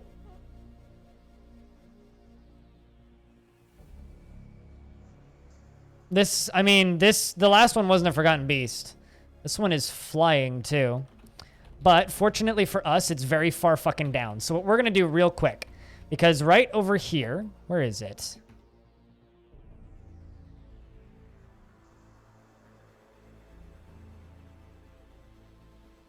Yeah, right here.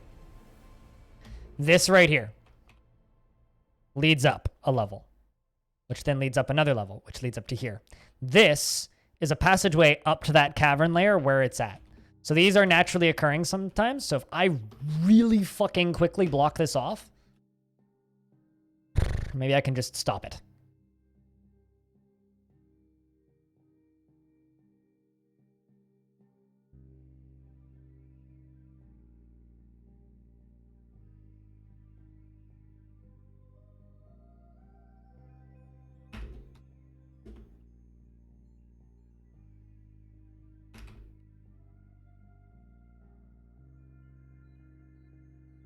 Come on. Nobody's gone up. Okay. Now I gotta get those other two deconstructed real quick.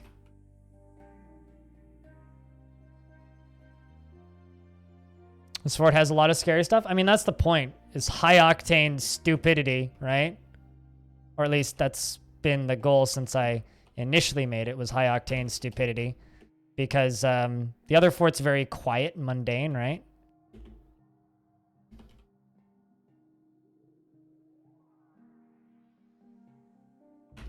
Kind of by design, but where the fuck's this Petrosaur? It's currently got a direct line into the fortress if it wants it.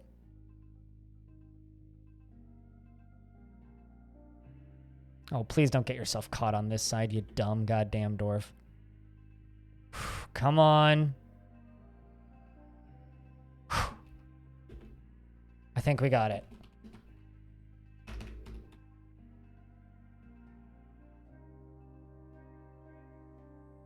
I don't see it. We may not have, but...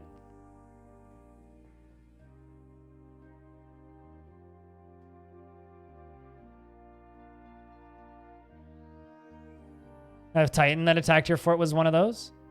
Yeah, I mean, we could fight it. I just need my military to actually train for a little bit, you know?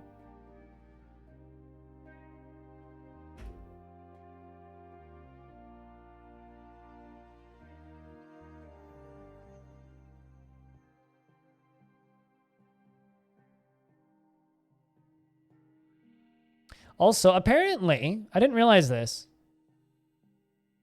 You don't need an adamantine cage. It doesn't matter the material the cage is made of.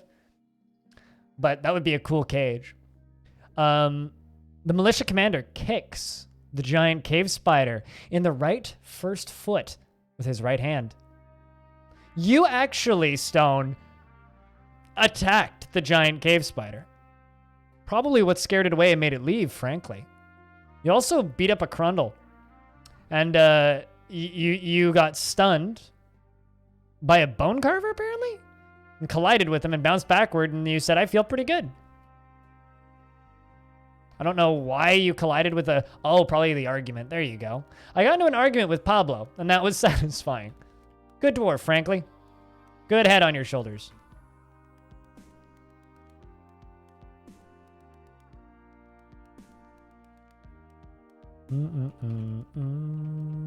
Things can escape from animal traps, but not from cages.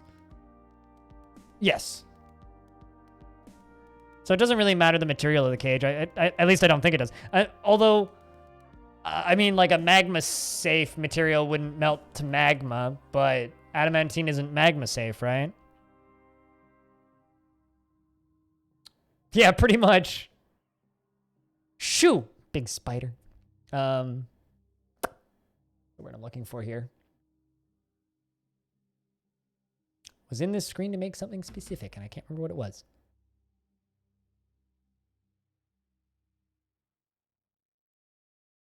Um, 36 copper. 7 silver. Okay. Copper.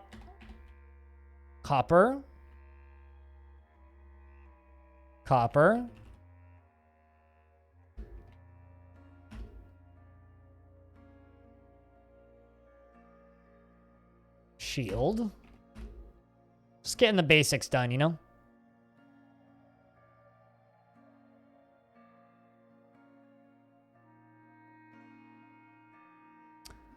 Adamantine battle axe. Worth 10,200.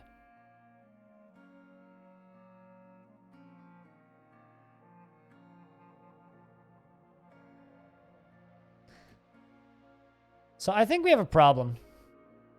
I have these merchants that are just stuck up here, and we haven't had a trade caravan since. I think we have a problem. Let's just put a trade depot like right here. We'll make it out of marble. That's fine. And deconstruct this one.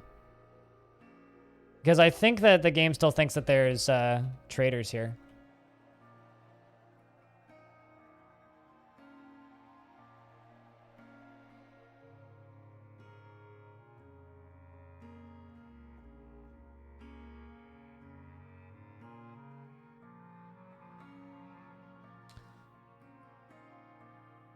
Getting a little bit of frame rate lag. Hopefully it's not being caused by the demons.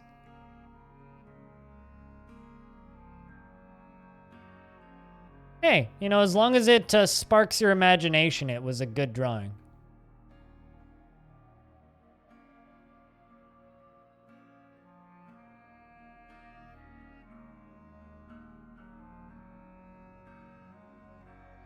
Not entirely certain what's causing the frame rate problems, but I can figure it out without too much problem, I think. Or hopefully it'll just fix itself. Something's caught in the cage trap. Rundle, maybe?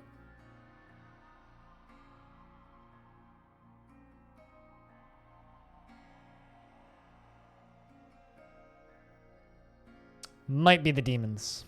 Hopefully not. What are you doing, flesh brute? Also, we have a caged blind cave ogre. Just chilling. Just doing the floating? Are you? I wonder if it's because I... Oh, I know what the problem is. They're all trying to get wood. They're all vomiting.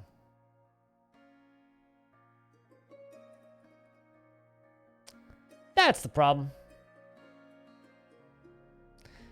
It's all the dwarves trying to path out of my upper area to get the wood. Also, I think these might be pet forbidden. Are there cats stuck? Nope. Nope. Okay, hold on. How about in the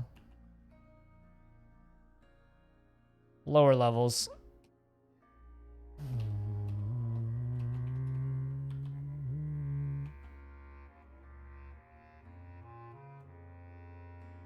No, those are both pet passable. Oh, frames fix themselves. Okay, cool. It's got to be because of the hauling. I have no idea how a blind cave ogre got over there, but I guess they did somehow.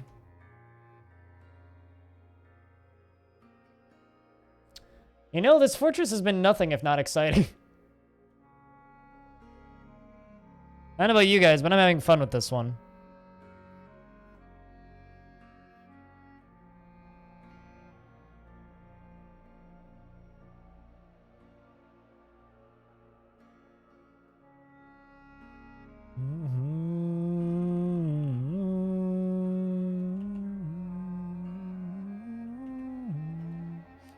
Yeah, no, if we get any migrants here, it's definitely going to be a migrants despite the danger situation. Definitely going to be migrants despite the danger situation, because it's like... it's kind of scary, this place. I'm not going to lie. Kind of scary. Ryan, you wanted a craft, right? Want to be extravagant, decent meals, lonely... Aversion. I don't think I've seen aversion before.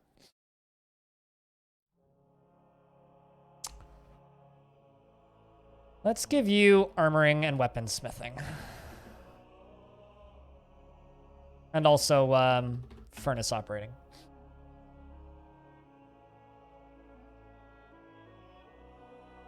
I'm actually a little bit shocked that the demon didn't find some way into the basement. Kind of pleasantly surprised. Oh, there we go. There's the Petrosaur fighting with some troglodytes. It's kind of having a hard time fighting these troglodytes, I'm not gonna lie. It's a very messy fighter. There's bits going everywhere. God. Disgusting. Like, look at all of that gore. It's actually still spreading like it pooled. Gross.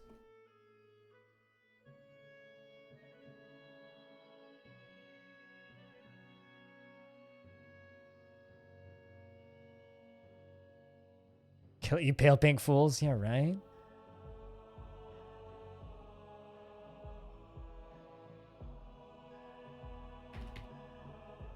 Enough to make one more adamantine axe.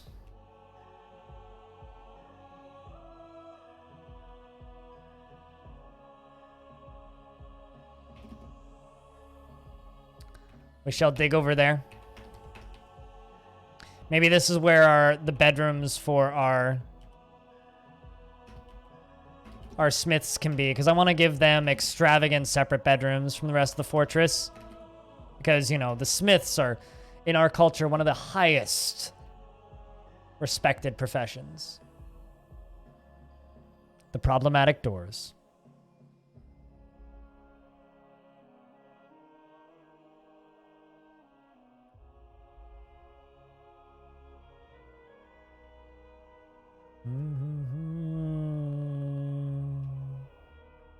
Do you guys ever come up with, like, cultural things for a specific civ and then play differently depending on what civ you're playing?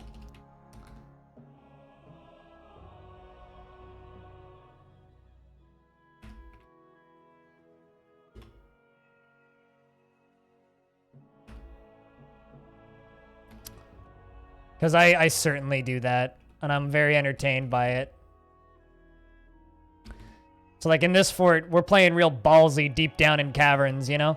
You'd think that this faction would be pretty well-versed in the cavern stuff due to all of these fortresses that are so close together on this giant mountain range. At least, that's how I imagine it. Also, we're constantly getting invaded by this. Which means, you know, here's kind of our first goal. Let's try and kill this tower. The Staves of Sinking.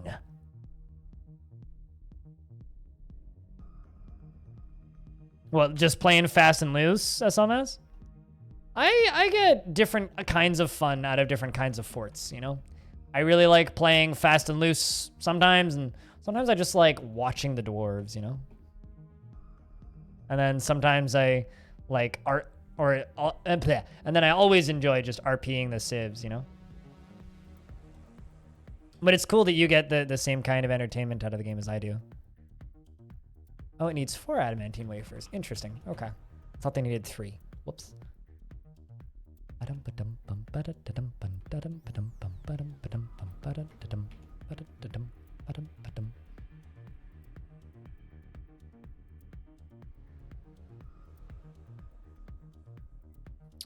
Let's give you furnace ops and blacksmithing. Hey, Balinor, how we doing? Interesting. We're at peace with the immortality of gloom, which is one of the major goblin civs in this world. Fascinating.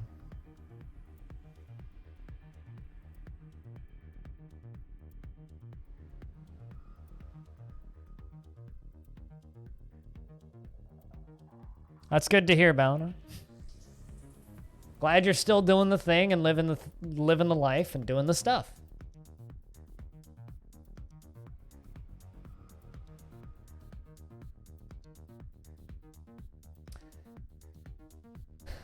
But yeah, no, kind of goal right now is run the stream for, you know, another couple of months and then probably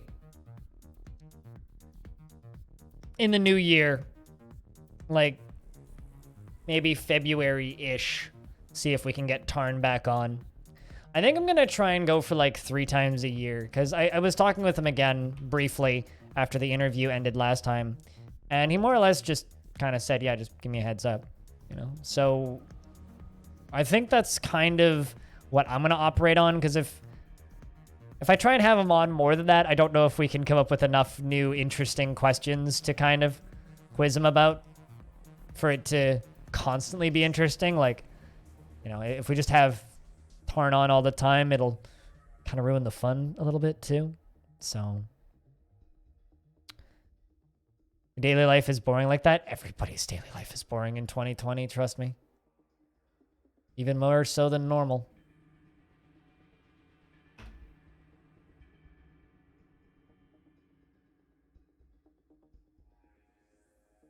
You know, months in advance. What I'm suggesting, Oafs, is start thinking. And whenever one pops into your brain, fucking write it down.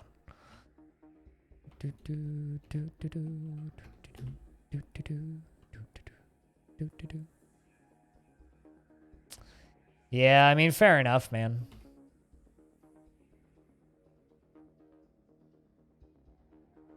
I mean, I joked with my stream team in our private Discord that I should just have Tarn on every day.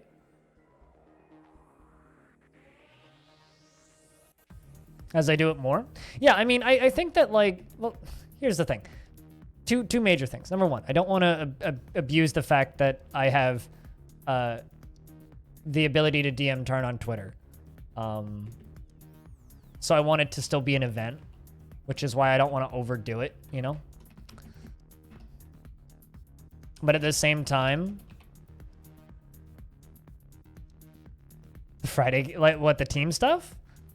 Yeah, they're every other Friday, and yeah, they're pretty great. Hey, Phineas, what's up, man? Yeah, they're every other Friday, and they've been fun so far. Also, Fog did a fucking phenomenal job on the art for us.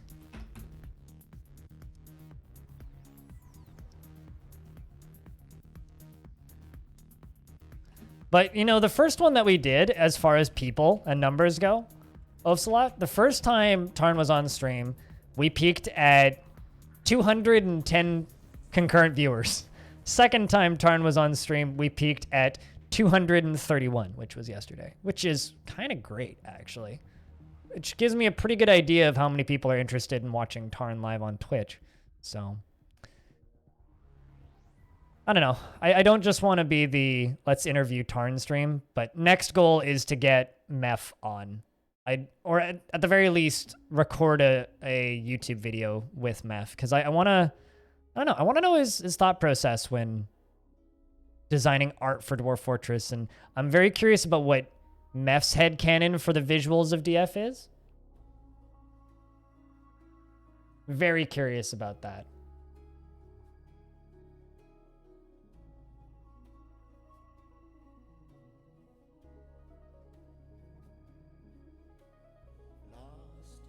Like, it's funny.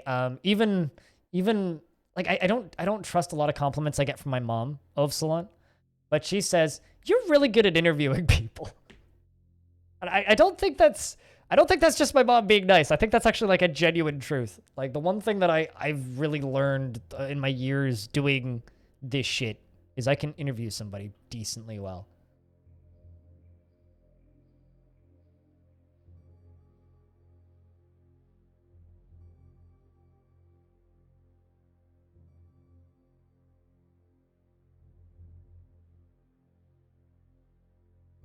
Oh, also, just because I saw a comment about this 10 seconds ago, if anybody wants to chuck my interview up on Bay 12 Games forums, you're more than welcome to. I don't really use forums because I can't read their forums without copy-pasting everything because of the font choices. So in order to actually read the Bay 12 Games forums, I need to copy-paste it into Notepad for every single paragraph, and it's too much of a pain in the arse, so I just don't bother. So if anybody wants to go post that over there, if it hasn't been yet, go ham, because I just haven't. I seem reasonably competent at it. I'll take it.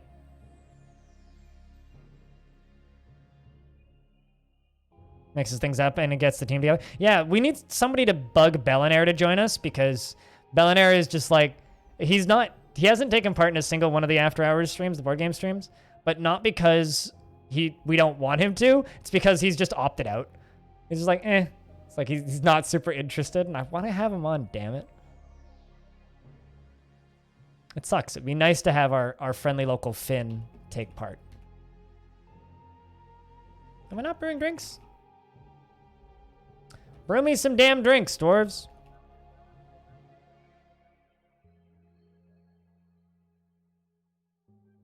Crundle is fighting with a Crundle. Good to know.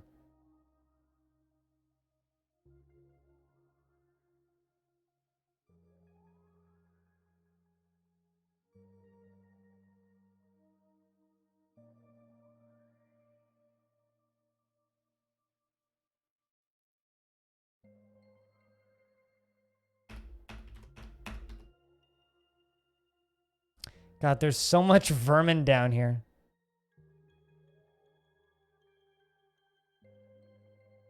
You should talk your family into playing virtually.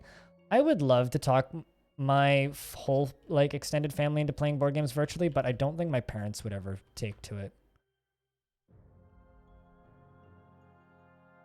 Like, Tabletop Simulator is great, but it's one of those things where like it's jank enough that unless you're like kind of computer savvy, it's hard, you know?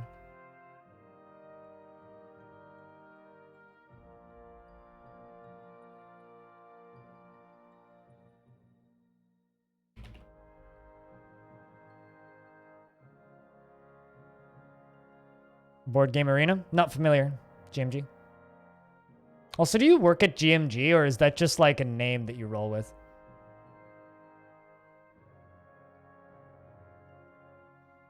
If it's just coincidence, fair enough. I just think it's funny.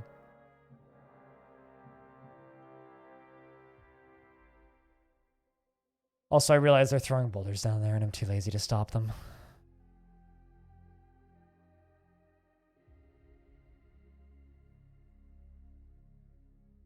What for? Yeah, it's a little bit. It took me 20 minutes to kind of get the hang of the controls, but it's not too bad.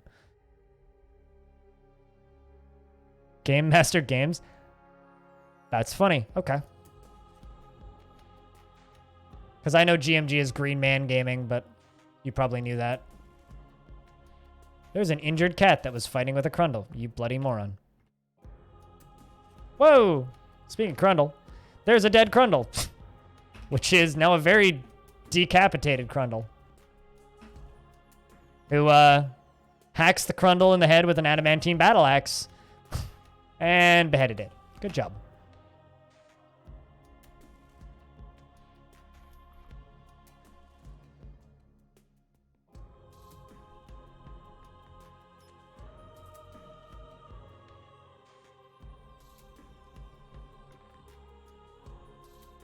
I'm gonna let them brew alcohol for a little bit.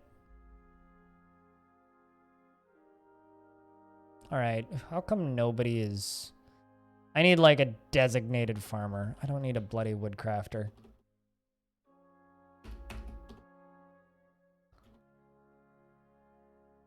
Just go farm, please. Once you're done brewing, because apparently you're also my brewer. Pablo was my brewer. Oh, I'll also give you farming.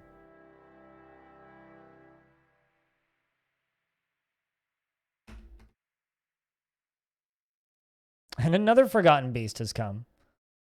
This one is an enormous quadruped composed of vomit. Has a square shell and it squirms and fidgets. Beware its deadly dust. And maybe it's going to get two-shot by a petrosaur.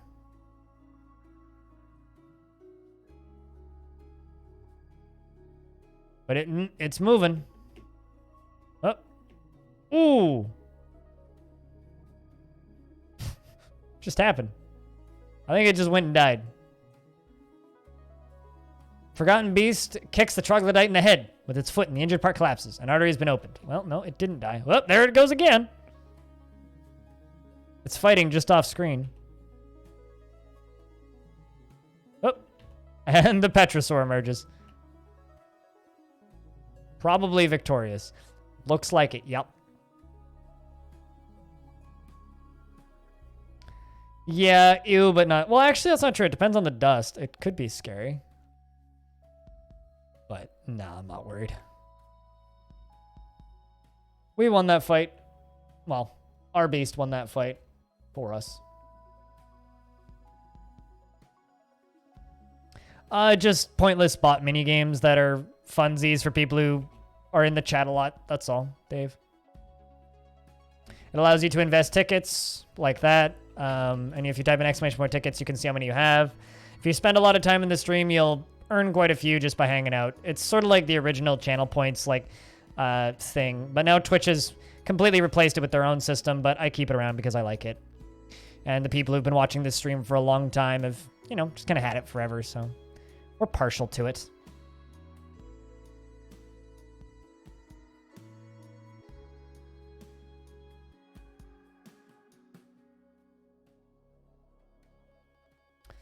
All right, how are we doing on bars? 184 copper, eh? Copper helm. 10. Copper leggings. 10. Copper greaves. 10. Copper high boot. 10. Yep, that's all it is. It's an entirely pointless thing that is entertaining for people who've been here for a long time. That's all. You know, I know a lot of people who retired their bot channel currencies when Twitch added in the channel points, but there's some things that we can still do with the bot channel currencies that you've never been able to do with the channel points and won't be able to do with the channel points for a long time, I think. So, kind of makes it fun, you know? Let's slaughter some animals so we have some food, because I'm kind of low on the food right now. Let's also tame these crundles and then slaughter them immediately.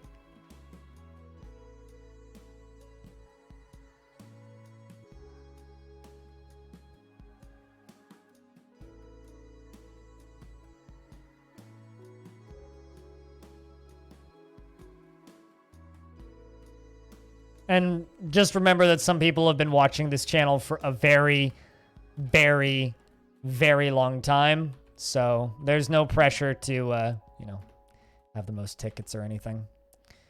All right, well, we got ourselves an animal caretaker. I'm just going to be checking if they're good for the military and then... Or checking for jobs that I should give them. You like coal? Well, you're going to be real sad because we got magma. Yes, you have 6.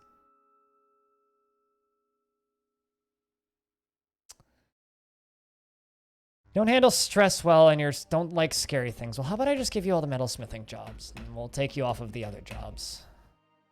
Have fun. And then we got a Fisher Dwarf. In terms of crafting and masterwork some die. It's quite polite. Okay. Can easily fall in love and develop positive feels. Okay. Confident under pressure. All right. Thinks he's fairly important. All right.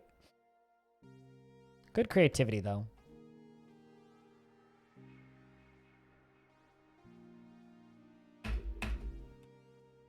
Let you go do that furnacing stuff. You dream of crafting and masterwork. Quarrelsome. But you don't like that. You like ideas and abstractions. You avoid crowds. You can handle stress. And you take offered help and gifts without feeling particularly grateful. Going to put you in the military.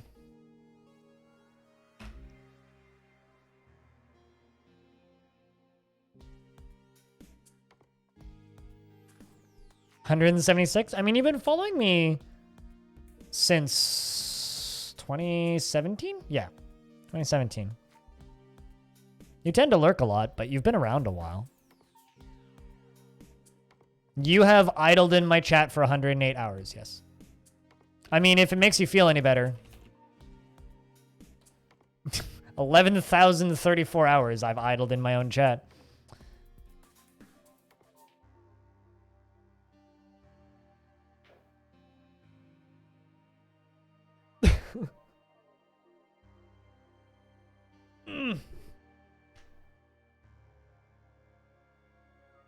That's why you're checking out my stuff. Fair enough.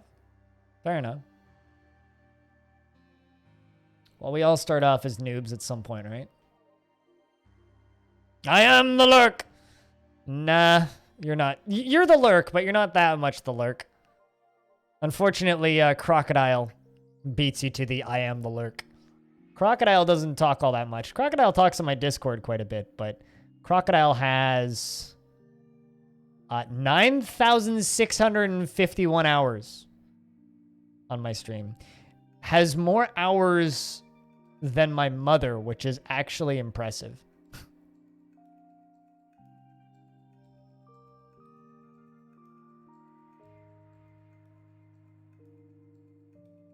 How many do you have? I mean, you can just check how many you have. Just type in exclamation point tickets. You'll see how many you have.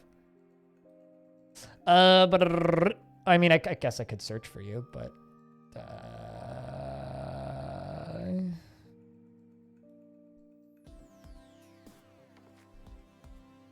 oh, you beat me to it. 1,200. That's not nothing. That's a lot. That's a lot, Von Roland. Oh, you probably have more than Eve Online. Can occasionally lose focus on the matter at hand, and he doesn't handle stress well. Can I get some dwarves that handle stress well? You've killed goblins, though. You're a competent mace dwarf. Although you're a grandmaster doctor. You know, I think we just found our chief medical dwarf, who we're probably going to need.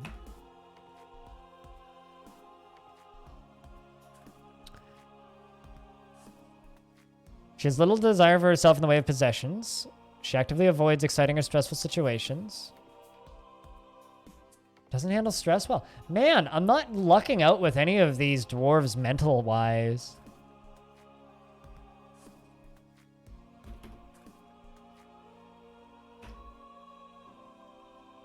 Act with compassion. Come on.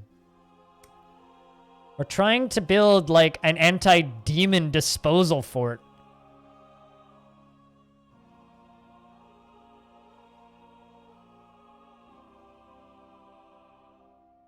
Really? You don't know how the tickets things work, and you've never, like, and you've been around this channel for that long?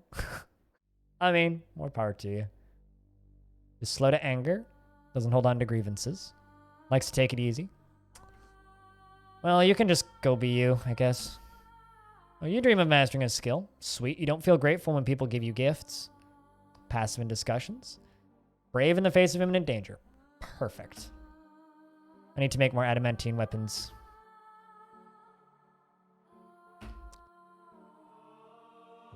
Seeks out exciting and adventurous situation and relies on the advice of others during decision making. Join the military. Pretty big migrant wave here. Incredibly brave in the face of looming danger, even if a bit foolhardily. I like that dwarf. It's a good dwarf. Yes. Thank you, Obsalot. I know exactly where I'm going to make it. Although I'm going to be very careful to make sure that adamantine strands don't end up in the hospital. So I don't want to give any dwarves expensive-ass stitches.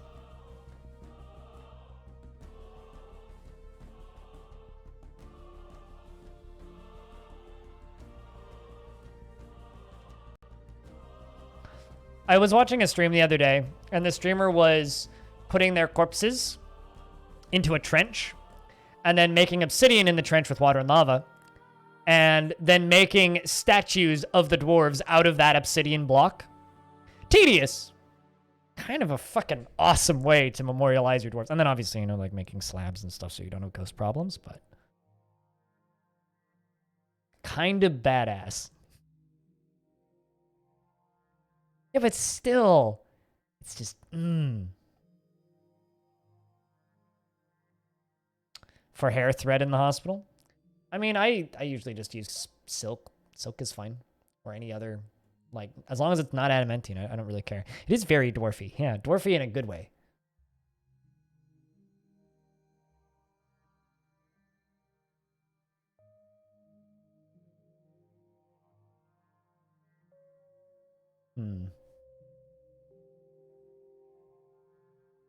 Well, you can also join the military. To 10.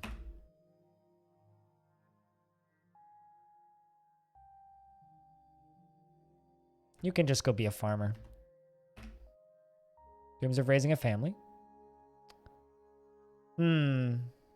Active imagination. You know, we've discovered adamantine, so it's pretty likely we're gonna get swarmed with dwarves now. Dreams of mastering a skill. He revels in chaos and discord and encourages it whenever possible. He has great trouble mastering fear when confronted by danger. This dwarf personally values self-control, dreams of mastering a skill, revels in chaos and discord, but is a scaredy cat. That's but has great trouble mastering fear when confronted by danger.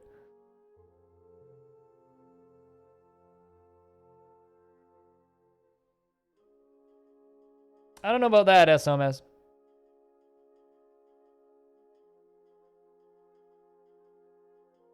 I don't know about that. Although on all of the talk about all of you guys with all the hours on the stream, I don't say this enough, but thank you for supporting this.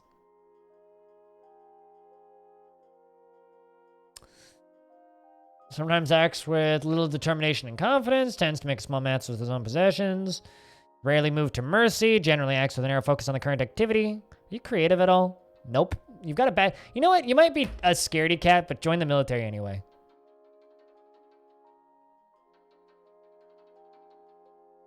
God, this is a big migrant wave. He's creating a great work of art, often enjoys crowds, doesn't mind being under pressure, doesn't mind wearing something special. Shares her own experiences. Hopes that everyone lives as harmoniously as possible. Smiles nervously when she... Yeah, I mean... How about... we give you blacksmithing and furnace operating. You know, I'm just going to let the rest of them come in and we'll see how many we get. Go look later. Meanwhile, all the other dwarves are running inside and picking up equipment. Can dwarves get over their fears? Yes. Is it likely that they'll get over their fears? But I need 10 adamantine X's. I guess I could also make silver maces or warhammers, but...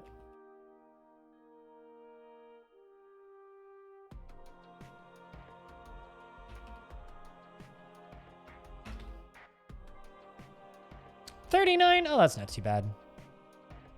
We can deal with this. Good number. Issue is we're a little short on the food. That's okay. We got a mule and some cats to murder.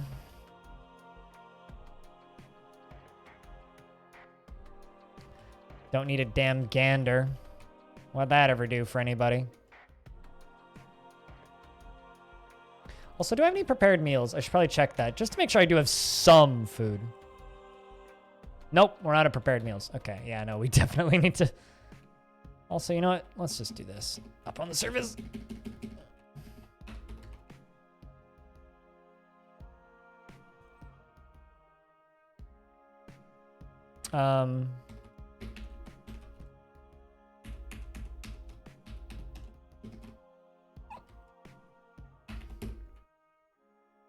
Let's get a process plants job going. Because I know I have some pigtails.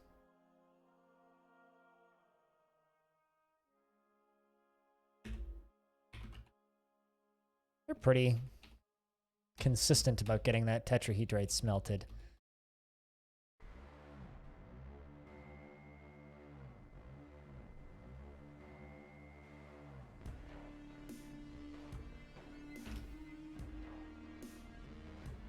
This is going to cancel pretty consistently.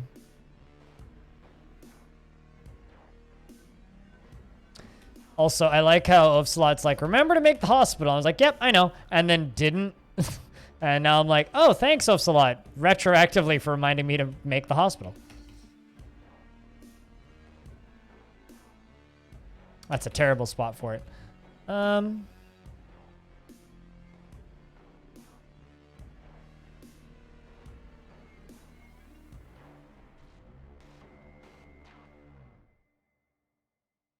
don't know where to put this hospital.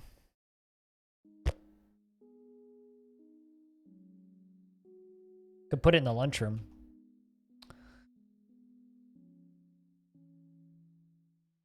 What? Oh.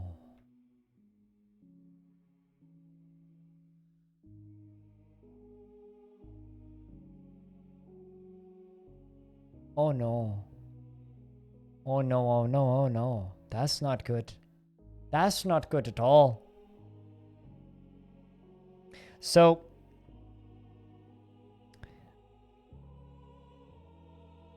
I have something to explain. TLDR, Forgotten Beast is no longer in caverns. Simple story, it's on the surface now. I made a underground or a tunnel down from the surface to hit the first cavern layer as like a prospecting tunnel to figure out how deep the fucking cavern layer was. Forgot to seal it up, as you do. So there's a fucking Petrosaur on the surface now. And that's a dead dwarf. All right. Let's just... What's the description? Oh, if you missed it. An enormous Petrosaur with lidless eyes and a pair of fan-like antennae. It squirms and fidgets. Beware its deadly blood. All right. Yeah, that's it. Warhammer. Silver. 10. Let's just make some of those for all the dwarves that don't have metal weapons. Because we're going to need to fucking fight this thing now, I guess. Don't really have an option. Now, do I?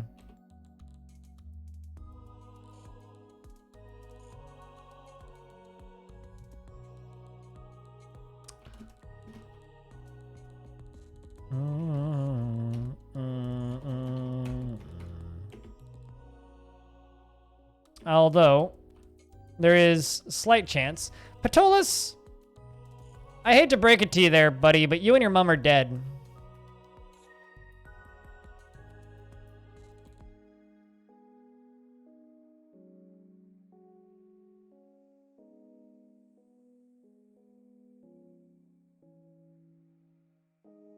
Yep.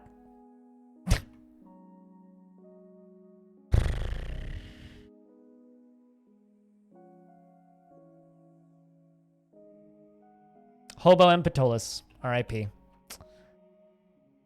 Welp.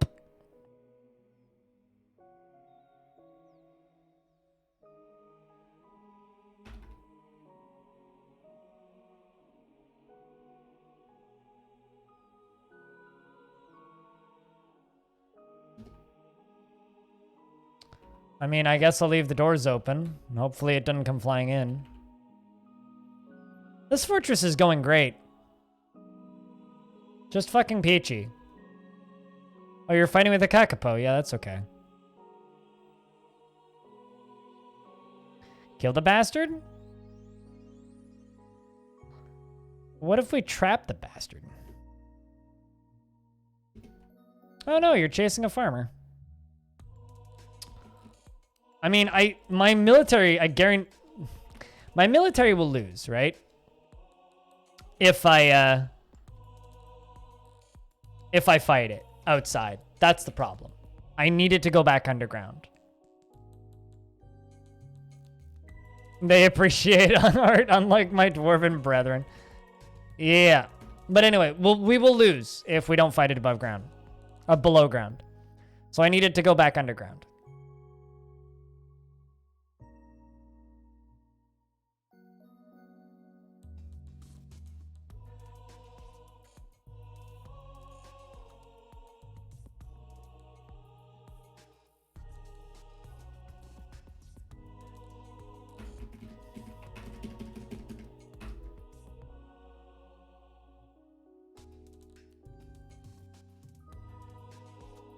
Actually, you know what? I don't need to do this. I can just lock the doors.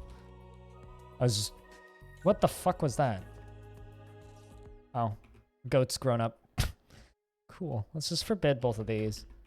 Leave this off and unforbid these. Okay, go.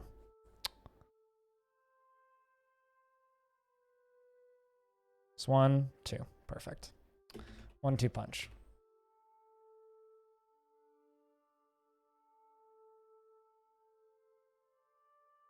But yes, lol is the correct answer.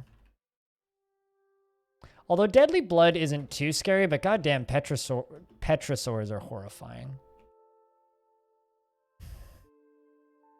And I need my military to train up a bit. At least we're fully armored up now.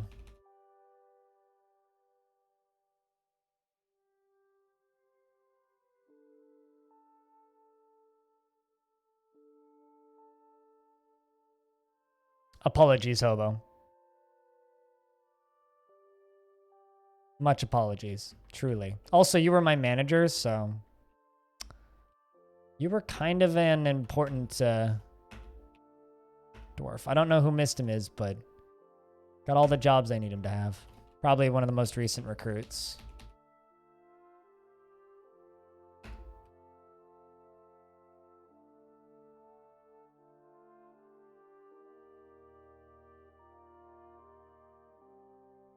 There you go.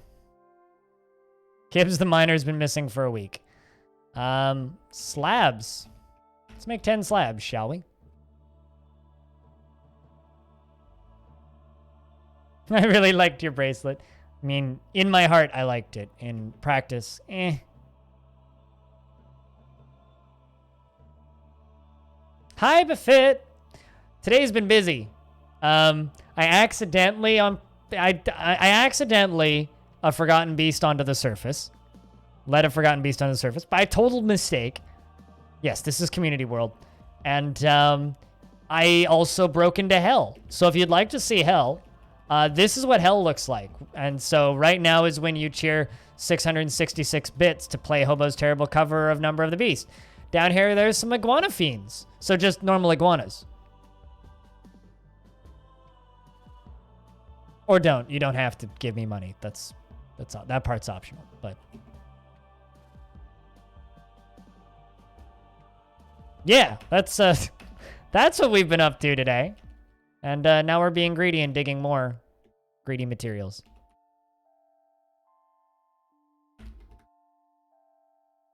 But chat, how would you say the community fort is doing? Is your dwarf still alive? Yes, actually, but not in this fort. So we've made 3 new forts in quick succession. One we made because the other one was starting to get buggy.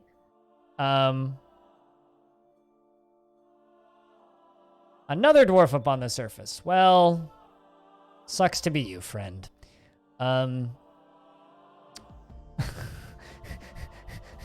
first one we made a new fort because it's fine.gif. Yeah. We made the first new fort because the original one was getting kind of a lot of lag issues, and they were caused. At least I have suspicions as to the cause. Then we made another fort, and it almost immediately died due to a massive loyalty cascade, which involved one military dwarf, Repterus, who came from the previous fort, murdering literally every single dwarf in the fort. That's not totally true. We had 11 left, although 4 of them were babies. So I retired that one. It still exists. And then I made another one, and then it ran into the same issues that the first one did. And so now I have this one, which we started last week. And it's been a good deal of fun. Literally. Let's see, we had fights with giant spiders. We haven't fought with any Forgotten Beasts, but we witnessed 2 fighting. And now there's one flapping about on the surface because this is fine.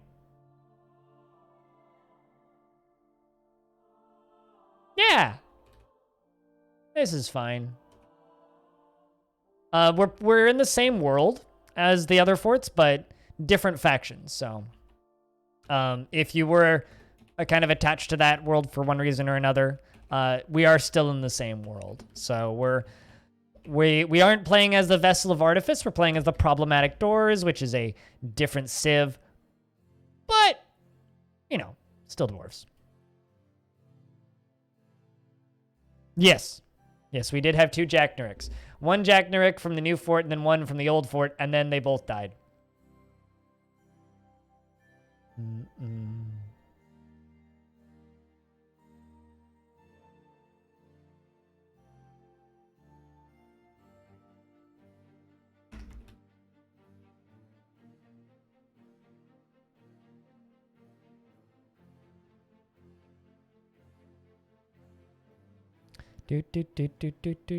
Oh, Urvad, the peasant, withdraws from society.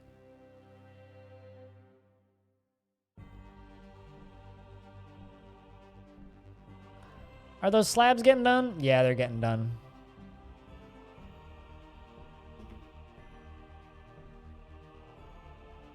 But yeah, it's been fun. Oh, I was really hoping you'd go make something with adamantine. Just a craft store shop? Fine. Fine. Oh, there is still hope. Nope. No hope. Olan the farmer's been missing for a week. Weird, I wonder what happened. Oh god, I feel kind of bad. It's just a fucking forgotten beast flapping around on the surface. My god. I just need another forgotten beast to spawn underground that sucks that one back down. If it couldn't fly, it wouldn't have been able to get up there. I didn't even fucking think about that.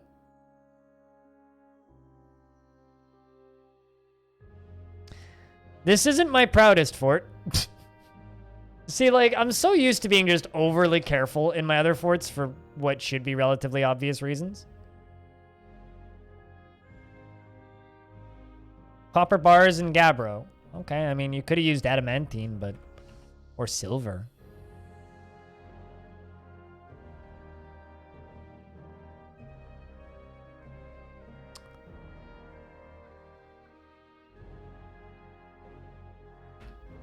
It sucks that I only have one anvil.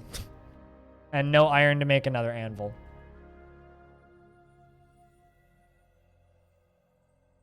I've been making wafers, actually. Although I don't know. No, I have two. Okay, one, two. You don't make bars out of adamantine, you make wafers. You can make adamantine anvils? What?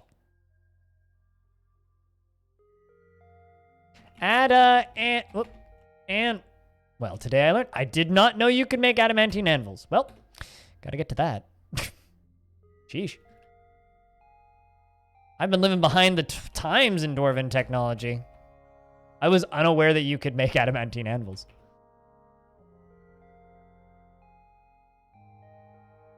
You bought Caves of Cud? Okay. You'll report back someday? How about this? If you enjoy the game, report back.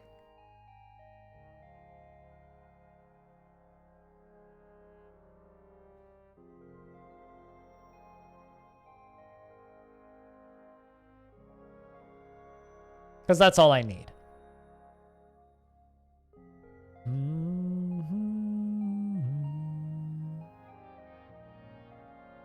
Caves of Cud? I mean, it kind of is. Caves of Cud is a very slimy game. Okay, never mind. I forgive you. That's a fucking cool artifact. Urvad, the peasant, has created Selilgon Gash, a Gabriel Vothil, and claims it has an heirloom in the name of the family ancestor, Nomal Thunder Trade. Also, can I say Thunder Trade is a badass name? Random name gen, you done did good.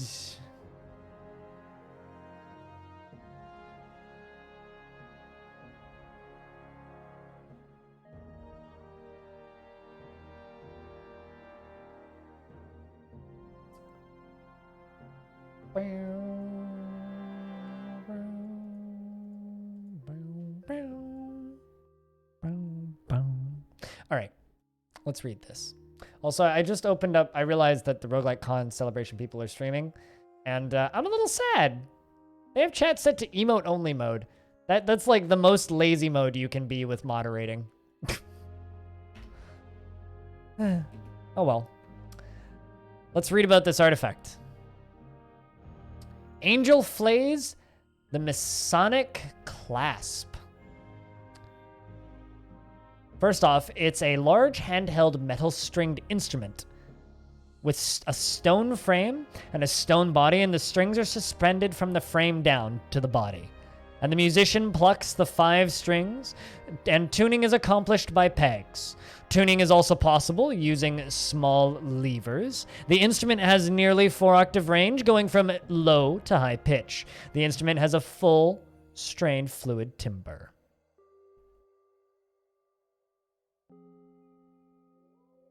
That's a given. Fair enough. Well, I hope you enjoy it, Ara. What'd you miss? An artifact. This. This is a Gabriel Vuthil. All craft dwarf ship is of the highest quality. It is encircled with bands of cushioned Gabbro cabochons, and this object menaces with spikes of Gabbro. On the item is an image of Urvad Crew Theater, the dwarf and dwarves in Gabbro. The dwarf is striking down Urvad. The artwork relates to the killing of the dwarf Urvad in year halls in the present fields in the early winter of 238. During Kekizokan, the splattered sieges. On the item is an image of Ushrir, ship rammels, the dwarf and dwarves in copper. Ushrir, shipped rammels, is surrounded by the dwarves. The artwork relates to the ascension of the dwarf Ushrir, shipped rammels, to the position of queen of the problematic doors in the year 15.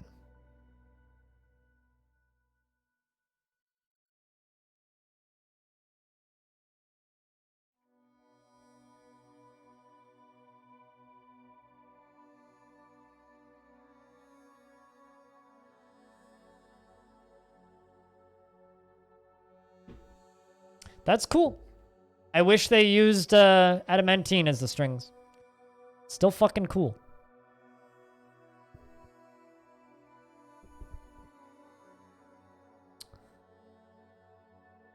Still fucking cool. I'm still getting used to having this fucking thing on here, but you know, I just have like this bloody pom-pom on my chin now. It's a great name. I don't know how attached I am to it. I think the Vessel of Artifice is much better, but it's certainly a funny name. Why is there miasma over there?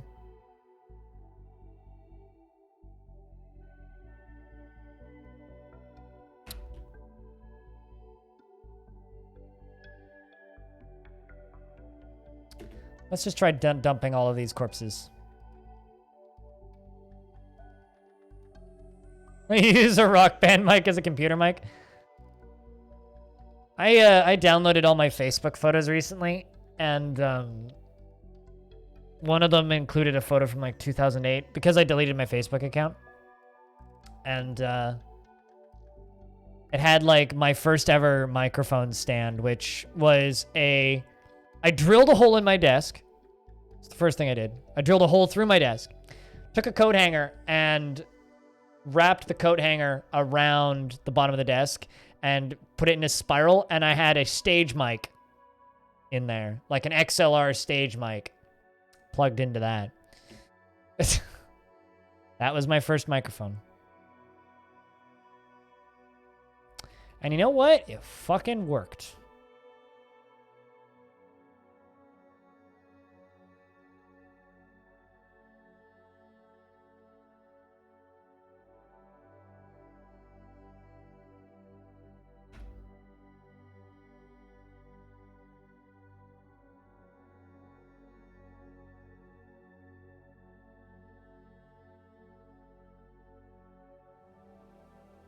Why can't I find it? There it is.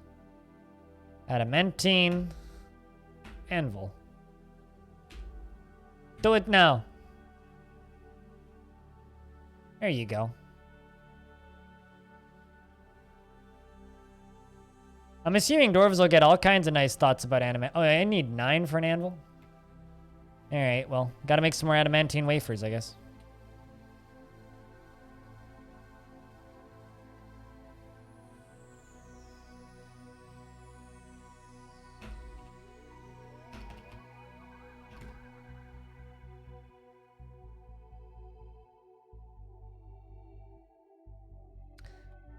But yeah, no, sometimes, you know, you just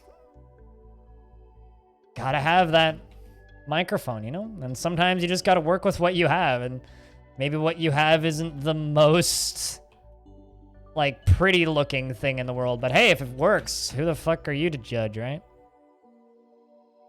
Is your favorite wafer flavor? I mean, it's the best wafer flavor, obviously.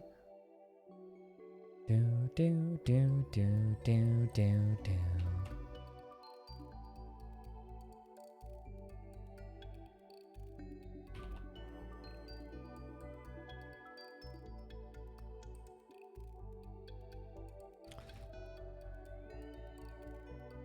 It's rock crystal.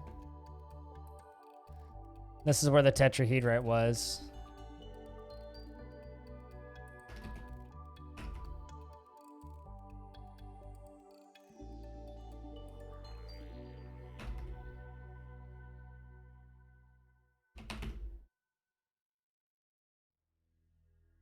Yep, pottery is indeed a profession. But I need clay. And I don't think I have clay. Being said, I do have black sand. So glass is a thing I could do rather easily. I got lots of sand, in fact.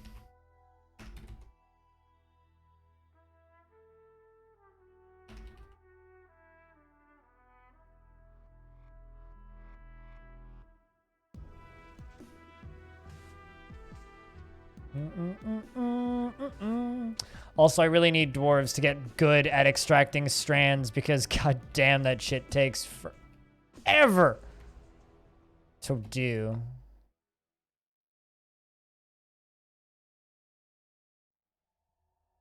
Absolutely forever.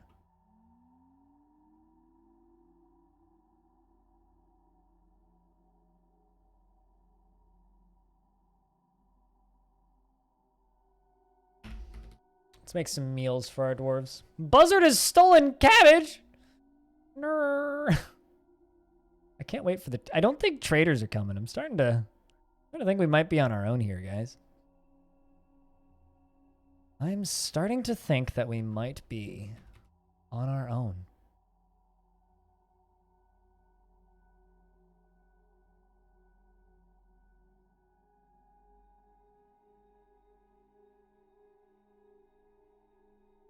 Do you ever just have that sinking feeling where you're like, guys, I think we're fucked? 'Cause that might be this fort. But, you know, we do have 35 dwarves, strong. What we really need is we need someone to go aggravate some zombies to show up. They'll deal with that Petrosaur. The unfortunate thing is that's literally what I was prepping to do when I realized it was on the surface. I'm like, okay, we'll just work on this a little bit more. And then we'll deal with this Petrosaur, but... turns out, nope.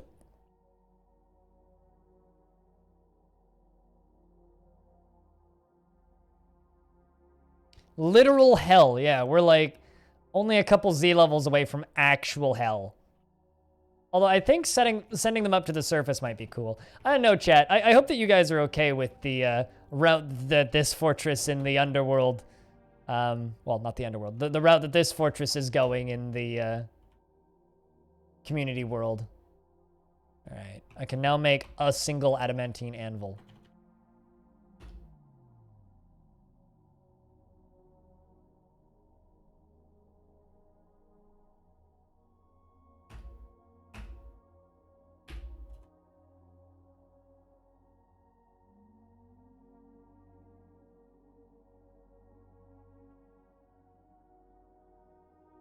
It's hella fun. Would the demons take the world if you let them to the surface? I don't think so. I don't think that they'll leave this area. Although, if I abandon the fortress to ruin, I think they'll take over the fortress. I think that's how that works.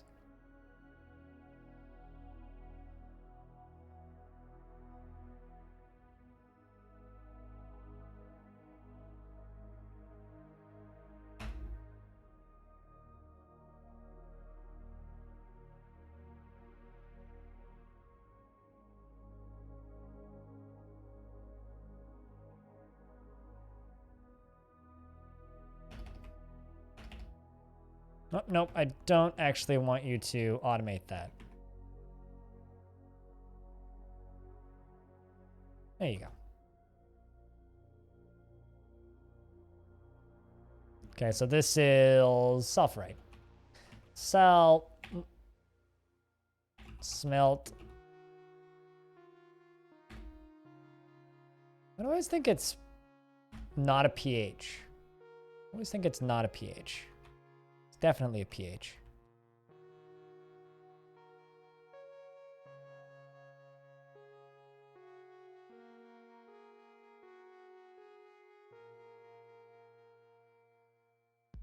That would be a hell of a time to clear in adventure mode. Yeah, I wouldn't want to do that.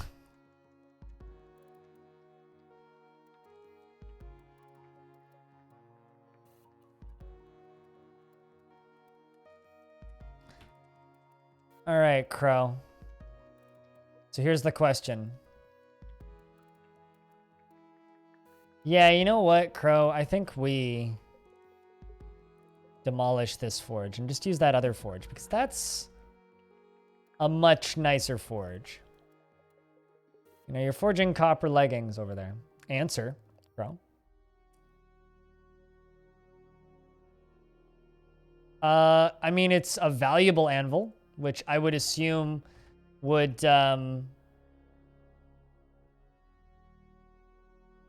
be nicer to use than the other option, or than the alternative, rather.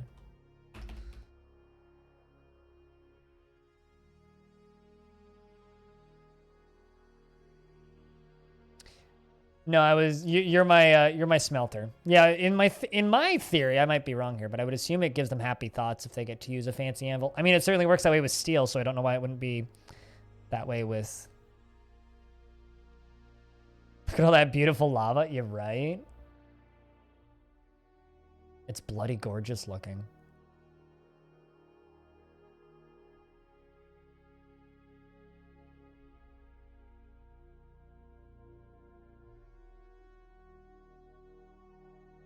Gotta straighten my legs out.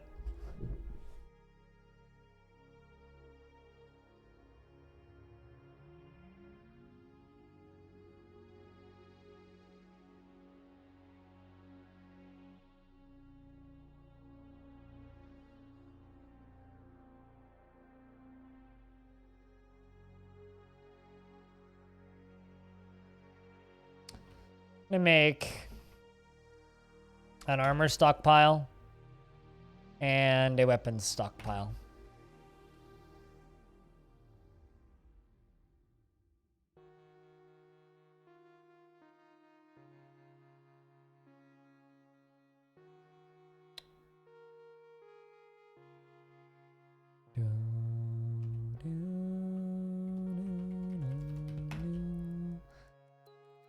Yeah, no, it's a gorgeous magma sea, and now we have zinc.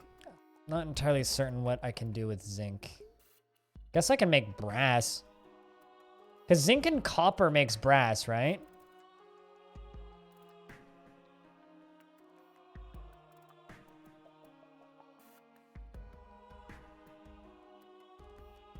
Brass is valuable, so that's good. Good for bins. Guess I didn't think about that. Gopher has made a baby. Congratulations to Gopher.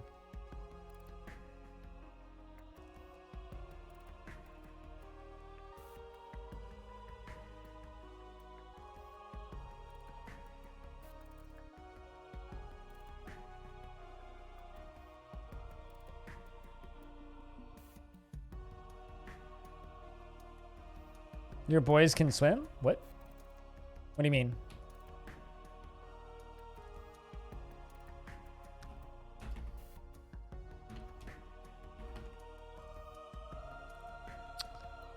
All things considered, I'm kind of shocked that so little fun has happened.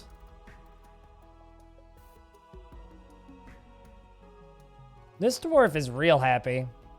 Only killed a Crundle, but you're just ecstatic about everything. Didn't feel anything while in conflict. This dwarf is good. And has a silver warhammer. Yeah, all the dwarves that don't have adamantine battle axes have silver warhammers. Which is good.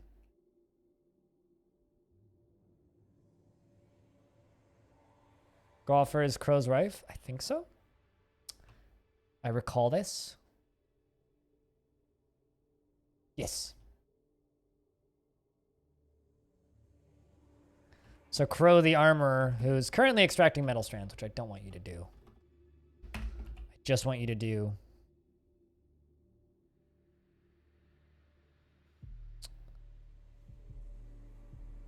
smithing.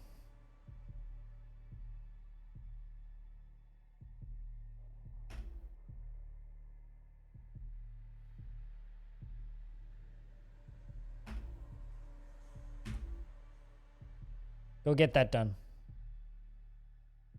Oh, I don't quite have enough adamantine.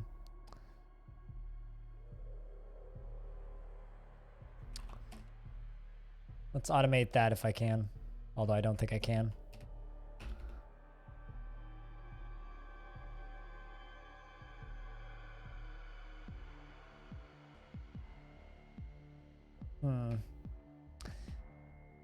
I want to get over here and dig up to this.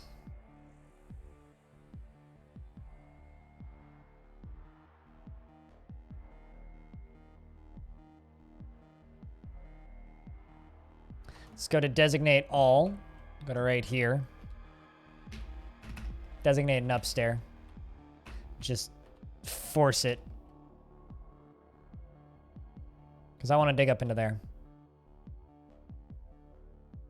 Although almost everybody's either smelting or extracting, so got to pick somebody to take off of extracting. Take you off. We are very much a industry built on adamantine and metals right now. Because it's what we need to do in order to break out of this goddamn fortress. Monster of Brine. We've basically built ourselves a tomb, which is kind of awesome, but also really fucking dark. You know, like, it's literally a tomb that we built for ourselves. I don't know if you guys think that that's as awesome as I do, but I think that's really fucking cool.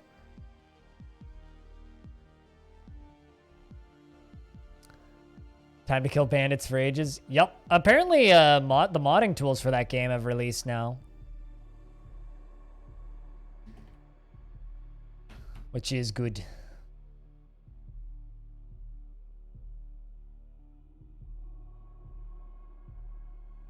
Well, we'd be trapped in here with or without the demons right now. Hey, at least I was intelligent enough to, check where the demons were before just opening it. Otherwise, yeah, we'd all be dead. Although, if I ever want to self-destruct this fort, I just need to go designate one tile, and we all die. It's that easy.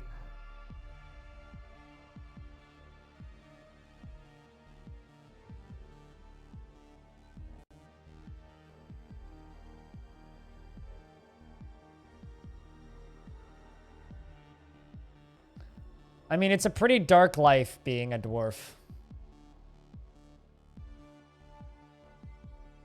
Just in general, if you really think about it.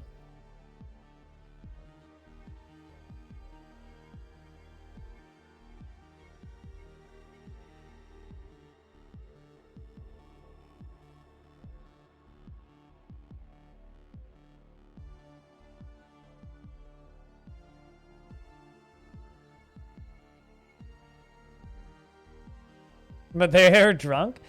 I mean, if you drink as much as a dwarf, then you'd have a pretty high alcohol tolerance, right? How so? I mean, in 2020, sure, but not as dour as a dwarf's life. It's the hard dwarf life for us.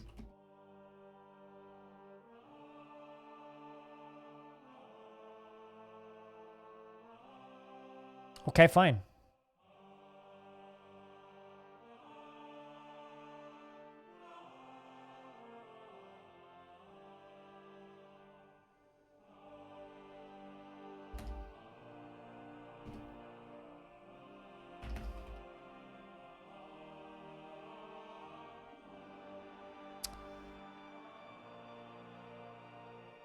Wow, that's a lot of random ore.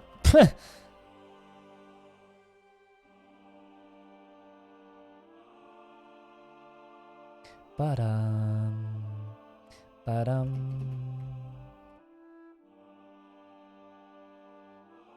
Want to acquire something, eh? You know, you're a pretty happy dwarf. You might be dwelling upon not having a goblet, but you're a pretty happy dwarf, all things considered. How about you, Crow? Like, Crow has some annoying recent memories, but caught in the snowstorm, but felt adoration after becoming a parent. Satisfied at work, euphoric due to inebriation. I think you'll be just fine. Although, I don't want you to be smelting. I just want you to be weaponsmithing and armor smithing, because that's your main job. Very important job it is.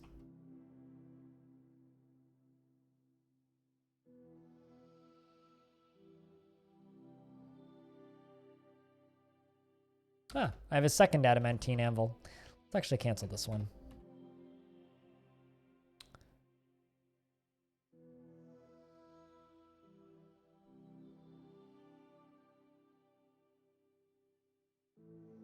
Nah, I don't want to make it out of adamantine wafers. Wait, no, that's a smelter, not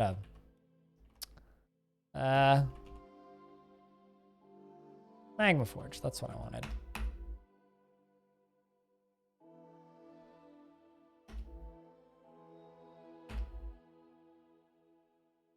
Do do do do do do do do do do do do do do do do do.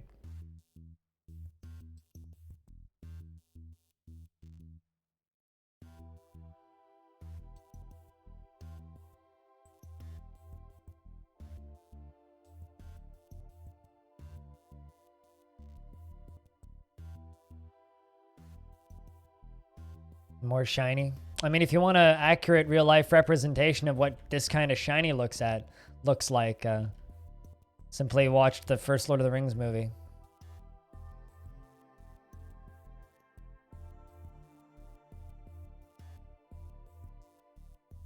Copper cap.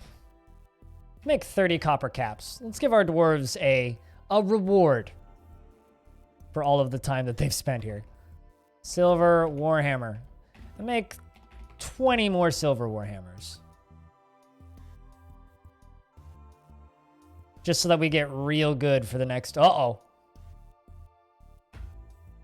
Uh-oh. Uh-oh. Dish not good. Dish willy... Okay, you know what? Fudge it. Fudge it! Let's fight this fucking thing. It's time to go to hell, as they say.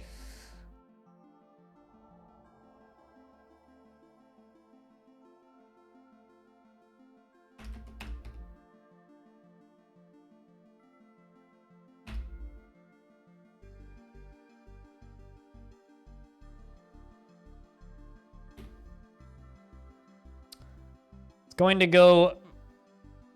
Or very short-lived. I hope amazing. Wait, very short-lived for me or them? Also, what are you considering to be amazing on this? On this?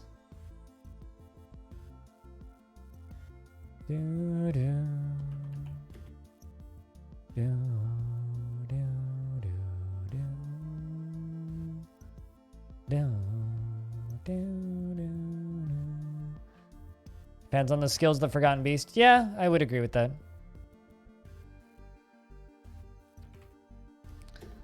Alrighty.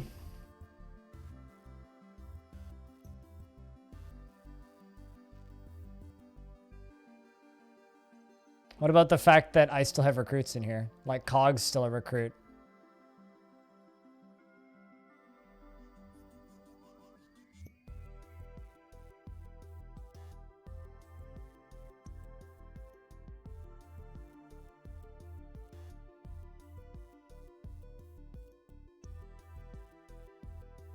It's chasing a horse.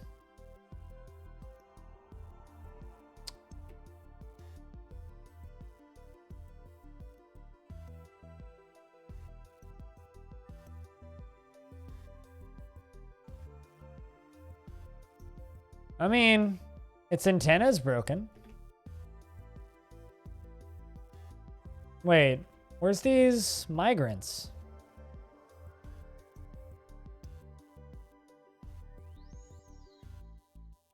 I mean, it didn't fight them.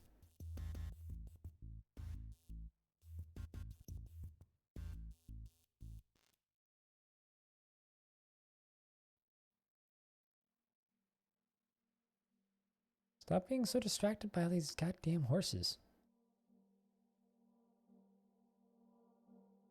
It's kind of an annoying beast, frankly. Like, animal is right up here at the front, right? Like, yeah, he's just an axe dwarf. He's an adequate axe dwarf. He's geared up with copper greaves, shield, adamantine battle axe, copper helm, copper mail shirt. It's pretty geared up. Ah, let's unforbid it so that this thing knows it can path in here. That's the problem. The doors are forbidden. Ah, there's the new arrivals. Here they come.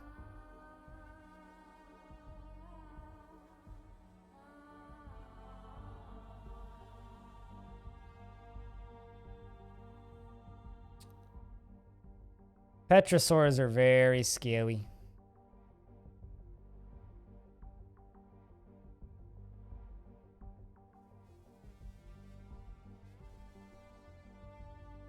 Still no combat.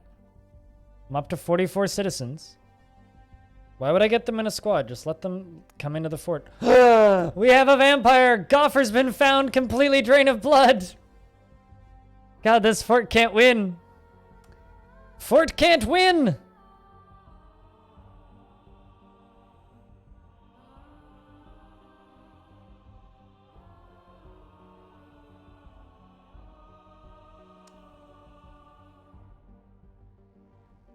Rip Coffer, yeah, indeed.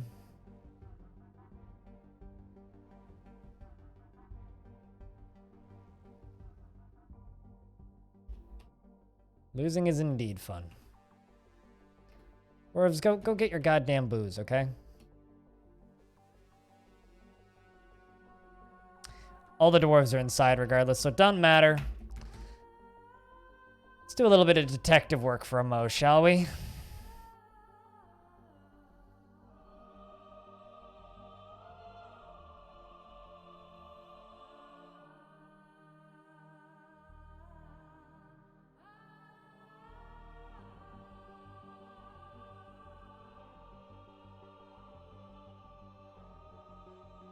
You got eaten by a vampire.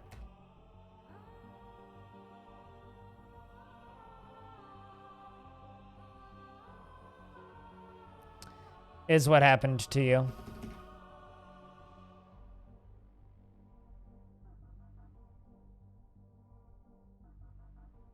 Just seeing Goffer die.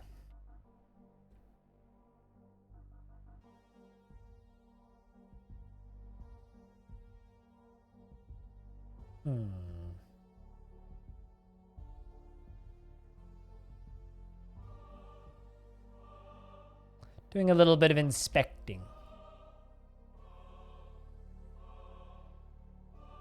Found it.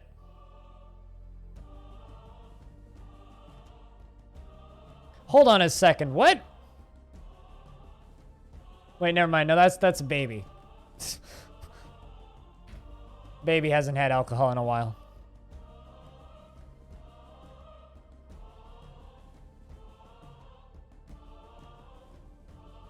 No, it can't be the baby. That baby was born here. I didn't realize that was a baby.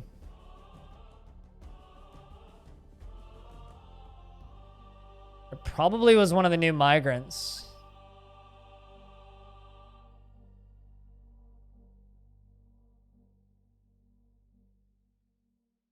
It's the perfect cover. Yeah, I doubt that.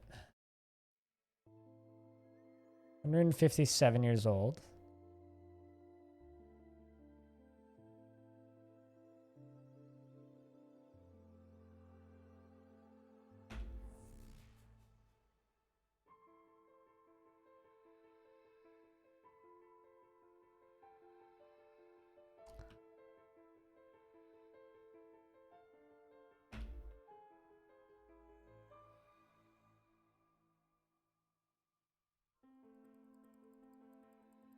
Well, I mean, it's not you.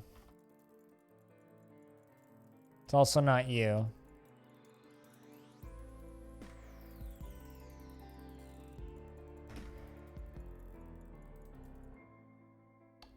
Gotcha.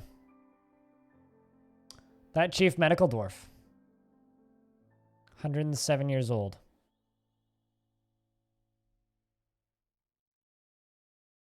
That... Hold on, did you kill him? No, you didn't. But you saw Gofford die.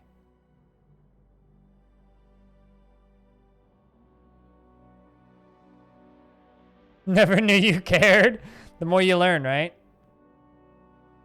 Can't be this dwarf. But this dwarf saw them die. Which is interesting. You're horrified reliving seeing Gibbs die, but you're fine. It's not the one that's asleep on the floor. We know that much. You were euphoric due to inebriation. You were euphoric due to inebriation. You're sleeping. You're sleeping. You're fine.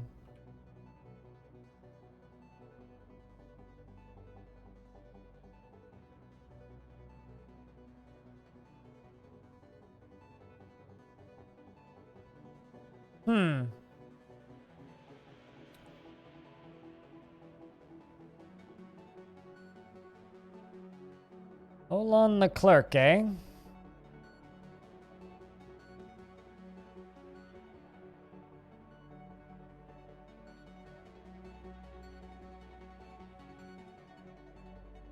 Yeah. Also is a legendary reader.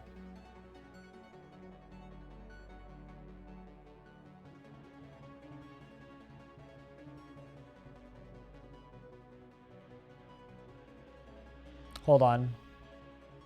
Just let me go up here and lock these doors real quick. Cool. Let's turn off the burrow. And I'm going to do this the legit way, by the way. I want to try questioning this person. You know what, Ryan, we'll let you be the sheriff and hammerer. Just for now. Because I know it's not Ryan.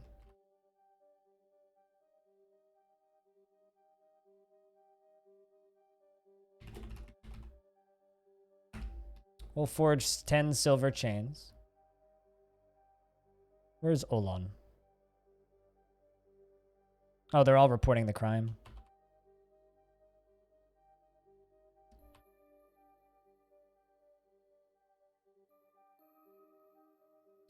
I'm going to give an unfortunately horrible setup to my poor, poor sheriff.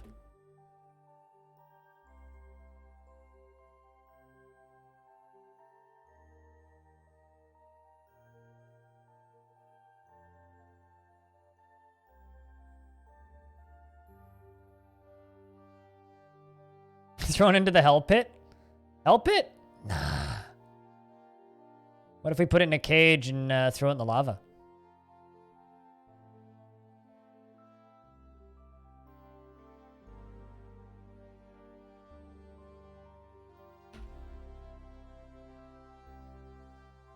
Just asking for a friend, you know?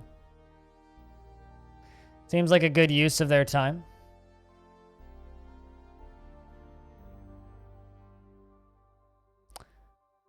But,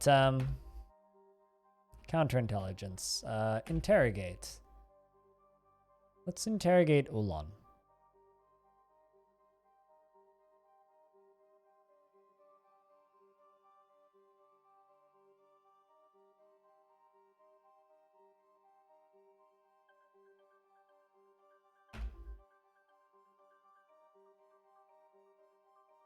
While I literally make an office for my fucking sheriff.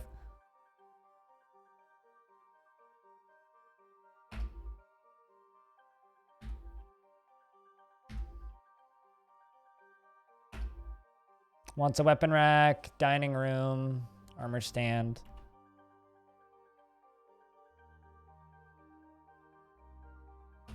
just gonna make you a single adamantine armor stand. Did any of them accuse anyone? No witnesses, no. Not yet, anyway. Although, I don't know if they've actually reported the crimes fully yet.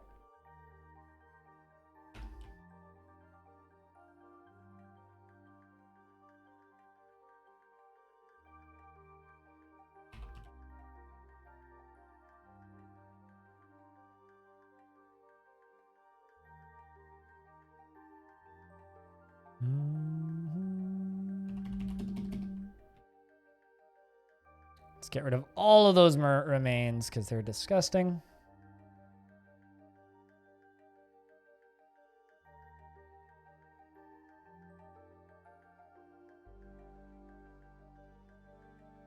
At least we got plenty of booze. All right, Ryan is smelting ore, which is fine. Now you're going to go interrogate the clerk. Let's see how this goes.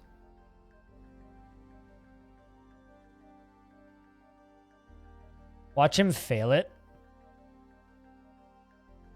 Also, I'm low-key shocked we haven't been filled up with ghosts yet.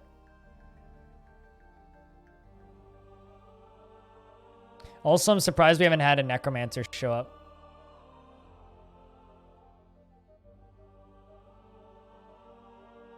Subject was too afraid to not comply, and we didn't get any information.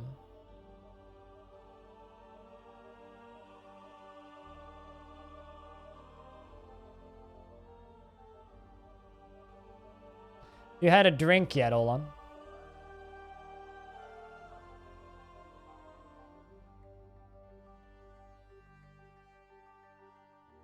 Means it's not them. Still suspicious. I'm gonna watch them until we're certain.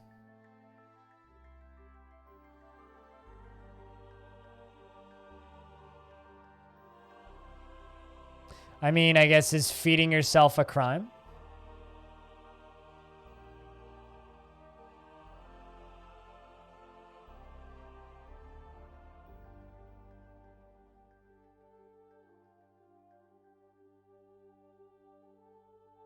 She might also just be much better at lying.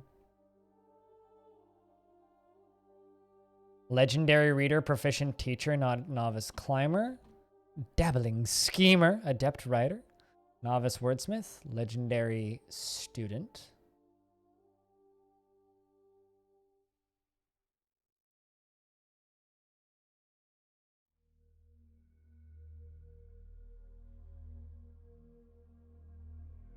Well, who was it who saw him die?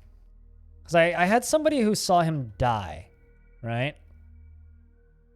Schemer, definitely a vampire. It might just be lying.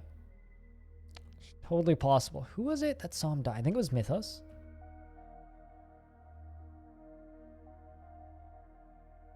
You. Let's interrogate you. Because you saw him die.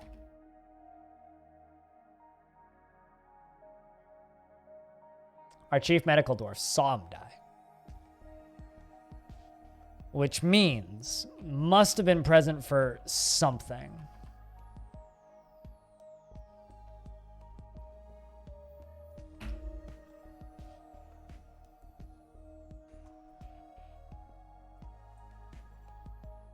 I can't. You're outside in an area that is... Wait, hold on. What? You're trying to report a crime still. Interesting.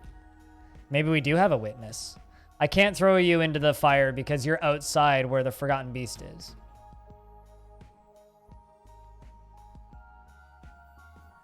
So I literally couldn't, even if I wanted to.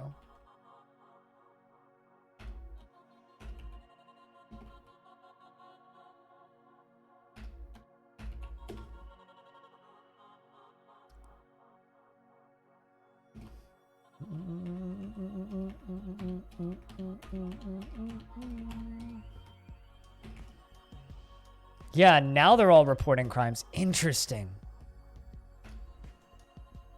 Do we have witnesses?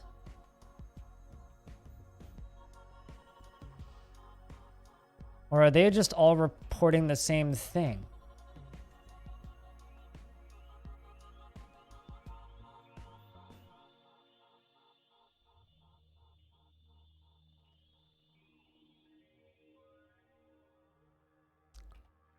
I think I need to take Ryan off of the metalsmithing job.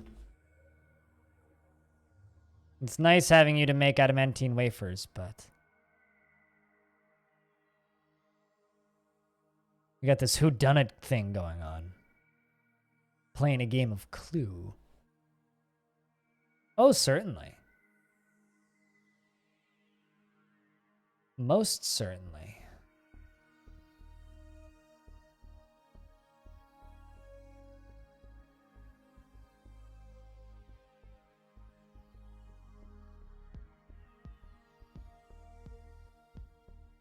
There you go. It would be ironic if the doctor's a vampire, you know?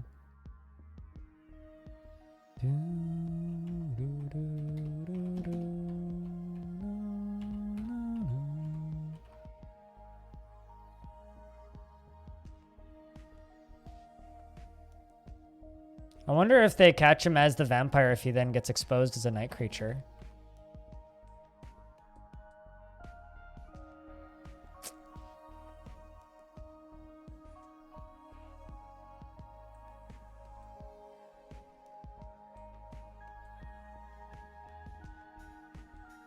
What about our manager?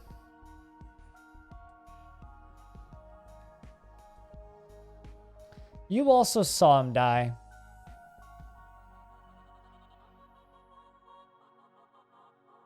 You're sad after being separated from a loved one. You just showed up and were really good at all of the organizing stuff.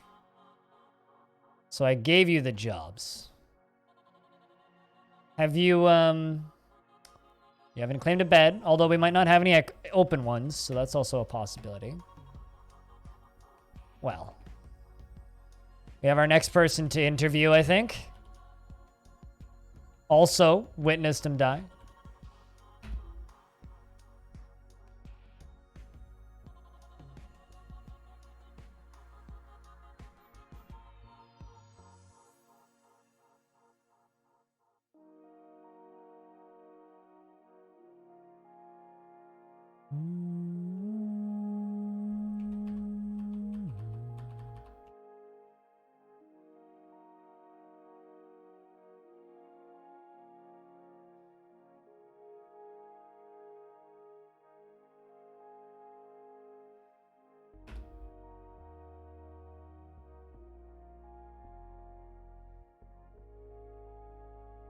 Interview scheduled. All right, Ryan.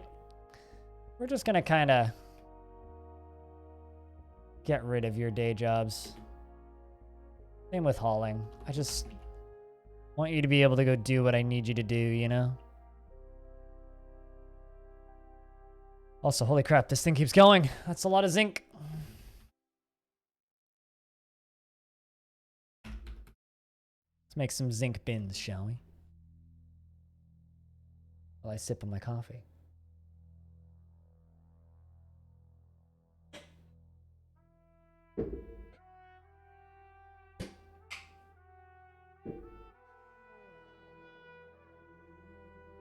I kind of love how inaccurate these captions are sometimes.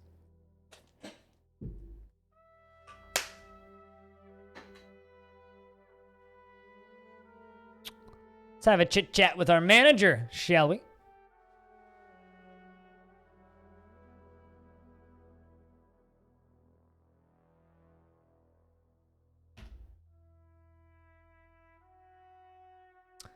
Ryan met with the subject and made intimidating remarks in order to elicit information. Subject was too afraid to not comply and confessed to the murder. The subject revealed that Mistum is in fact an assumed identity, and the subject's true name is Coulette Sparkle Sabers. Anybody want to look up Coulette's sparkle sabers? We got you. We got you. You know, I'm actually going to screenshot this for possible future reference.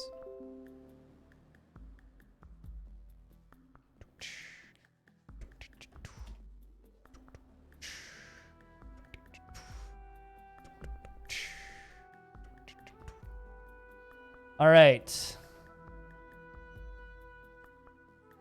Interesting. So now, time to make a prison.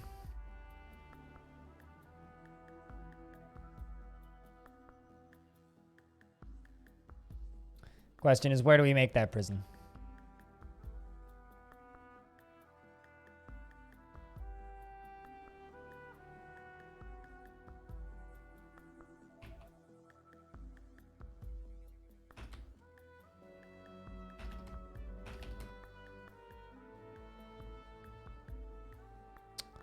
As we engrave memorials.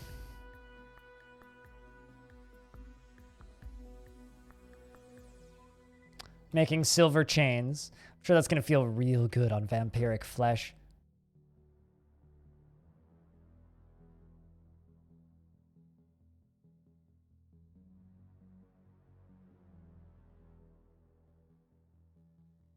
Can we put a statue of Goffer in his cell? In his cell? I don't know about that. I mean, he's not going to be in prison forever, and we need to figure out what we're going to do with him after he does his time for the murder. Because currently, I don't know what we're going to do with him.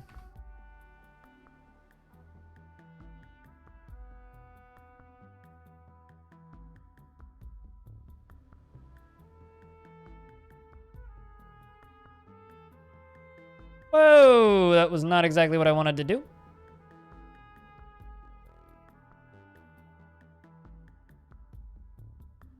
Well, that's okay. Can fix that.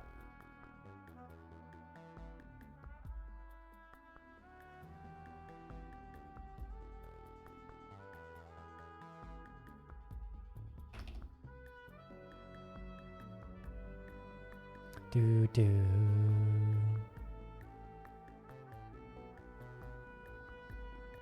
Although this suddenly lets baddies come in that way.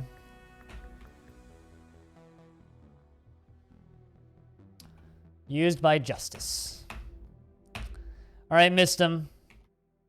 You are our manager, but you're about to be demoted. And you're currently meditating on Jules for the murder of our dwarf Goffer. Also, by the way, I'm just going to put these memorial slabs right here.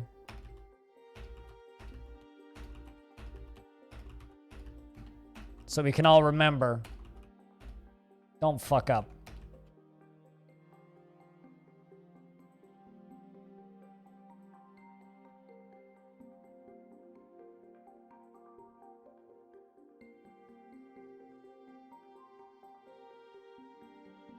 What's going on? We had a slight vampire problem who murdered somebody, and we figured out who it was.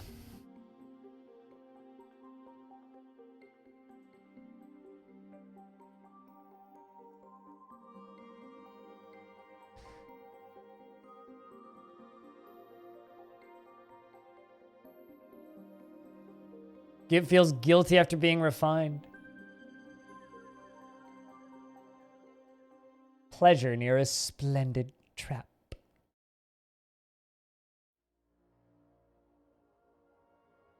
So how long do you get in prison? 224 days in prison.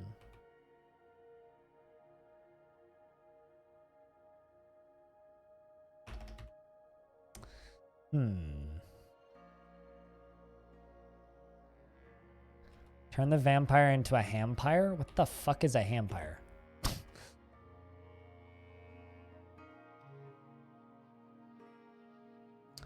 Yeah, but I do need to worry about what we're gonna do with them afterwards.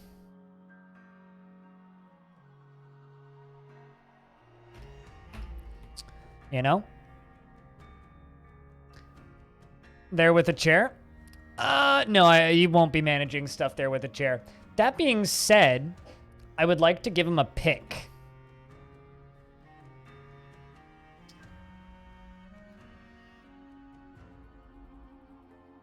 And he will be free to make himself his own fortress.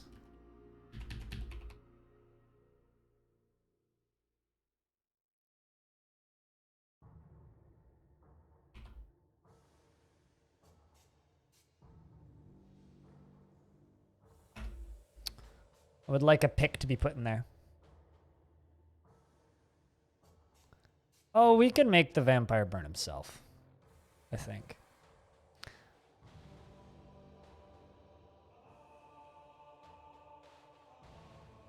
I hate that they keep canceling for no water source because there's certainly a water source right here. Throw him into the hell pit? Oh, we don't need to throw him into the hell pit. He can go there himself. Why do we need to throw him into the hell pit?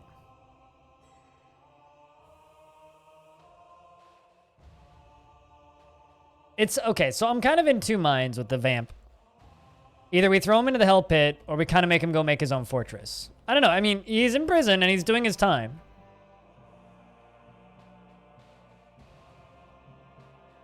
So I don't know.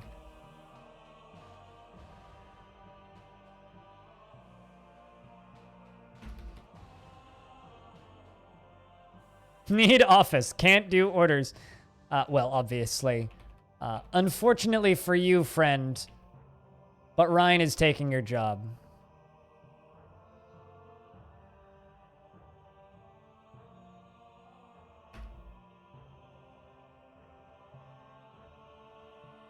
He'll learn.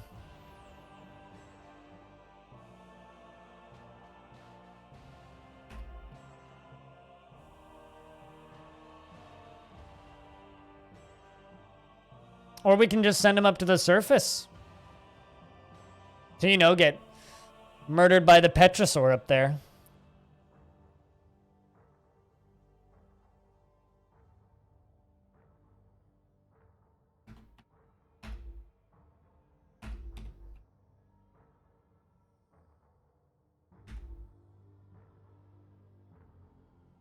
You need a weapon rack and an armor stand.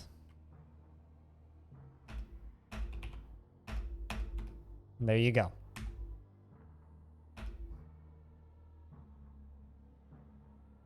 He's decently happy. Fort's still on bunker mode. Fort is definitely still on bunker mode. Less on bunker mode now that we know who killed that person, but still unfortunately on bunker mode. Or fortunately on bunker mode, depending on your take, stance, and opinion.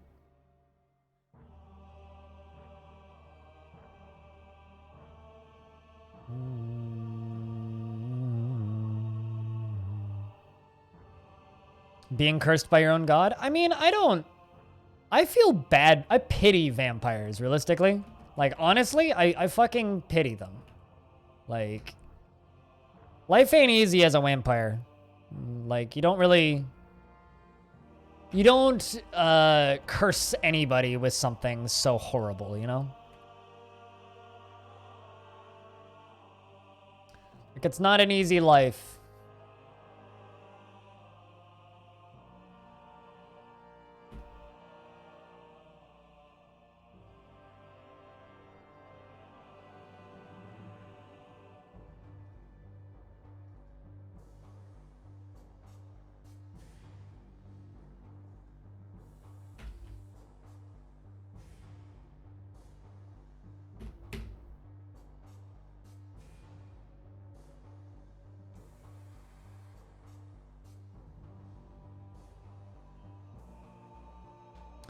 At least we have meat.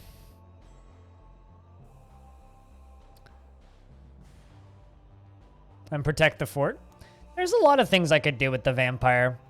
Which is why I'm saying dropping it in the magma, while the most amusing at the time, isn't necessarily the best use of a vampire, you know?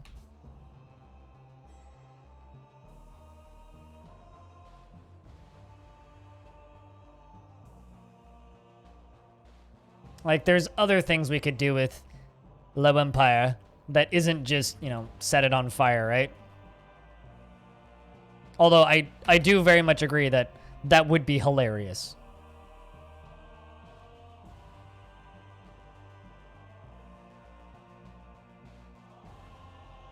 I wonder what Ryan thinks of his new job. Feels pleasure. We have our own fine bed and blissful dining in a very good dining room. Frustrated considering security of cages and lack of chains.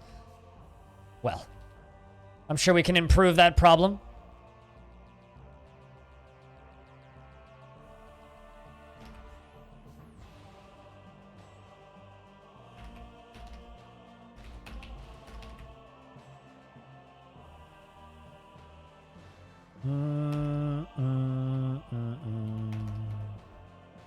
That's not what I wanted.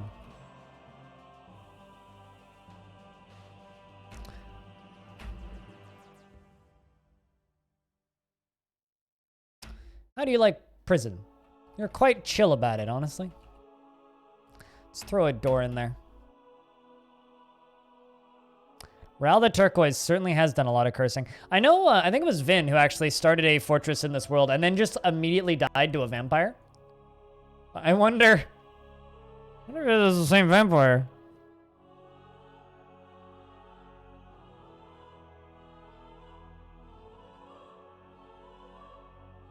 Anything interesting about that dwarf itself and their true name?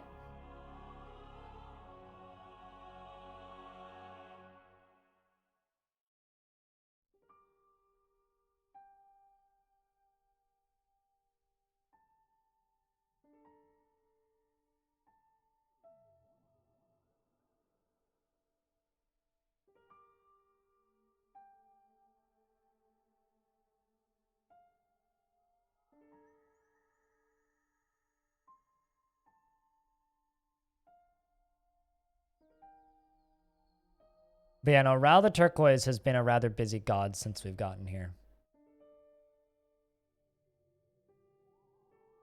Kind of want them to forge those picks. Why haven't we started working on those?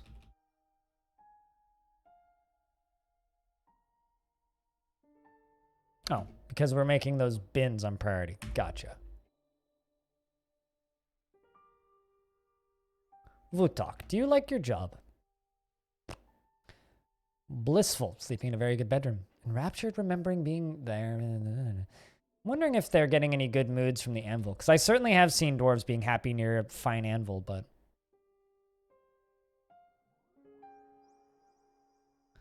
Let's also just, like, get rid of a bunch of this stockpile for right now. Just so that it'll specifically be stored in that vampire's room. And then I can just lock the door. And when the vampire's prison sentence is over, well, they can go make their own fucking fort. You know what I'm saying?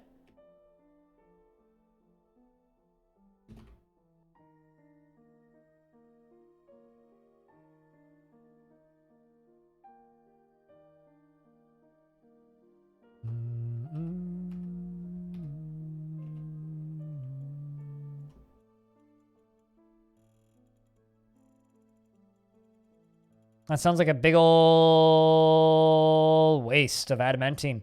But what about it?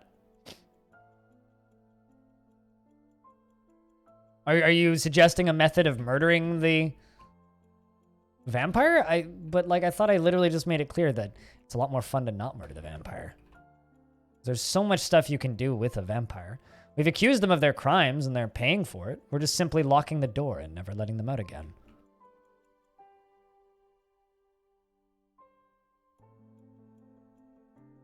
Oh, would it give some good thoughts? Hard to say. Hard to say, honestly. Just seeing the fancy lever. I mean, dwarves that like levers, but it's kind of the same for dwarves that like anvils, right?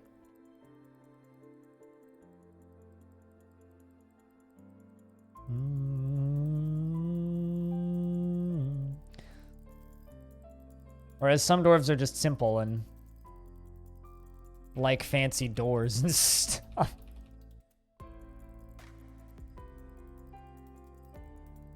Do you have... I guess you don't have a weapon in there yet.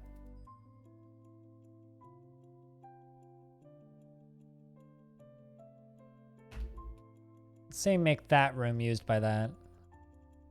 Because someone should certainly haul this up here.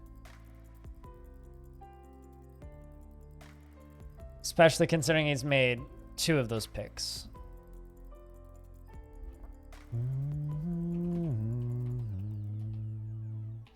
Set that one to be used by Justice, and that one to be used by Justice.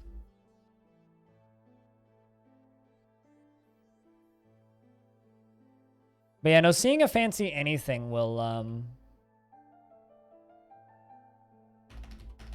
give them good moods.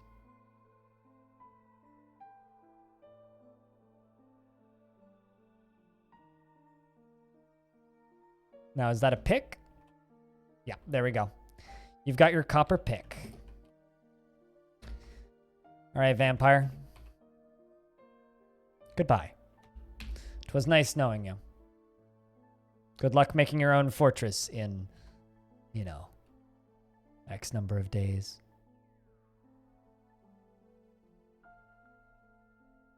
I wonder if they can deconstruct their own chain.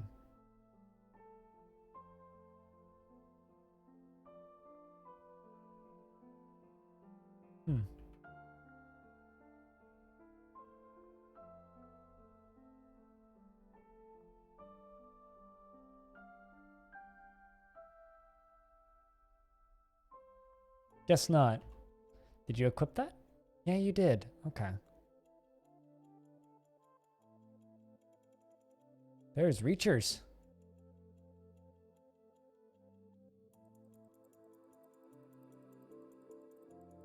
Against logic? Lies without limits? That's a really good title.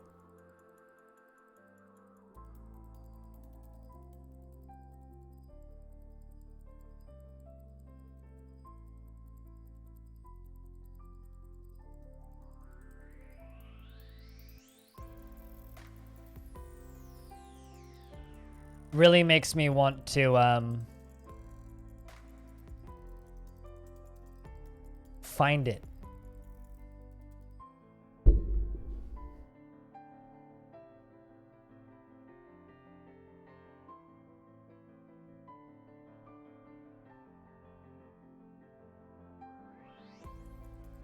This is a copper spear. All craftsmanship is of the highest quality. And it's in a field in the middle of nowhere, eh?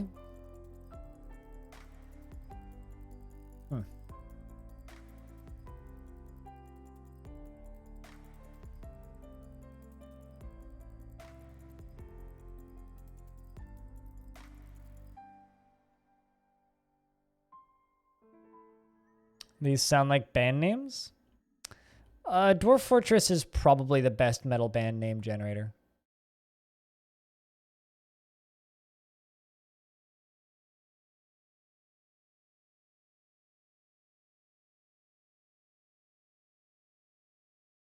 Only have so many known artifacts.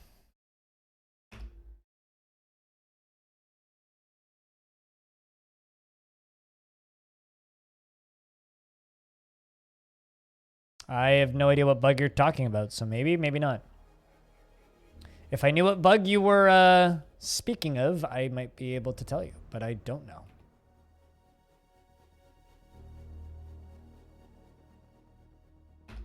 And there we go.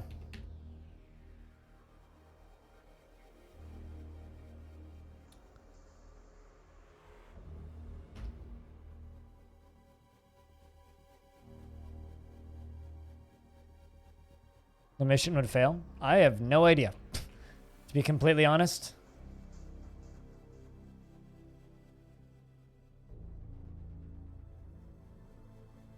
Man, I really want to figure out a way to use those demons as defense, but fuck if I know how I'd actually use those demons as defense, you know?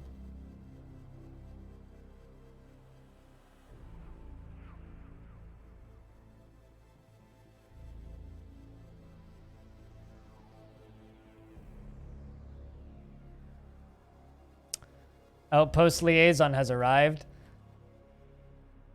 Uh-oh. This is a problem. Where's that uninvited guest? Well,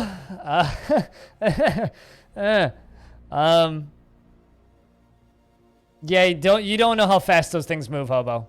Let's just say they might as well be able to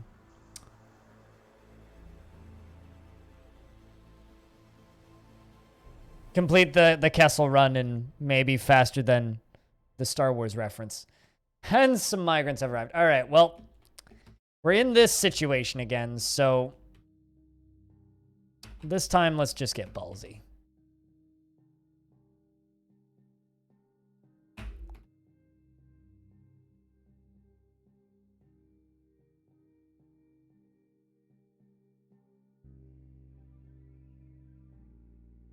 And it has started raining. A Hall of Waxing, a farmer guild, has been established. Found the bone carver dead. Turning off the job orders. Letting the new dwarves come into the fort.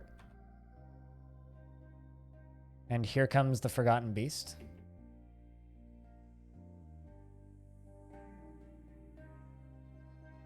It is going after my new migrants, and here it comes. Melville the Beekeeper, you are a lucky fucking dwarf. Or a very unlucky fucking dwarf. Oh, you're a very unlucky fucking dwarf. Ooh. What kind of beast is it? For those of you who haven't seen, an enormous petrosaur with lidless eyes. It has a pair of fan-like antennae and it squirms and fidgets. Beware its deadly blood.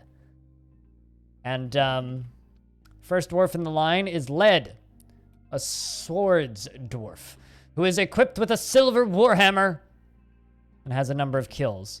And, we are in combat with it. The Forgotten Beast begins the fight shortly after murdering the Bone Carver. The Swords Dwarf attacks the Forgotten Beast, but he jumps away. Swords Dwarf bashes the Forgotten Beast in the head with his silver warhammer, fracturing the skull. The Marks Dwarf bashes the Forgotten Beast in the lower body with his silver warhammer, bruising the muscle. And the Swords Dwarf bashes the Forgotten Beast in the wing, bruising the muscle. The fight continues. Melville, the beekeeper, has been found dead. They only just noticed the dead body that died right in front of them. Mark's Dwarf bashes the Forgotten Beast in the lower leg. With the silver warhammer fracturing the bone, a Swords Dwarf does the same. Let's just tell them to kill it. Move a couple turns. As they all start to move in. The fight continues. There's blood on the walls. A lot of blood on the walls. Forgotten Beast misses, because it's blocked with the copper shield. Axe Dwarf hacks the Forgotten Beast in the lower leg with his silver battle axe, tearing the scale. The Force Bend twists the left leg. Axe Dwarf strikes it in the third foot, in the pommel of his adamantine battle axe, bruising the muscle. I'm not too worried. I think we've got this. They've got it on the ground. There's more blood on the wall. It's exhausted. Hammerdorf bashes the Forgotten Beast in the left leg with his silver warhammer, fracturing the bone. Militia Commander hacks the Forgotten Beast in the head with his adamantine battle axe, tearing apart the muscle and fracturing the skull. The fight rages on, and the Petrosaur is dead.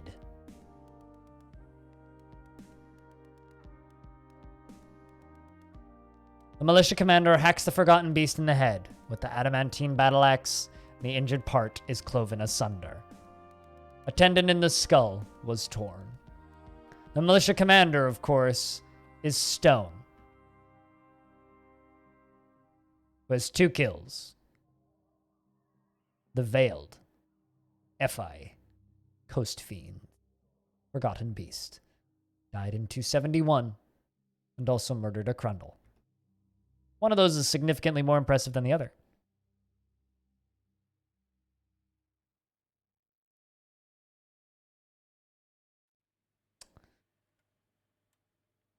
And now we find all the dead.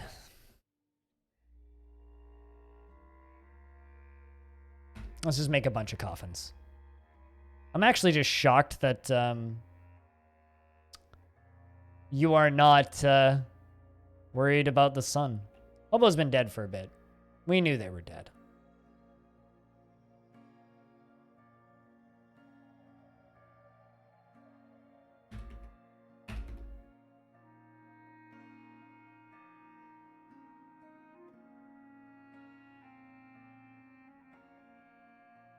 I got very confused for a second there when it said a zombie giant sponge had given birth to a girl. This makes a little bit more sense now. Took me a moment. Apologies. I was like, what? Exactly?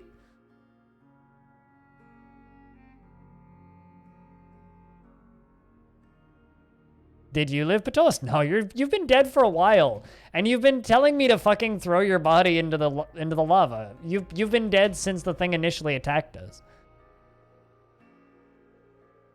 So no, you are dead, very much dead.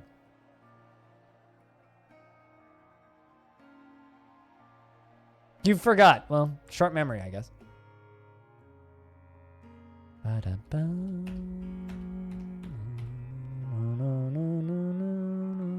No, we're gonna put you in a coffin. Give you the proper respects. All right, now that we have access to the surface again.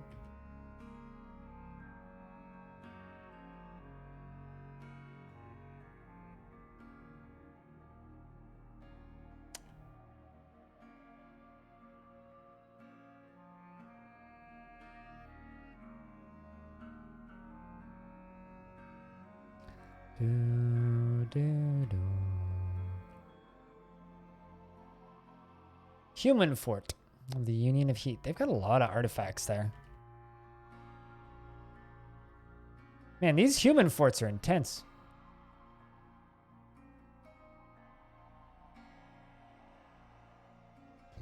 This tower has books about Crypt Combine in it? Huh.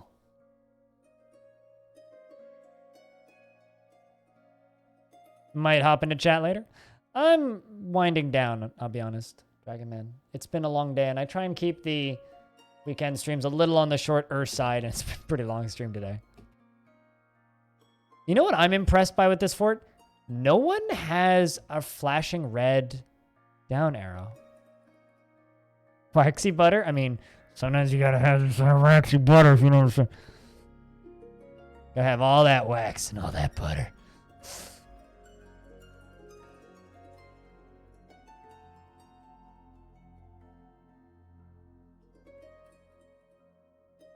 That's a big old disappointment.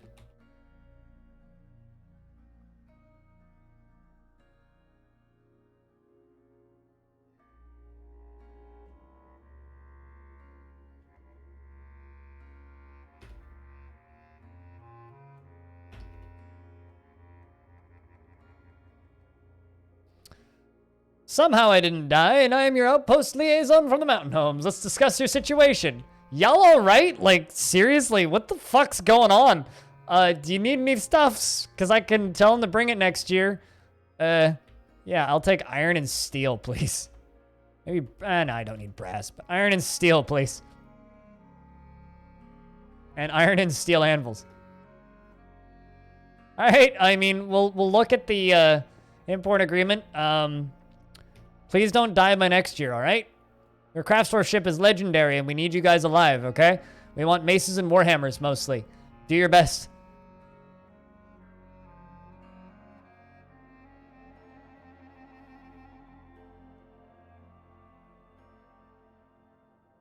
I kind of like the idea of, God, how are you not dead? I should just go demand tribute from all of the elves, and then every year just dump all of their tribute into the lava. For no particular reason, just because I should. Kodal, you're a peasant, right? Yeah, You don't seem to care too much about seeing dead bodies, which is good. You dream of creating a great work of art, and You're focused with satisfied needs. You're quite polite. You're incredibly brave in the face of looming danger. And I've never seen you before, but you're making your own squad. It's going to be called the Whirling Golds, apparently. And you're going to go train with those dwarves.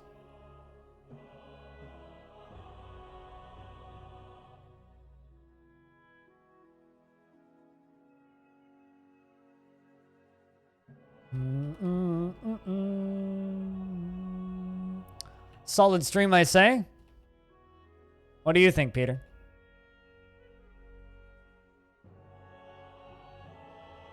How are we doing on adamantine? We got one adamantine wafer. Oh, we could do better.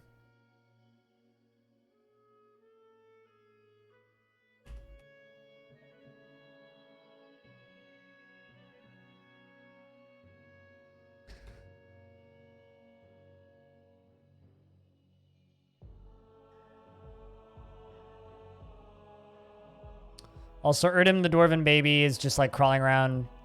Although they are apparently giving it water, which is good.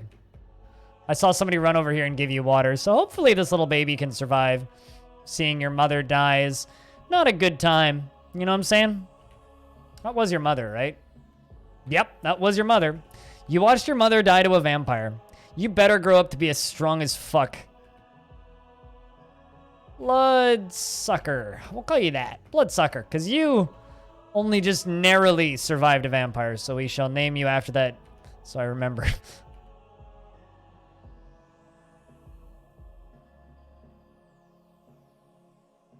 Yeah, totally.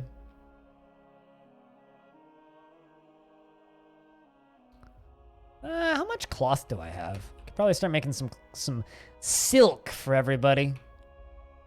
Oh, we got plenty. Silk. Dress, 10. Silk. Robe, 20. Silk. Trousers, 20. Silk. Tunic, 20. Silk. Gloves, 20. Silk. Mitten, 20. Silk. Cap, 20. Silk. Hood, 20. Silk. Socks, and then shoes.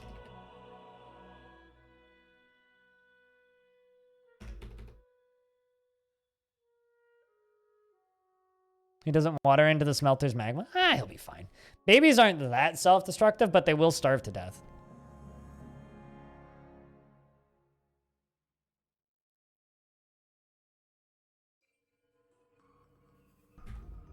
I don't know. I'm just shocked more dwarves didn't die out there on the surface. That's the truly shocking thing to me.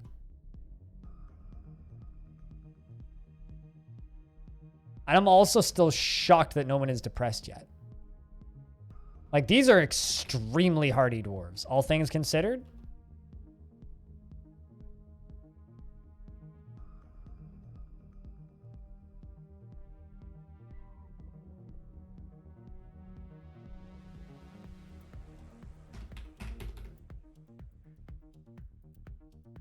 Let's get some strands going.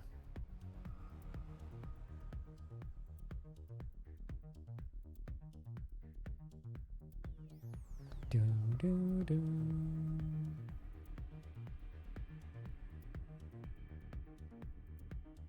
This is a cool visual.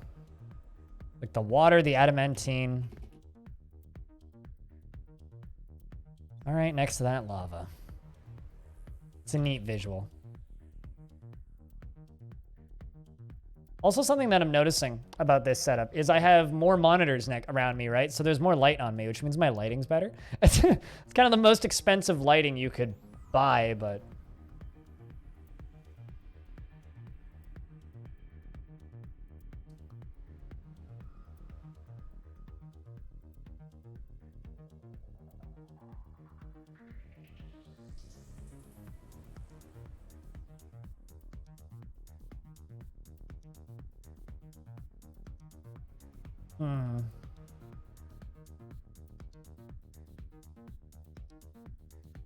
Let's get up here. I gotta be careful. It might just be totally clear up here. I might be able to just dig right into it, but... I'm gonna check first.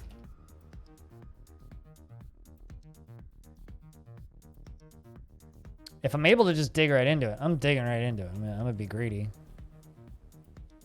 'Cause this is the top of the spire.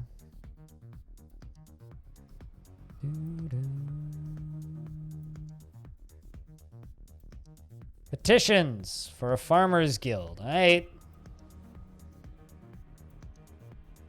It's probably safe, but can't be too safe.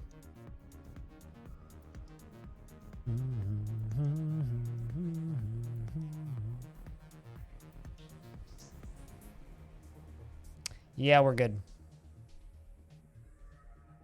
Oh, did I engrave it? No, that's the wrong one. I engraved it. I didn't mean to do that. I meant to put fortifications there. Whoops.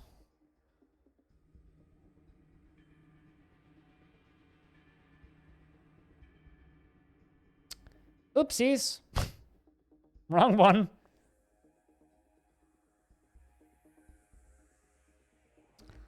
All right, let's just smooth all three of these.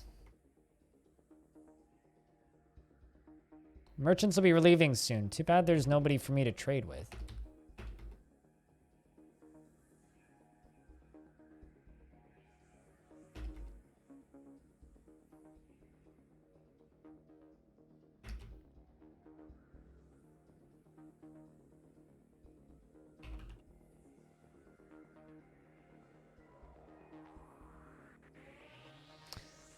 Balam, balam, balam.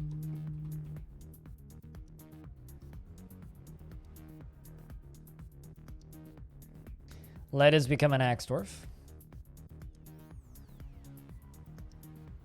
See how much adamantine we have. Only wafer 0. Let's make some wafers.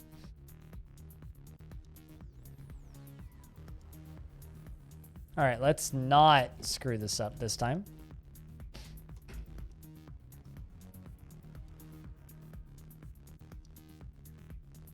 Didn't realize you could carve fortifications on art, but I guess you can.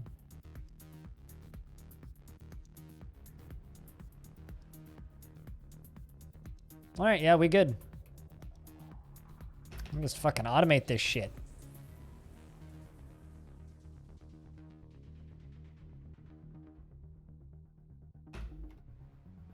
Get her done. Mine it all out. Uh-oh. Full tag has been taken by a Fey mood. Well, go make us something cool, Dwarf.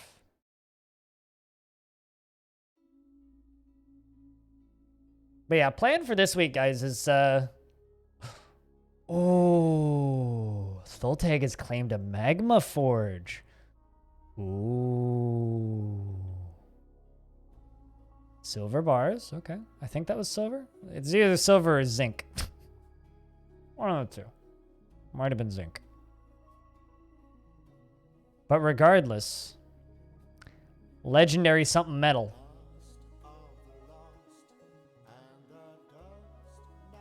Buffalo calf bone.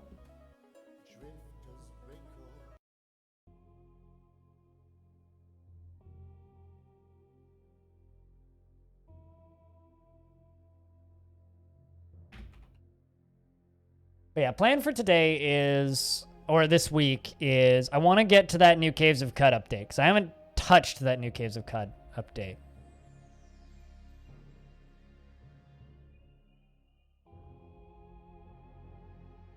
Excuse me?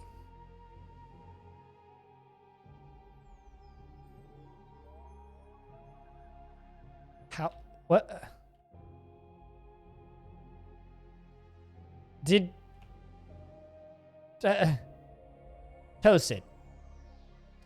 Did you just die to like 10 crundles?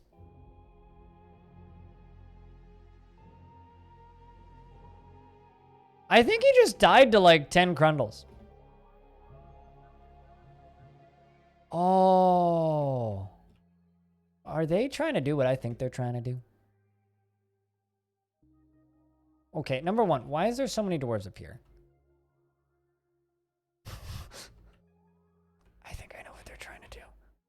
They're trying to go mine. But can't. Whoops.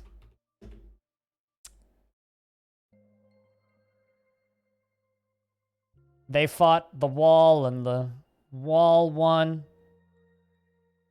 They fought a wall and the wall won.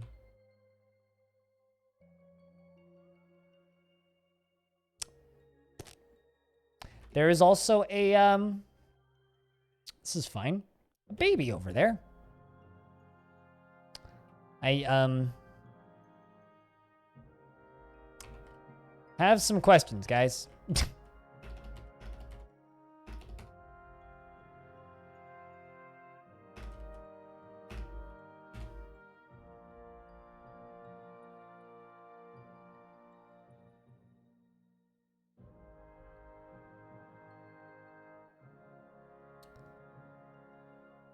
Um,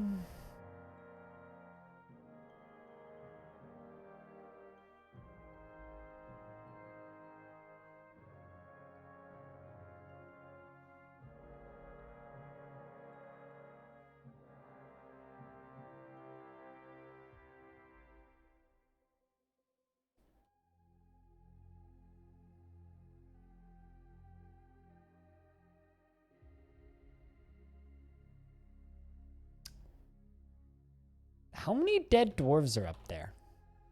Just the one? Okay. I'm not sure how that happened.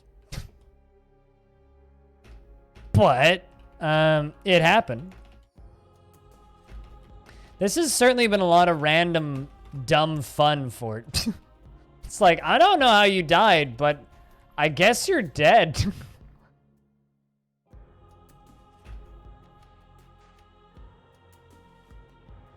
Like, did you really die to a Crundle? That's just fucking embarrassing.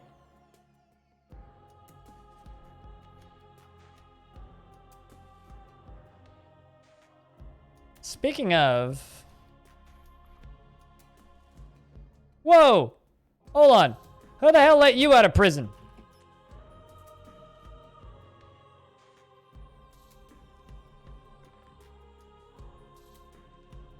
Hold on. Wait. Who let the vampire out of prison, guys? Come on. Like, you have one freaking job. And it's don't let the vampire out of prison. And you know what you went and did? You let the fucking vampire out of prison. Like, really, guys? I'm so unimpressed with you. I thought I locked that fucking door. You don't think that's the vampire? Wait, what? I thought that the clerk was the vampire. Oh. No, never mind. Mistum's the vampire. You're right. Also, the vampire is now my elected mayor. In other news, he's still in prison for another 153 days. And he's my mayor. And he's banned export of scepters. I mean, the door is locked, so he can't come out.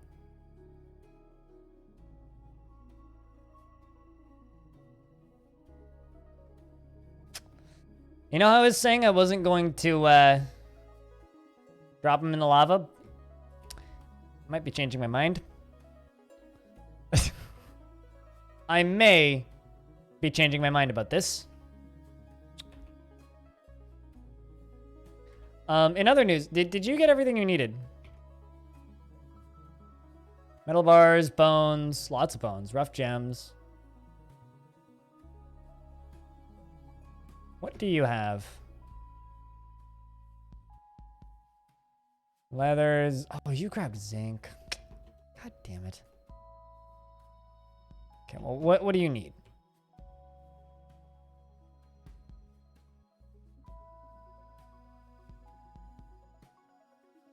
More bones.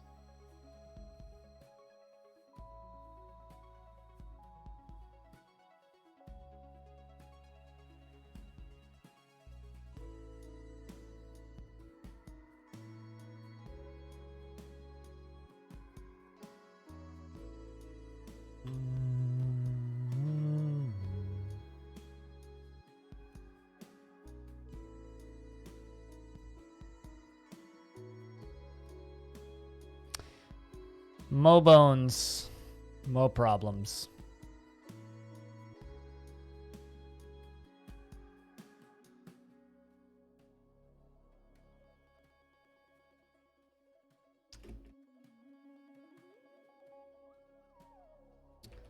Also, now that we have this, I'm just going to, you know, block this. Dig out these and block that as well.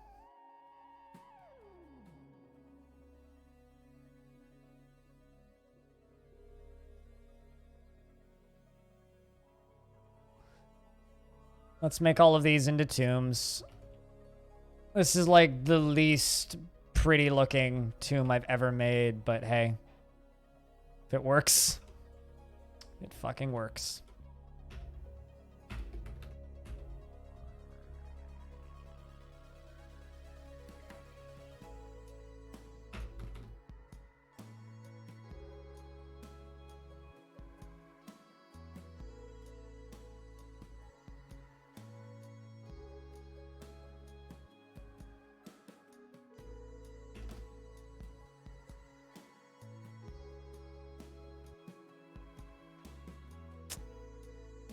Yeah, I'm not thrilled with my dwarves electing the vampire mayor. They're all just like, yo, he's a criminal. Yeah, that's fine.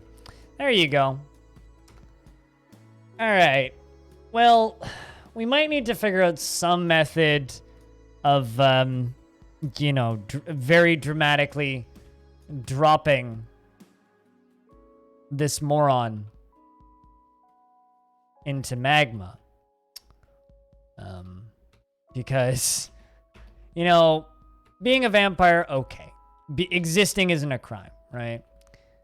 We'll gladly let you just be a vampire and leave us alone. But being a vampire and also being my mayor, I can't let that happen. That just won't do, you know? It just won't do. I really wish actually... How about this? We let him stay my mayor, and I let him dig down into hell by himself.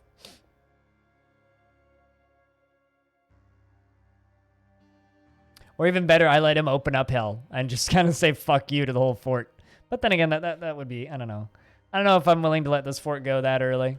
This fort is kind of a hellhole, though. It is full of bits and pieces of creepy crawlers all over the floors and various olms and cave spiders and other kinds of things all over the fucking ground. Like, it's a disgusting hellhole with a literal hole to hell in the middle of it.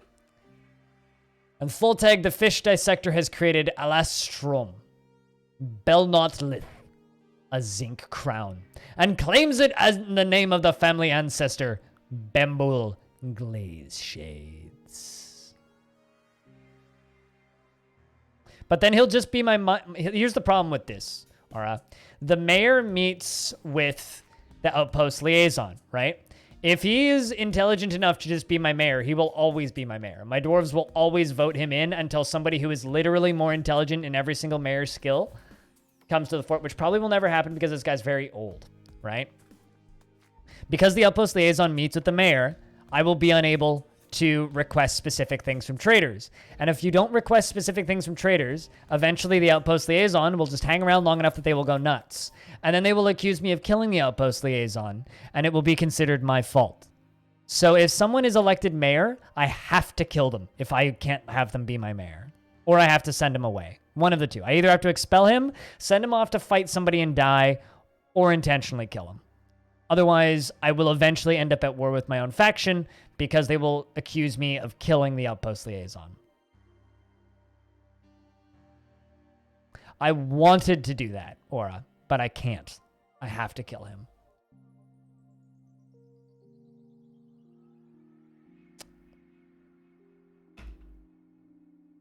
This is a zinc crown. Kiss speaked, the Grey Ruin. It is decorated with turkey bone and encircled with bands of water buffalo bone. This object menaces with spikes of zinc and giant raven leather. On the item is an image of Rith Palistake, the dwarf, and Muster, breach Zents. I lost my spot. And subject menaces was on the item is an image of Rift's Place, Sense the Dwarf, and Muster, breach Zeniths. Just sweetness, the giantess in pipe opal. Mustor, the just sweetness, is striking Rith, place stake. The artwork relates to the killing of the dwarf Rith by the giantess Musur on the just sweetness in the present fields in 57. All right, so you, dwarf, are now an expert metal crafter and are going to have that job for a long time, I think. And now there's Crundles climbing into the fort and, you know, fighting with us. It's going wonderfully. Wonderfully, let me tell you. Oi, absolutely wonderful.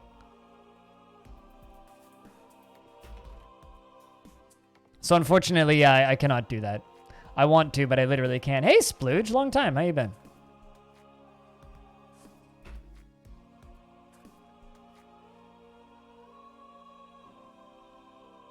Your people talk like that? Talk like what?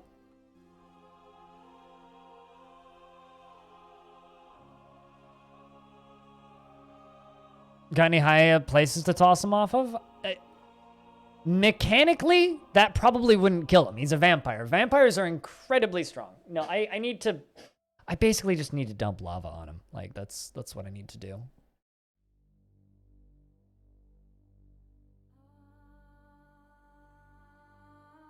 Now, what I'll do is I'll zone an area as his office. Oh, now he's going insane. He's been under a great deal of stress. Time for flash fry? Pretty much. So once his prison sentence is over. But that's still a while. I mean, how about this? Right? Let's open up this door. Make a new squad. No uniform. And add you to it. Hey! Missed him. Since you are our grand, amazing, wonderful leader, I think it's time that we let you out early. What do you think?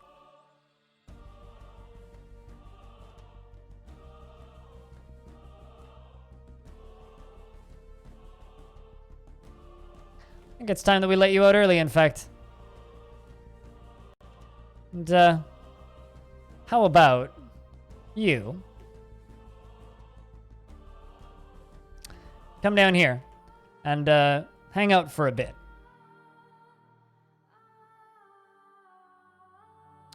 Because we have a very important task for you, Dwarf. We need you to oversee the work that our great forges are doing. Now, stand there, very still. Well,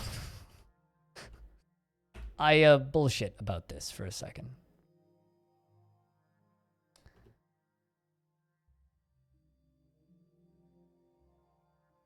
I mean, it doesn't matter what we use. Let's just use marble.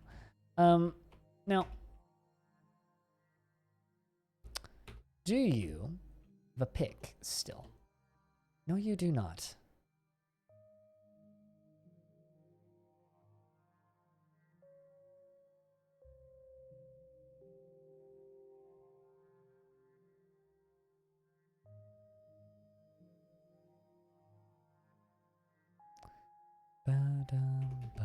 I'm going to make this out of a material that's closer.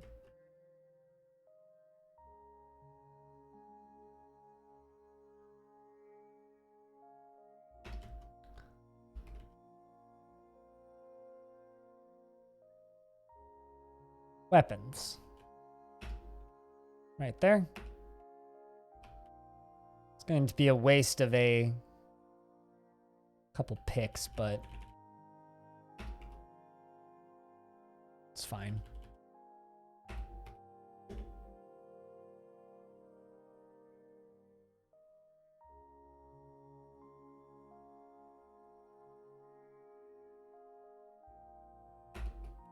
There we go. A little bit closer.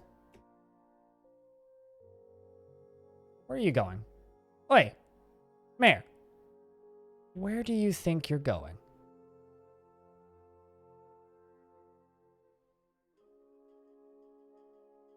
To murder somebody, I think. Is where I think he's going.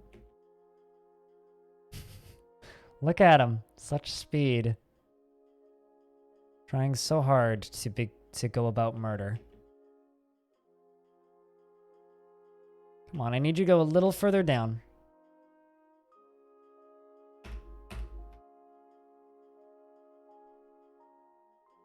Come on, just get on the other side of it.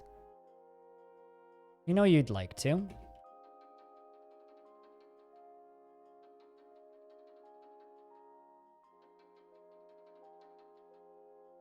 Kind of having a hard time. You're kind of making it hard to murder you right here.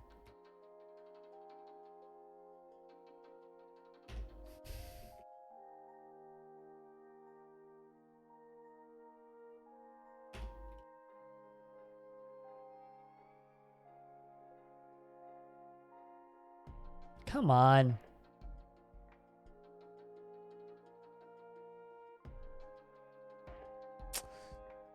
This dumb mayor is frustrating me here.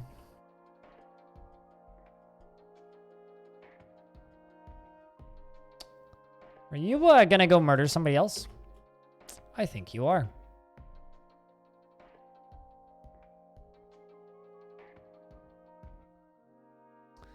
And there's nothing I can do about it. It's nano chip. This might be a horrible idea. Oh boy. This is probably a horrible idea.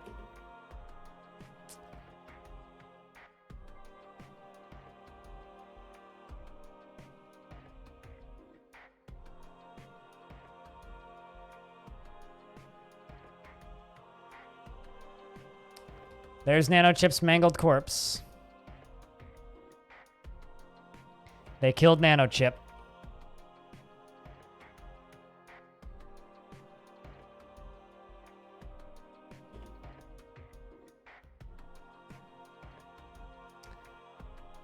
You know, I could accuse him of the crime, but I can't kill him. Man.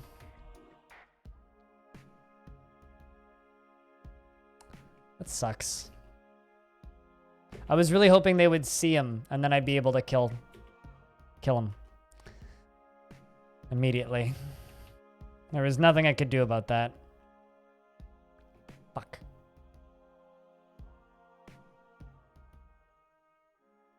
Why does murdering you have to be so difficult? God damn it.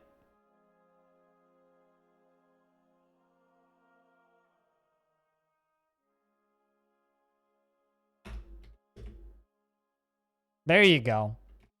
Now somebody just go complete that. Please. Please.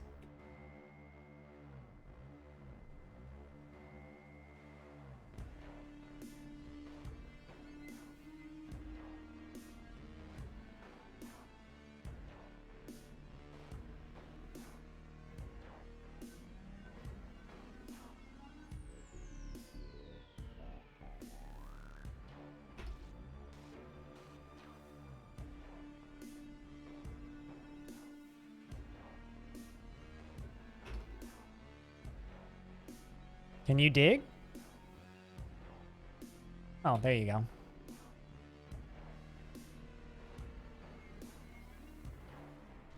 He's very bad at mining. Oh, I got him. And the mayor, unknowing of where exactly he was, began to dig. And dig.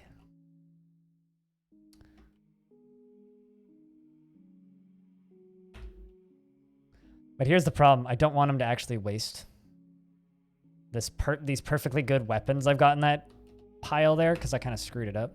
So I'm going to do some shenanigans. Calling out for help. The mayor began to dig upward.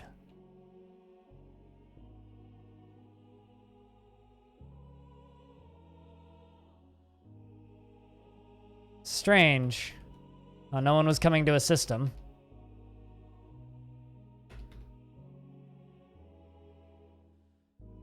You'd think that the dwarves would be anxious to help their mayor. Well.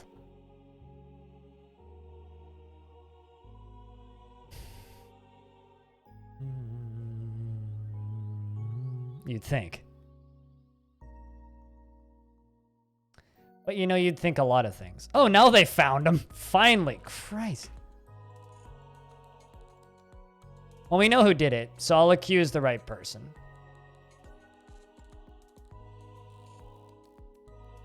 It was obviously the mayor.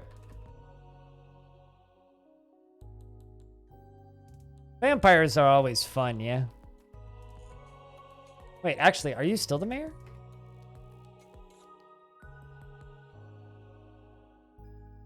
Yeah, you still are. How come you were listed as the chief medical dwarf in that screen?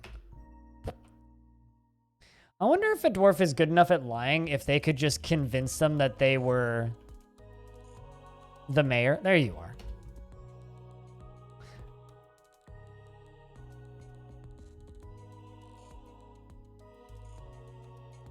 So can you guys tell what I'm doing? Can you guys tell? What's behind that adamantine wall right there? We're literally telling this mayor to fucking go to hell.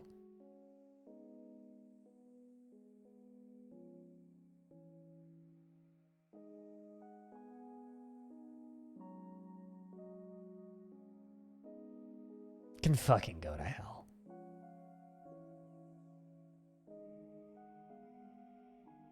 After the, game finishes saving. I like a dramatic pause, but this is a bit of a long pause, frankly.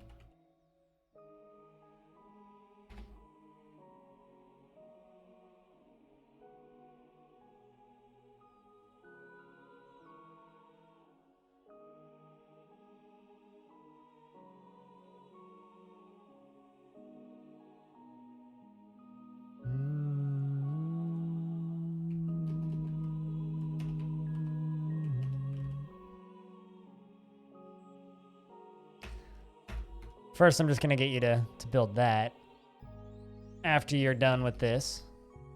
Oh, come on. Okay, good. You went to the right side. I was going to say, I swear to Christ, if you grab the wrong boulder, and now we wait.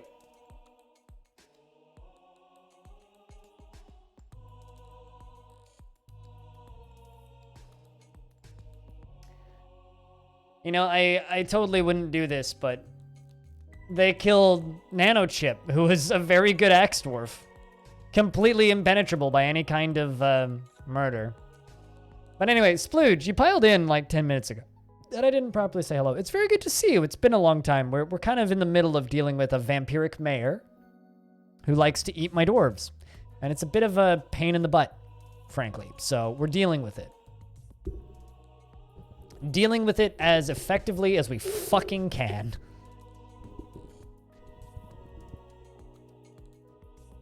Also, it'd be easier just to make you dig in a straight line, so.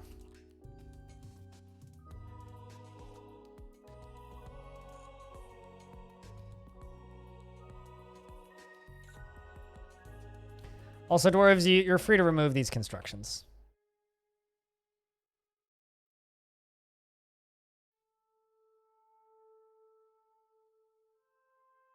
I think we're about to get a new mayor.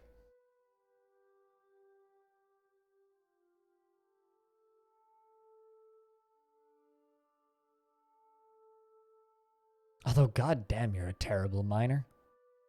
I will say that much. Terrible fucking miner.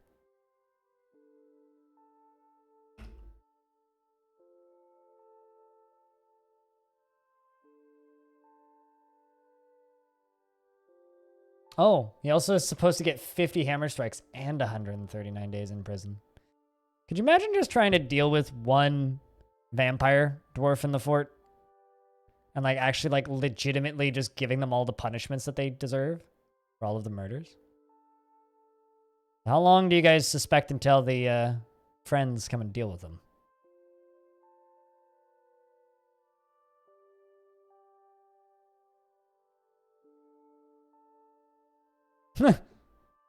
Man. Oh, he's actually looking in. Oh, man. Do you ever feel bad for your works and deeds? Like...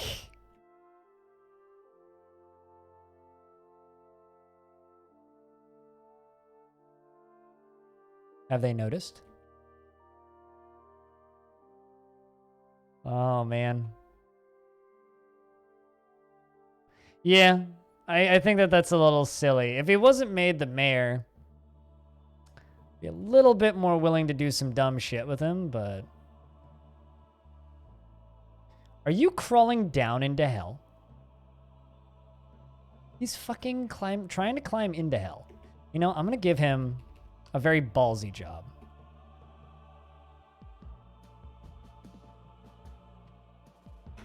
Oh, I can't tell him to do that? That's unfortunate.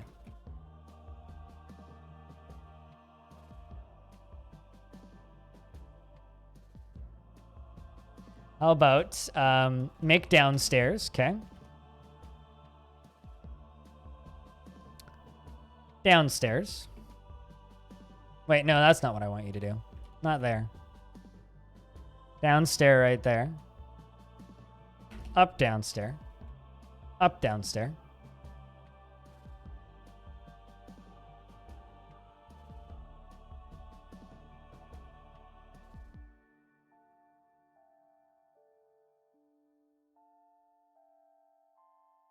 All right, Mayor, where the hell are you?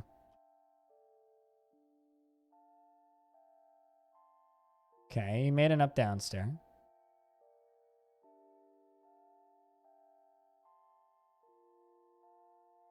Let's cancel that.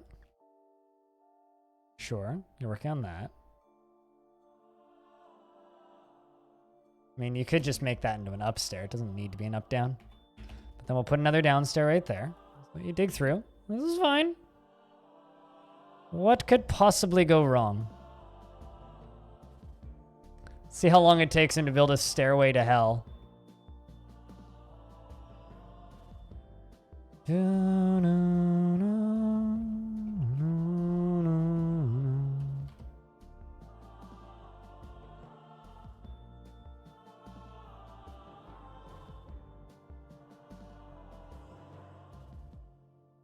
You know, that might actually, yeah, that's just gonna dump lava endlessly.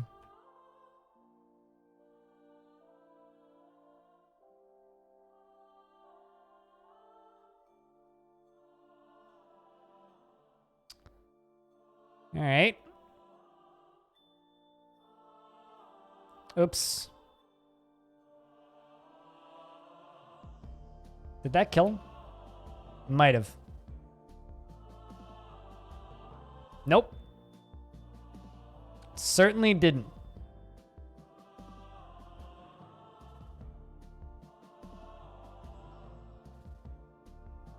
Crud. How about we start digging down here?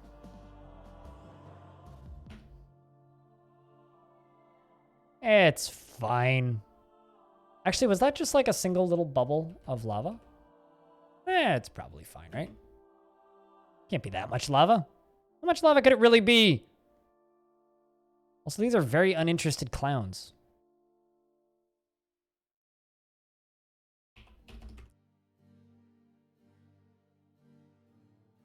Yeah, this is fine.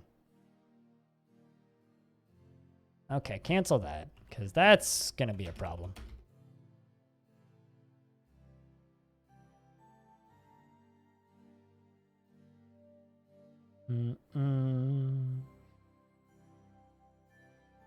Yeah, I don't think I've ever actually had someone get elected mayor mid-jail sentence before. So that's a first for me. Like, being honest, that's certainly a first.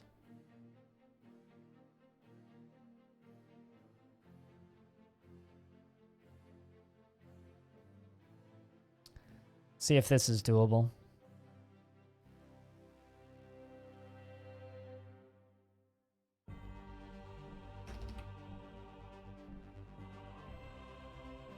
There we go.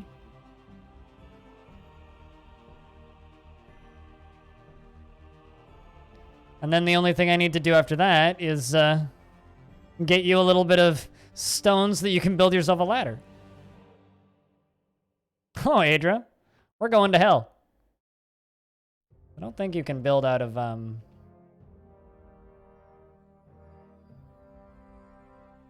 I got 3 Gabbro. I think that's enough.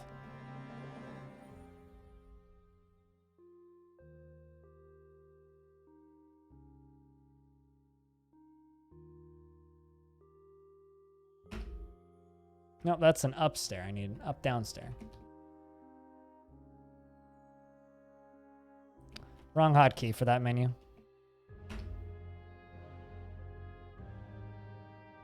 You can make 12 blocks. I'd have to dig out more space anyway. And it's only a few more Z levels. I think it would probably be quicker to do it this way.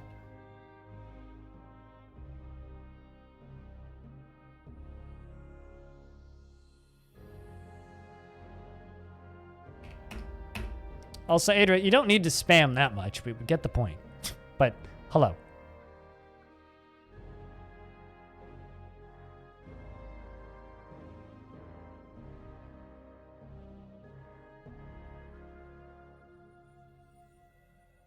I might need to get one more rock.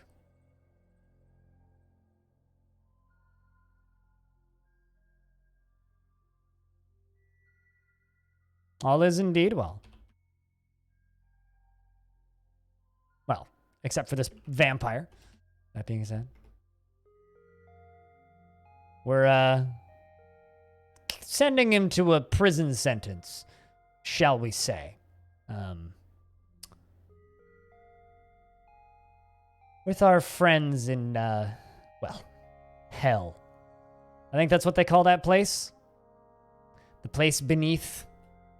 Way, way down, down, down in the depths.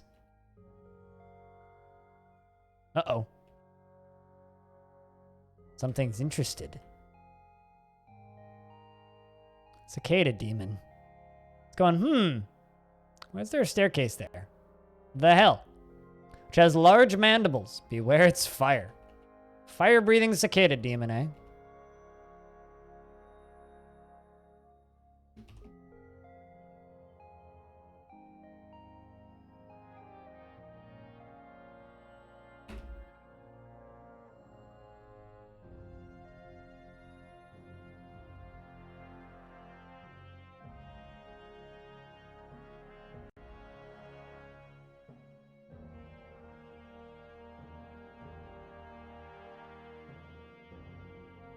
And then I'm going to do something even more ballsy.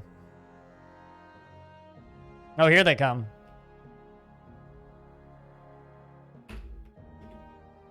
Ooh, I'm already seeing fireballs. Wait, no, I totally stationed the wrong squad, I think. No, I didn't. All right, well, here he goes. He's on fire. You know...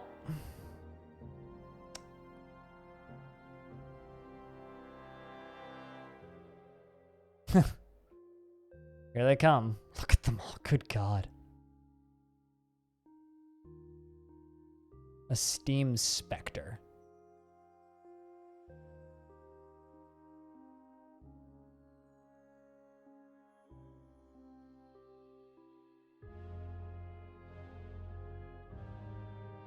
And there they are again.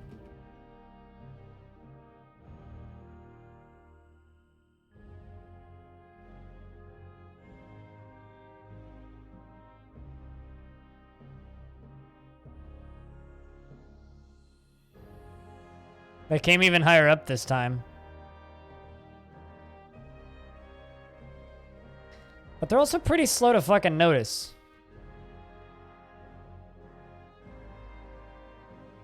No, I don't think they did. I don't think that they, the Forges even noticed. So Melville Jeantroved is now the mayor. Melville is currently sleeping. It's definitely no vampire. Hopefully you've got a good head on your shoulders, because this is going to be a hell of a fort to manage in the future. Good dwarf. I think that's enough for today. It's 6 p.m., which means I've been streaming for almost 9 hours. And I try and keep the weekends closer to 7. Need a stretch. I got a kink in my back. Good day, frankly. Good goddamn day.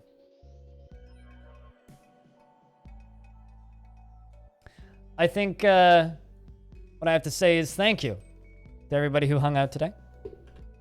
Spent time watching the stream. We basically built that fortress out of nothing, right? Let's see. What happened today? We had dwarves die to crundles. We had a forgotten beast get loose on the surface that we killed. We went to hell. I've been streaming for 9 hours, Padinsky. I'm sorry, but I'm fucking tired. And I'm hungry. And I want some food. Today was first stream with new monitors. To those of you who haven't seen them, check this out.